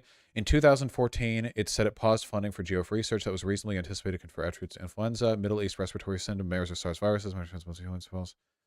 This appeared to be false by its interpretation of the documents released by The Intercept. Multiple sections of this grant proposals and grant progress reports make it clear that the grants funded gain-of-function research of concern in Wuhan. Ebright said these sections of the document showed NIH grants supported the construction of mutant SARS-related coronaviruses that involved blending different types together. We saw this. The result was a lab-generated virus that can affect human cells, he said, adding that at least 3 of the lab-generated viruses exhibited 10 times to 100 times higher viral loads in humanized mice. Humanized mouse have been bioengineered to mimic certain biological characteristics similar to humans. That's freaky. Commonly used in research. Okay. The question is whether this work on humanized mice constitutes GFS research. Ebright says it does. Newsweek contacted the NIH for comment from Fauci and received this statement.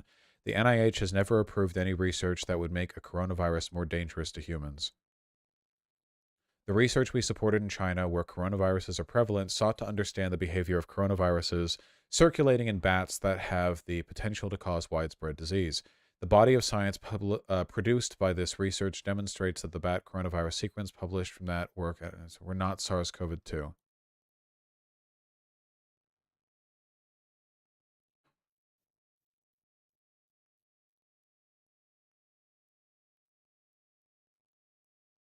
So does really all of this, literally all of this, come down to whether or not observing recombinant function in different strains of SARS-CoV counts as gain-of-function research?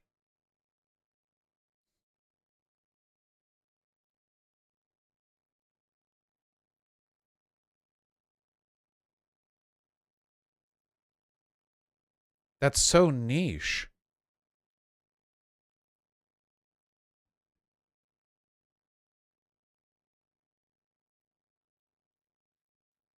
Oh, okay.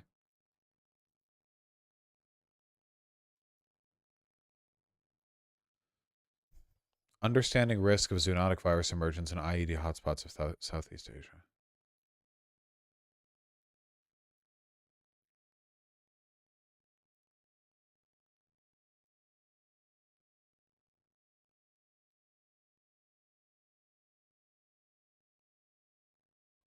Let's just finish the video.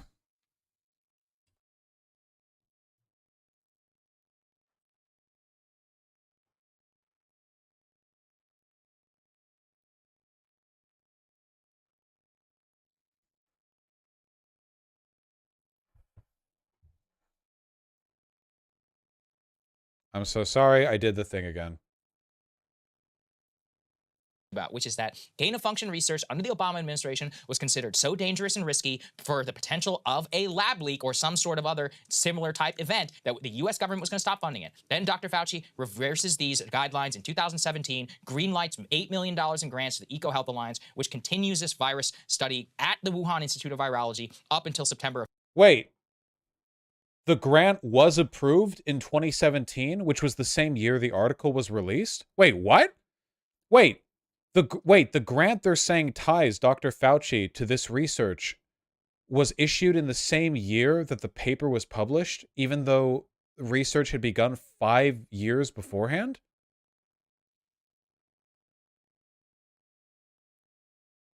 How is that even possible?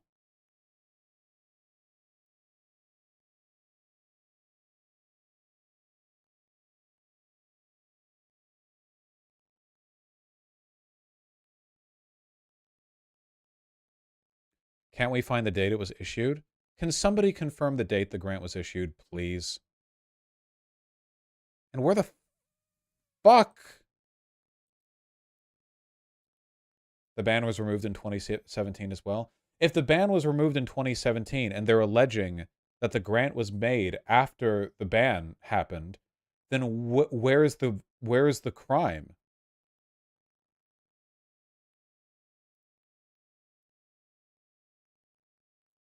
Too many fucking articles.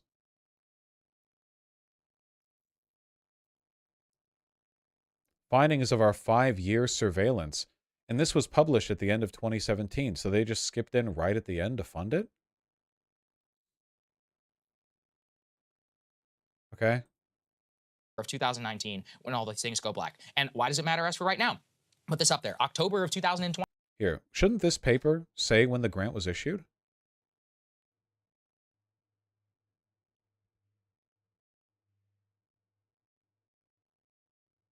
Grant number R1R01AI11096401. And that is... which fucking...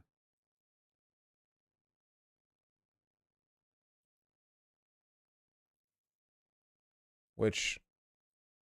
here. 06... I thought it was an $8 million grant. Is this a sub-grant of the grant?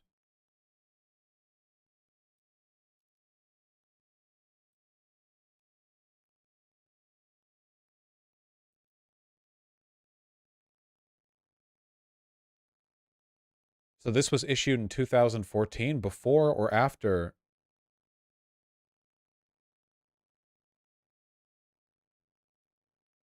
Why are they saying 2017?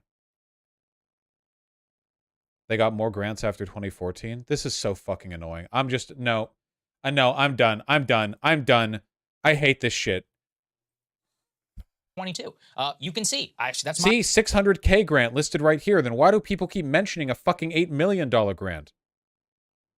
So that would have been from 2014, which would have been when the research was being conducted. But was this before or after the ban that was posted? If so, why did Sagar just mention the 2017 revocation of the Obama-era ban when this was the Obama... What? So where's the... Which... When was the pause?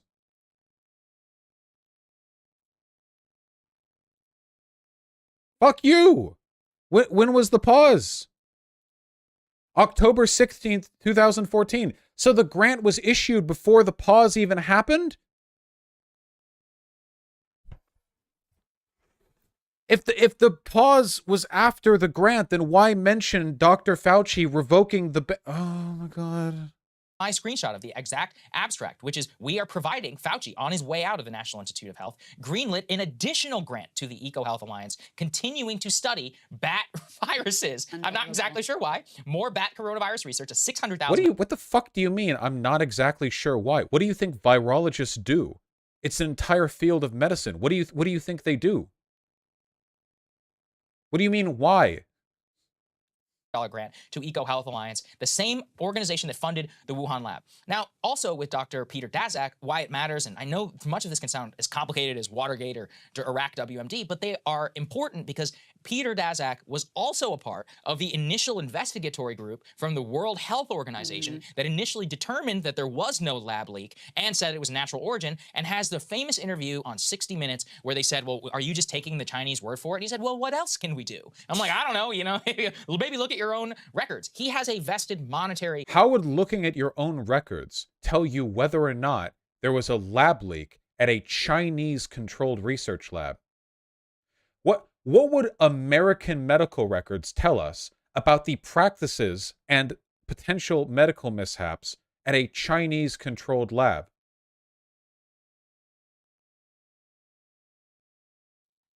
Interest. And then, even bigger step. Let's make sure that this never happens again. Well, what are we doing? Something Josh Rogan has pointed to is that the response from the scientific community, specifically headed by Fauci and the U.S. government, has the global... We don't even know what evidence led the Department of Energy to claim they think it might have been a lab leak because it's a classified document. All we know is that they said with a low rate of confidence that they think it is. Virome project to actually increase billions of dollars in gain-of-function research under the guise of let's never let the next pandemic happen again. Let's try and bioengineer these viruses so that we can create antidotes, cures, vaccines, or whatever in the future. When it seems now at this point, I mean, look, if you are still pumping the natural origin theory, there is almost no evidence to support that. Like, you have been unable to find how some bat miraculously flew 1,000 miles and ended up in the Wuhan lab. Even the Chinese don't even really stick. What?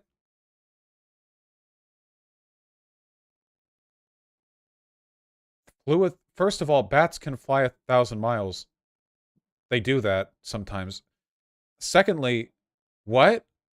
Third of all, they had already done research on the SARS-CoV virus strain infected bats and found that recombinant mutations within their own population, which had already been taking place, had the potential to lead to extreme human virality. The research found that there absolutely was a brewing cauldron of viral potential, of danger. What?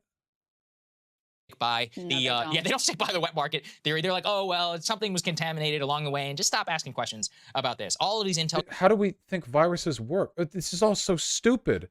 This is so dumb. Oh my god. It's not even like I don't think it could have been a lab leak. It's like, why are we all being so dumb? Why is this so dumb? Oh my god. Jesus. Communities that still assess all of this are based on older intel. You have also the former CDC director under Donald Trump. Remember, he came out and said, I think it came from the Wuhan lab. He was also dismissed then at the point. And he was shut out of those original meetings when there was open conversation about how this what do we want to do with it? What are we okay, say it was. What do we do with that? Was likely a lab leak, and the efforts to make sure that they shepherded everybody out of that. I was thinking that too, Vermin. That direction and towards the natural origin direction. I mean, it really is quite remarkable. And listen, even if you're still like, I don't know, it could be either one. Okay, fair enough. Is it plausible that this escaped from a lab? That's really all you need to know that this research is extremely dangerous. No, you anti-science fucks. We already knew that there was the genetic potential for a human pandemic from the bat population. That was the point of the recombinant analysis of their existing genetic strains. It was already there. The whole point of this is to research so we can know. Luddites were based. Luddites just weren't getting paid enough. This is just like caveman shit, man. Oh my god. Yeah, this is literally the same attitude that hippies had after fucking 3 Mile Island, where they were like, wow, nuclear research can be dangerous. We need to stop this now. Like, this is the same shit that led to Germany dismantling all of its nuclear reactors because they're fucking cucks, because people get a little bit scared. Like, it's not... The difference is, the critical difference here is that nuclear accidents don't happen in nature. They can only be human constructed, except for the sun, whatever. Whereas the SARS-CoV shit existed in nature. It was in nature. That was the whole point of the research. And we need to be asking really hard questions about whether this should continue, what sort of safety procedures should be in place. And by the way, like, we know what the risk was. What have we gotten out of it? I was listening to an old episode. Oh my god.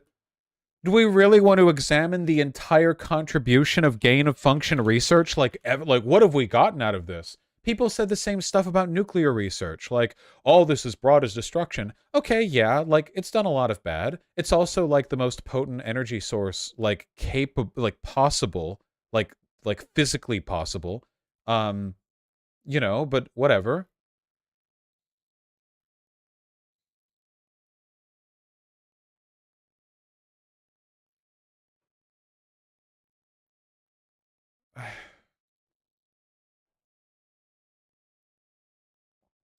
Wikipedia has a section on this. Experiments that have been referred to as gain of function.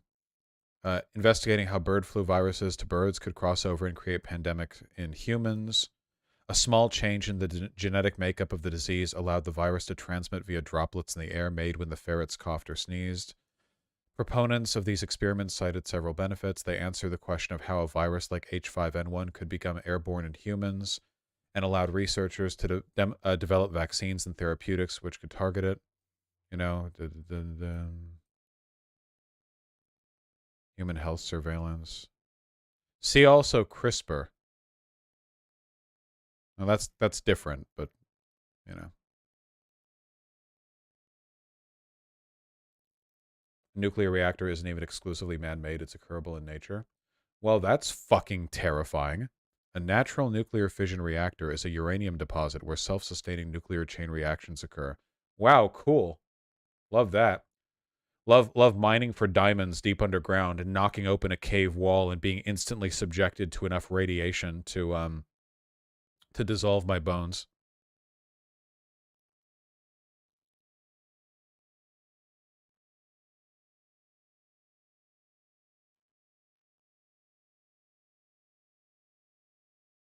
Neat. Okay. Of Ryan's podcast, Intercepted. And they were talking, is that what it's called? Intercepted? Deconstructed, there you go. And they were talking about like, okay, let's say it was the wet market. You have this Institute of Virology right there across the street. If it came from the wet market, you weren't able to stop that? Like, this is supposed to be your whole thing. What? Crystal! Are you fucking kidding me?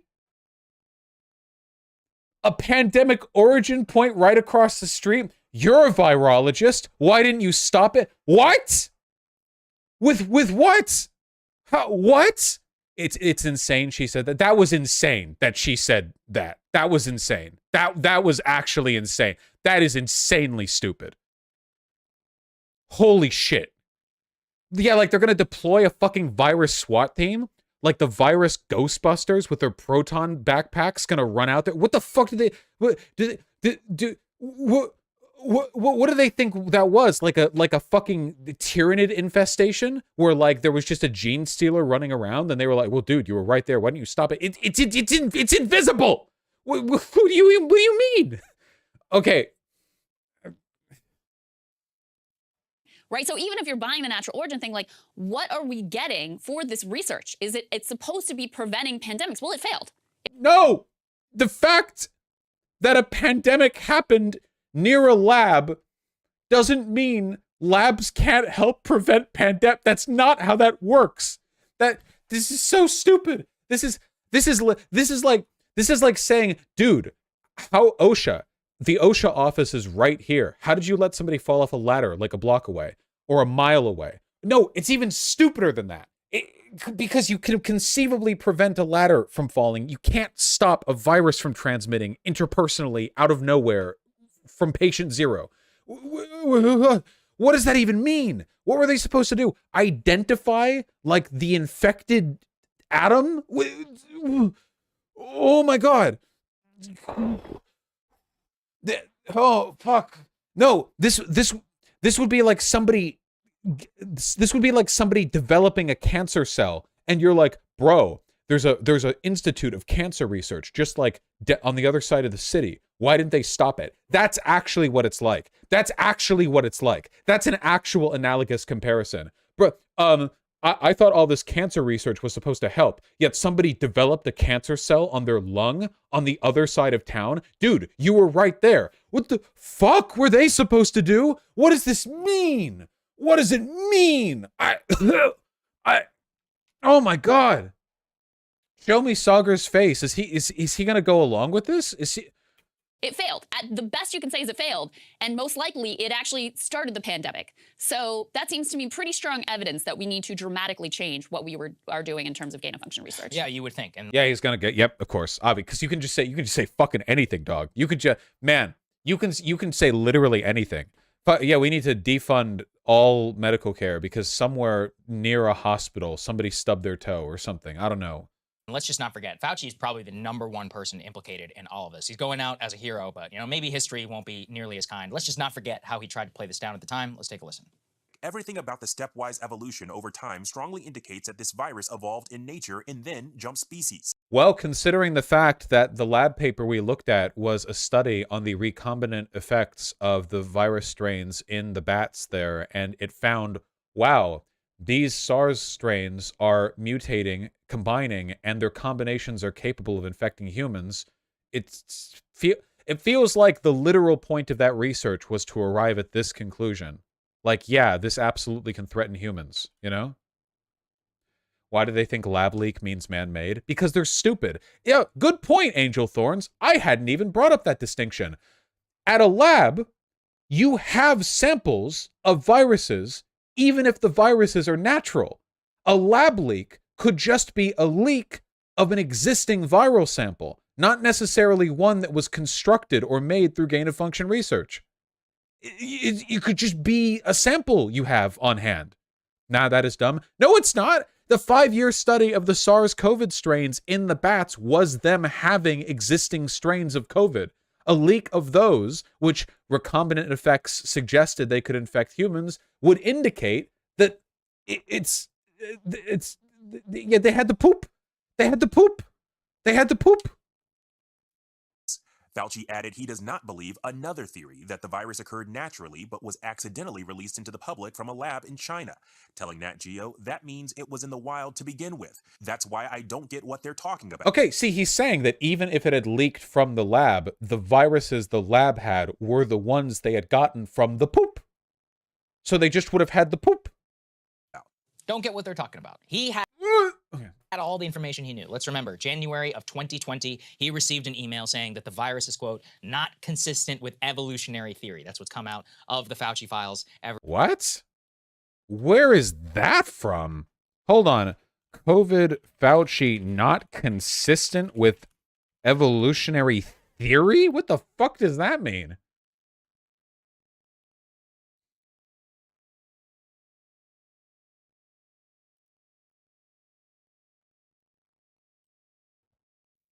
What does that mean? Some of these features potentially look engineered, Anderson wrote in an email to Dr. Anthony Fauci. All find the genome inconsistent with expectations from evolutionary theory? What does that mean?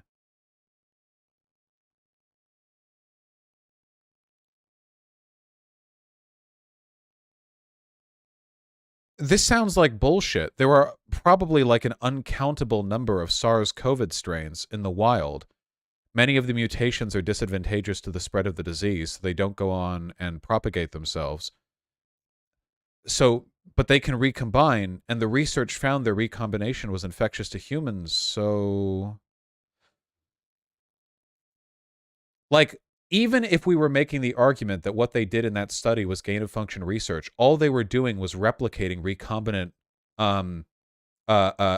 tendencies that occur in nature, which means that those changes would be fully consistent with evolutionary theory, whatever that means. Like, but the suggestion here seems to be that the virus was man-made to the extent that, like, it was beyond just basic recombination.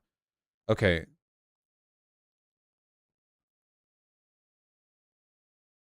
In his email, Anderson called the ideas that the virus was engineered crackpot theories. Oh.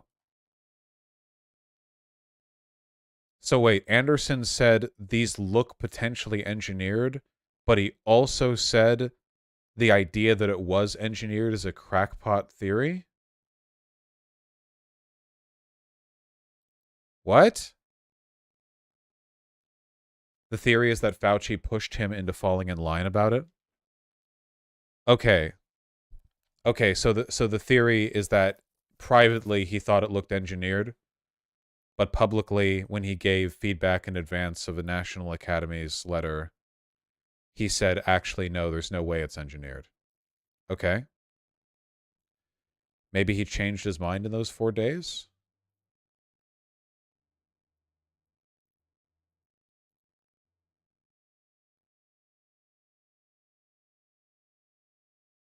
And this is claim of a cover-up, that there was an inconsistency between a privately expressed criticism and a publicly expressed one?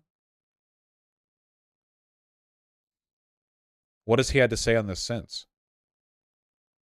Has he made any follow-up statements, like addressing this?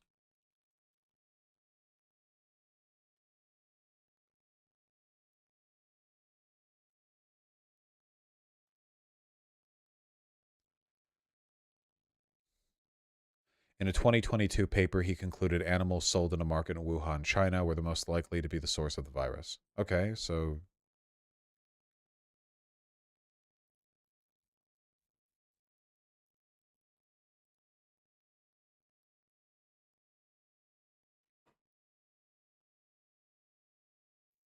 read the rest of the article. My patience on this subject is already being tried massively here, okay? You all are fucking lucky I haven't ended stream.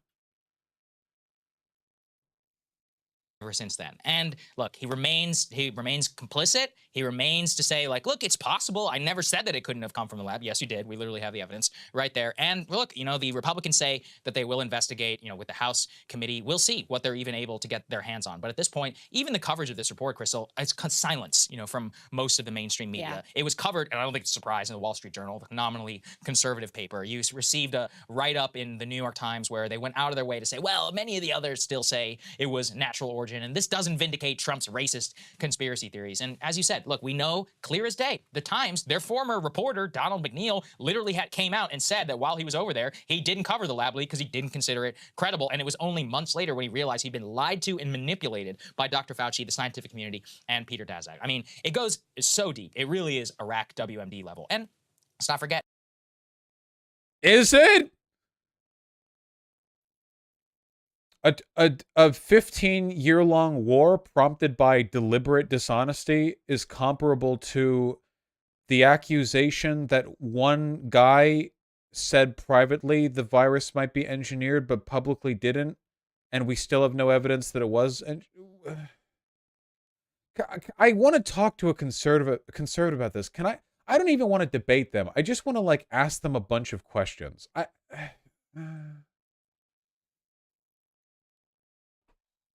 It's not just about what we do. This thing, you know, 1 million Americans died of COVID by some estimate. It cost trillions of dollars in economic. Okay, so here's the thing. The tragedy of the Iraq War was a direct product of lying about the WMDs, in part. Is the suggestion here that if the media had said it was a lab leak, they would have gone back in time and prevented COVID from spreading around the world? What is like some kind of like chronological abnormality would have been addressed, and like the timelines would have restructured themselves, and we would have gone back and then it would have and then COVID wouldn't have happened? The bad parts of COVID happened the moment the virus happened. Whether or not it was a lab leak after the fact is maybe a secondary concern with regards to what protections need to be taken or who needs to be held accountable. It wouldn't have prevented the COVID deaths. Whereas the Iraq WMD things weren't like a post hoc thing. They were made as a justification to begin with.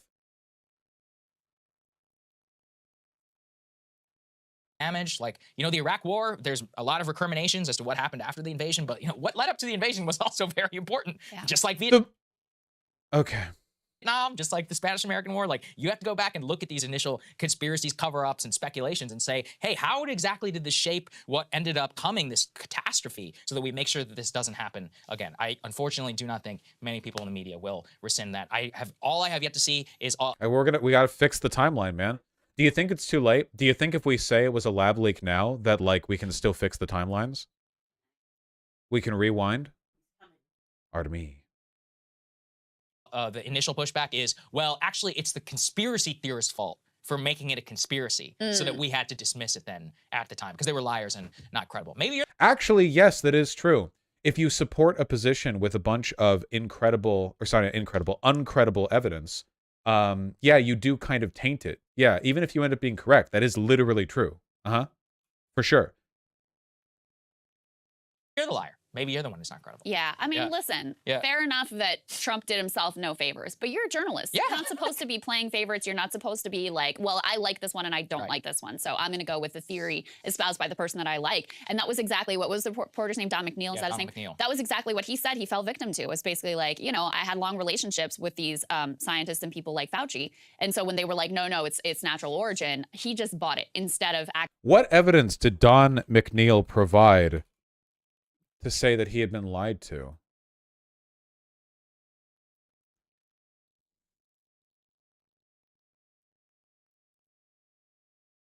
McNeil resigned under pressure from the New York Times following reports that high school students on a trip to Peru organized by the Times accused McNeil of making racially offensive remarks. Okay.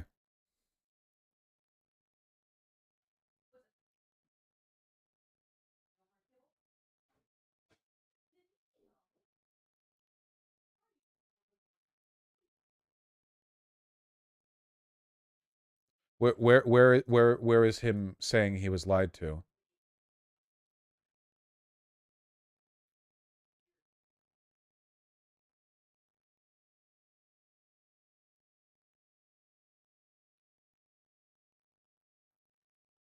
I don't feel lied to Fauci. Where?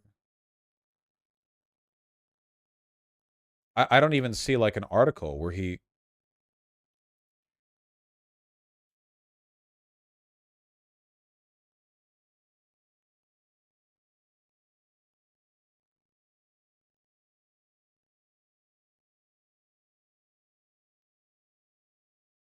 I don't even. Okay. actually doing the research that you were supposed to. Guys, I'm really sorry. I'm tired. The conspiracy bullshit really fucking frustrates me a lot. I find it a little bit more entertaining when I feel like I can arrive at a kind of like definitive stance or conclusion. But the problem is, like, the honest to God problem is, I don't fucking care if it was a lab leak or not. I'm not out here to defend the fucking Chinese government. The problem is all the people who are talking about the lab leak stuff are talking about a bunch of other stuff, right? Like, it's about like persecuting Fauci, which I didn't find any evidence in all of this to indicate that he done anything wrong. I mean, I don't know. Cons are so inconsistent. And then, like, keep in mind, overwhelmingly, the people who were saying that it was a lab leak thing were also saying that it was some like new world order attempt to destroy society, or that it was like the lockdowns were part of the government plan to respond or whatever. The problem is there was all this adjacent craziness. I don't actually give a fuck whether or not it was a lab leak. I don't actually care. I mean, I'm interested in like a procedural sense, like what can be changed to fix stuff in the future. And hey, maybe gain of function research should be like banned or broadly regulated. But if I'm going to get advice on regulating gain of function research, it's not going to be from a fucking piece of shit who's like, how could a virus happen right outside the Wuhan lab? Isn't that your job? I'm not going to take advice on procedure regarding gain of function research and virology studies from somebody who's like, well, why didn't they go out there and punch the virus so it didn't happen, huh? That's not how it fucking works. It's so stupid. Yeah, bring me Danil. Someone more. He smells like hot piss. Then why are you holding him? Smell him. Smell him. Okay. He smells like cat to me. Smells face, like his neck. He smells like cat to me. Smells like piss to me. He smells like piss to you. Okay. Well, I think he's very cute. And he probably does pee sometimes. We have a box that he does that in.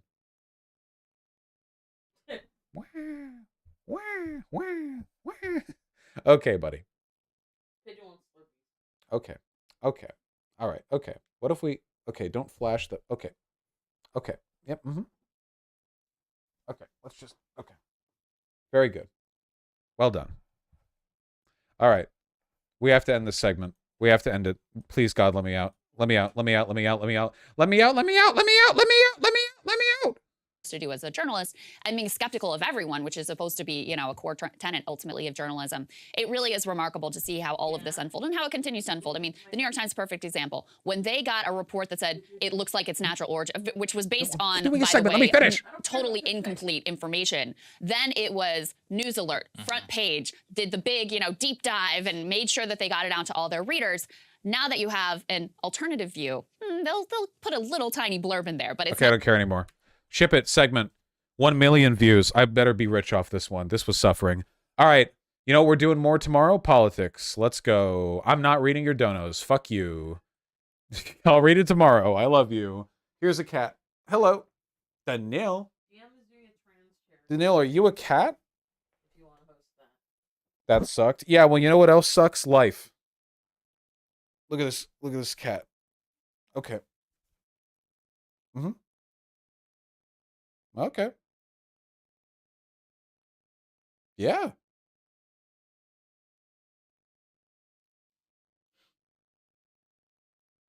Huh?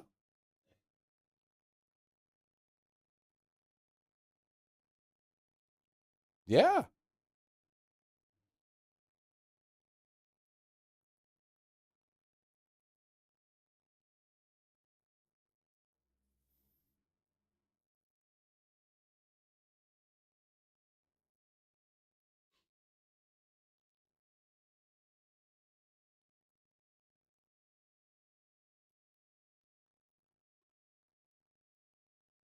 Yeah.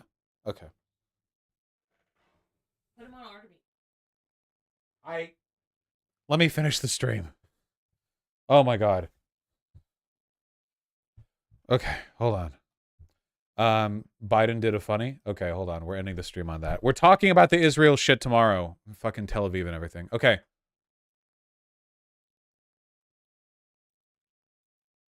I may be a white boy, but I'm not stupid. God, he's so fucking based. I know where the power is. I know where the you think I'm joking. I learned a long time ago about the I may be a white boy, but I'm not stupid. God, he's so fucking based. The Vosh president. Hold on, let me quote tweet that. Watch for Khan's getting like mega mad and pretending he's doing racism or whatever. All right, close this, close that. Great. Who are we sending this to? Isn't Demon Mama doing a thing right now, like a fundraiser or something? President Sunday's trans charity stream. Well, I like Biden, who's a president. Sunday is a cool day. I hate trans people. No. Sure. Okay. Let me find them on YouTube, I guess.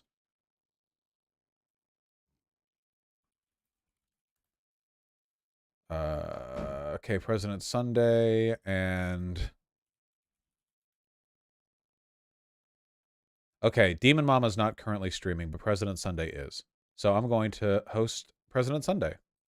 It says starting soon, so you might have to wait a little bit, but I've already committed to this line of action, so we're going to go with this. Let me host. Okay.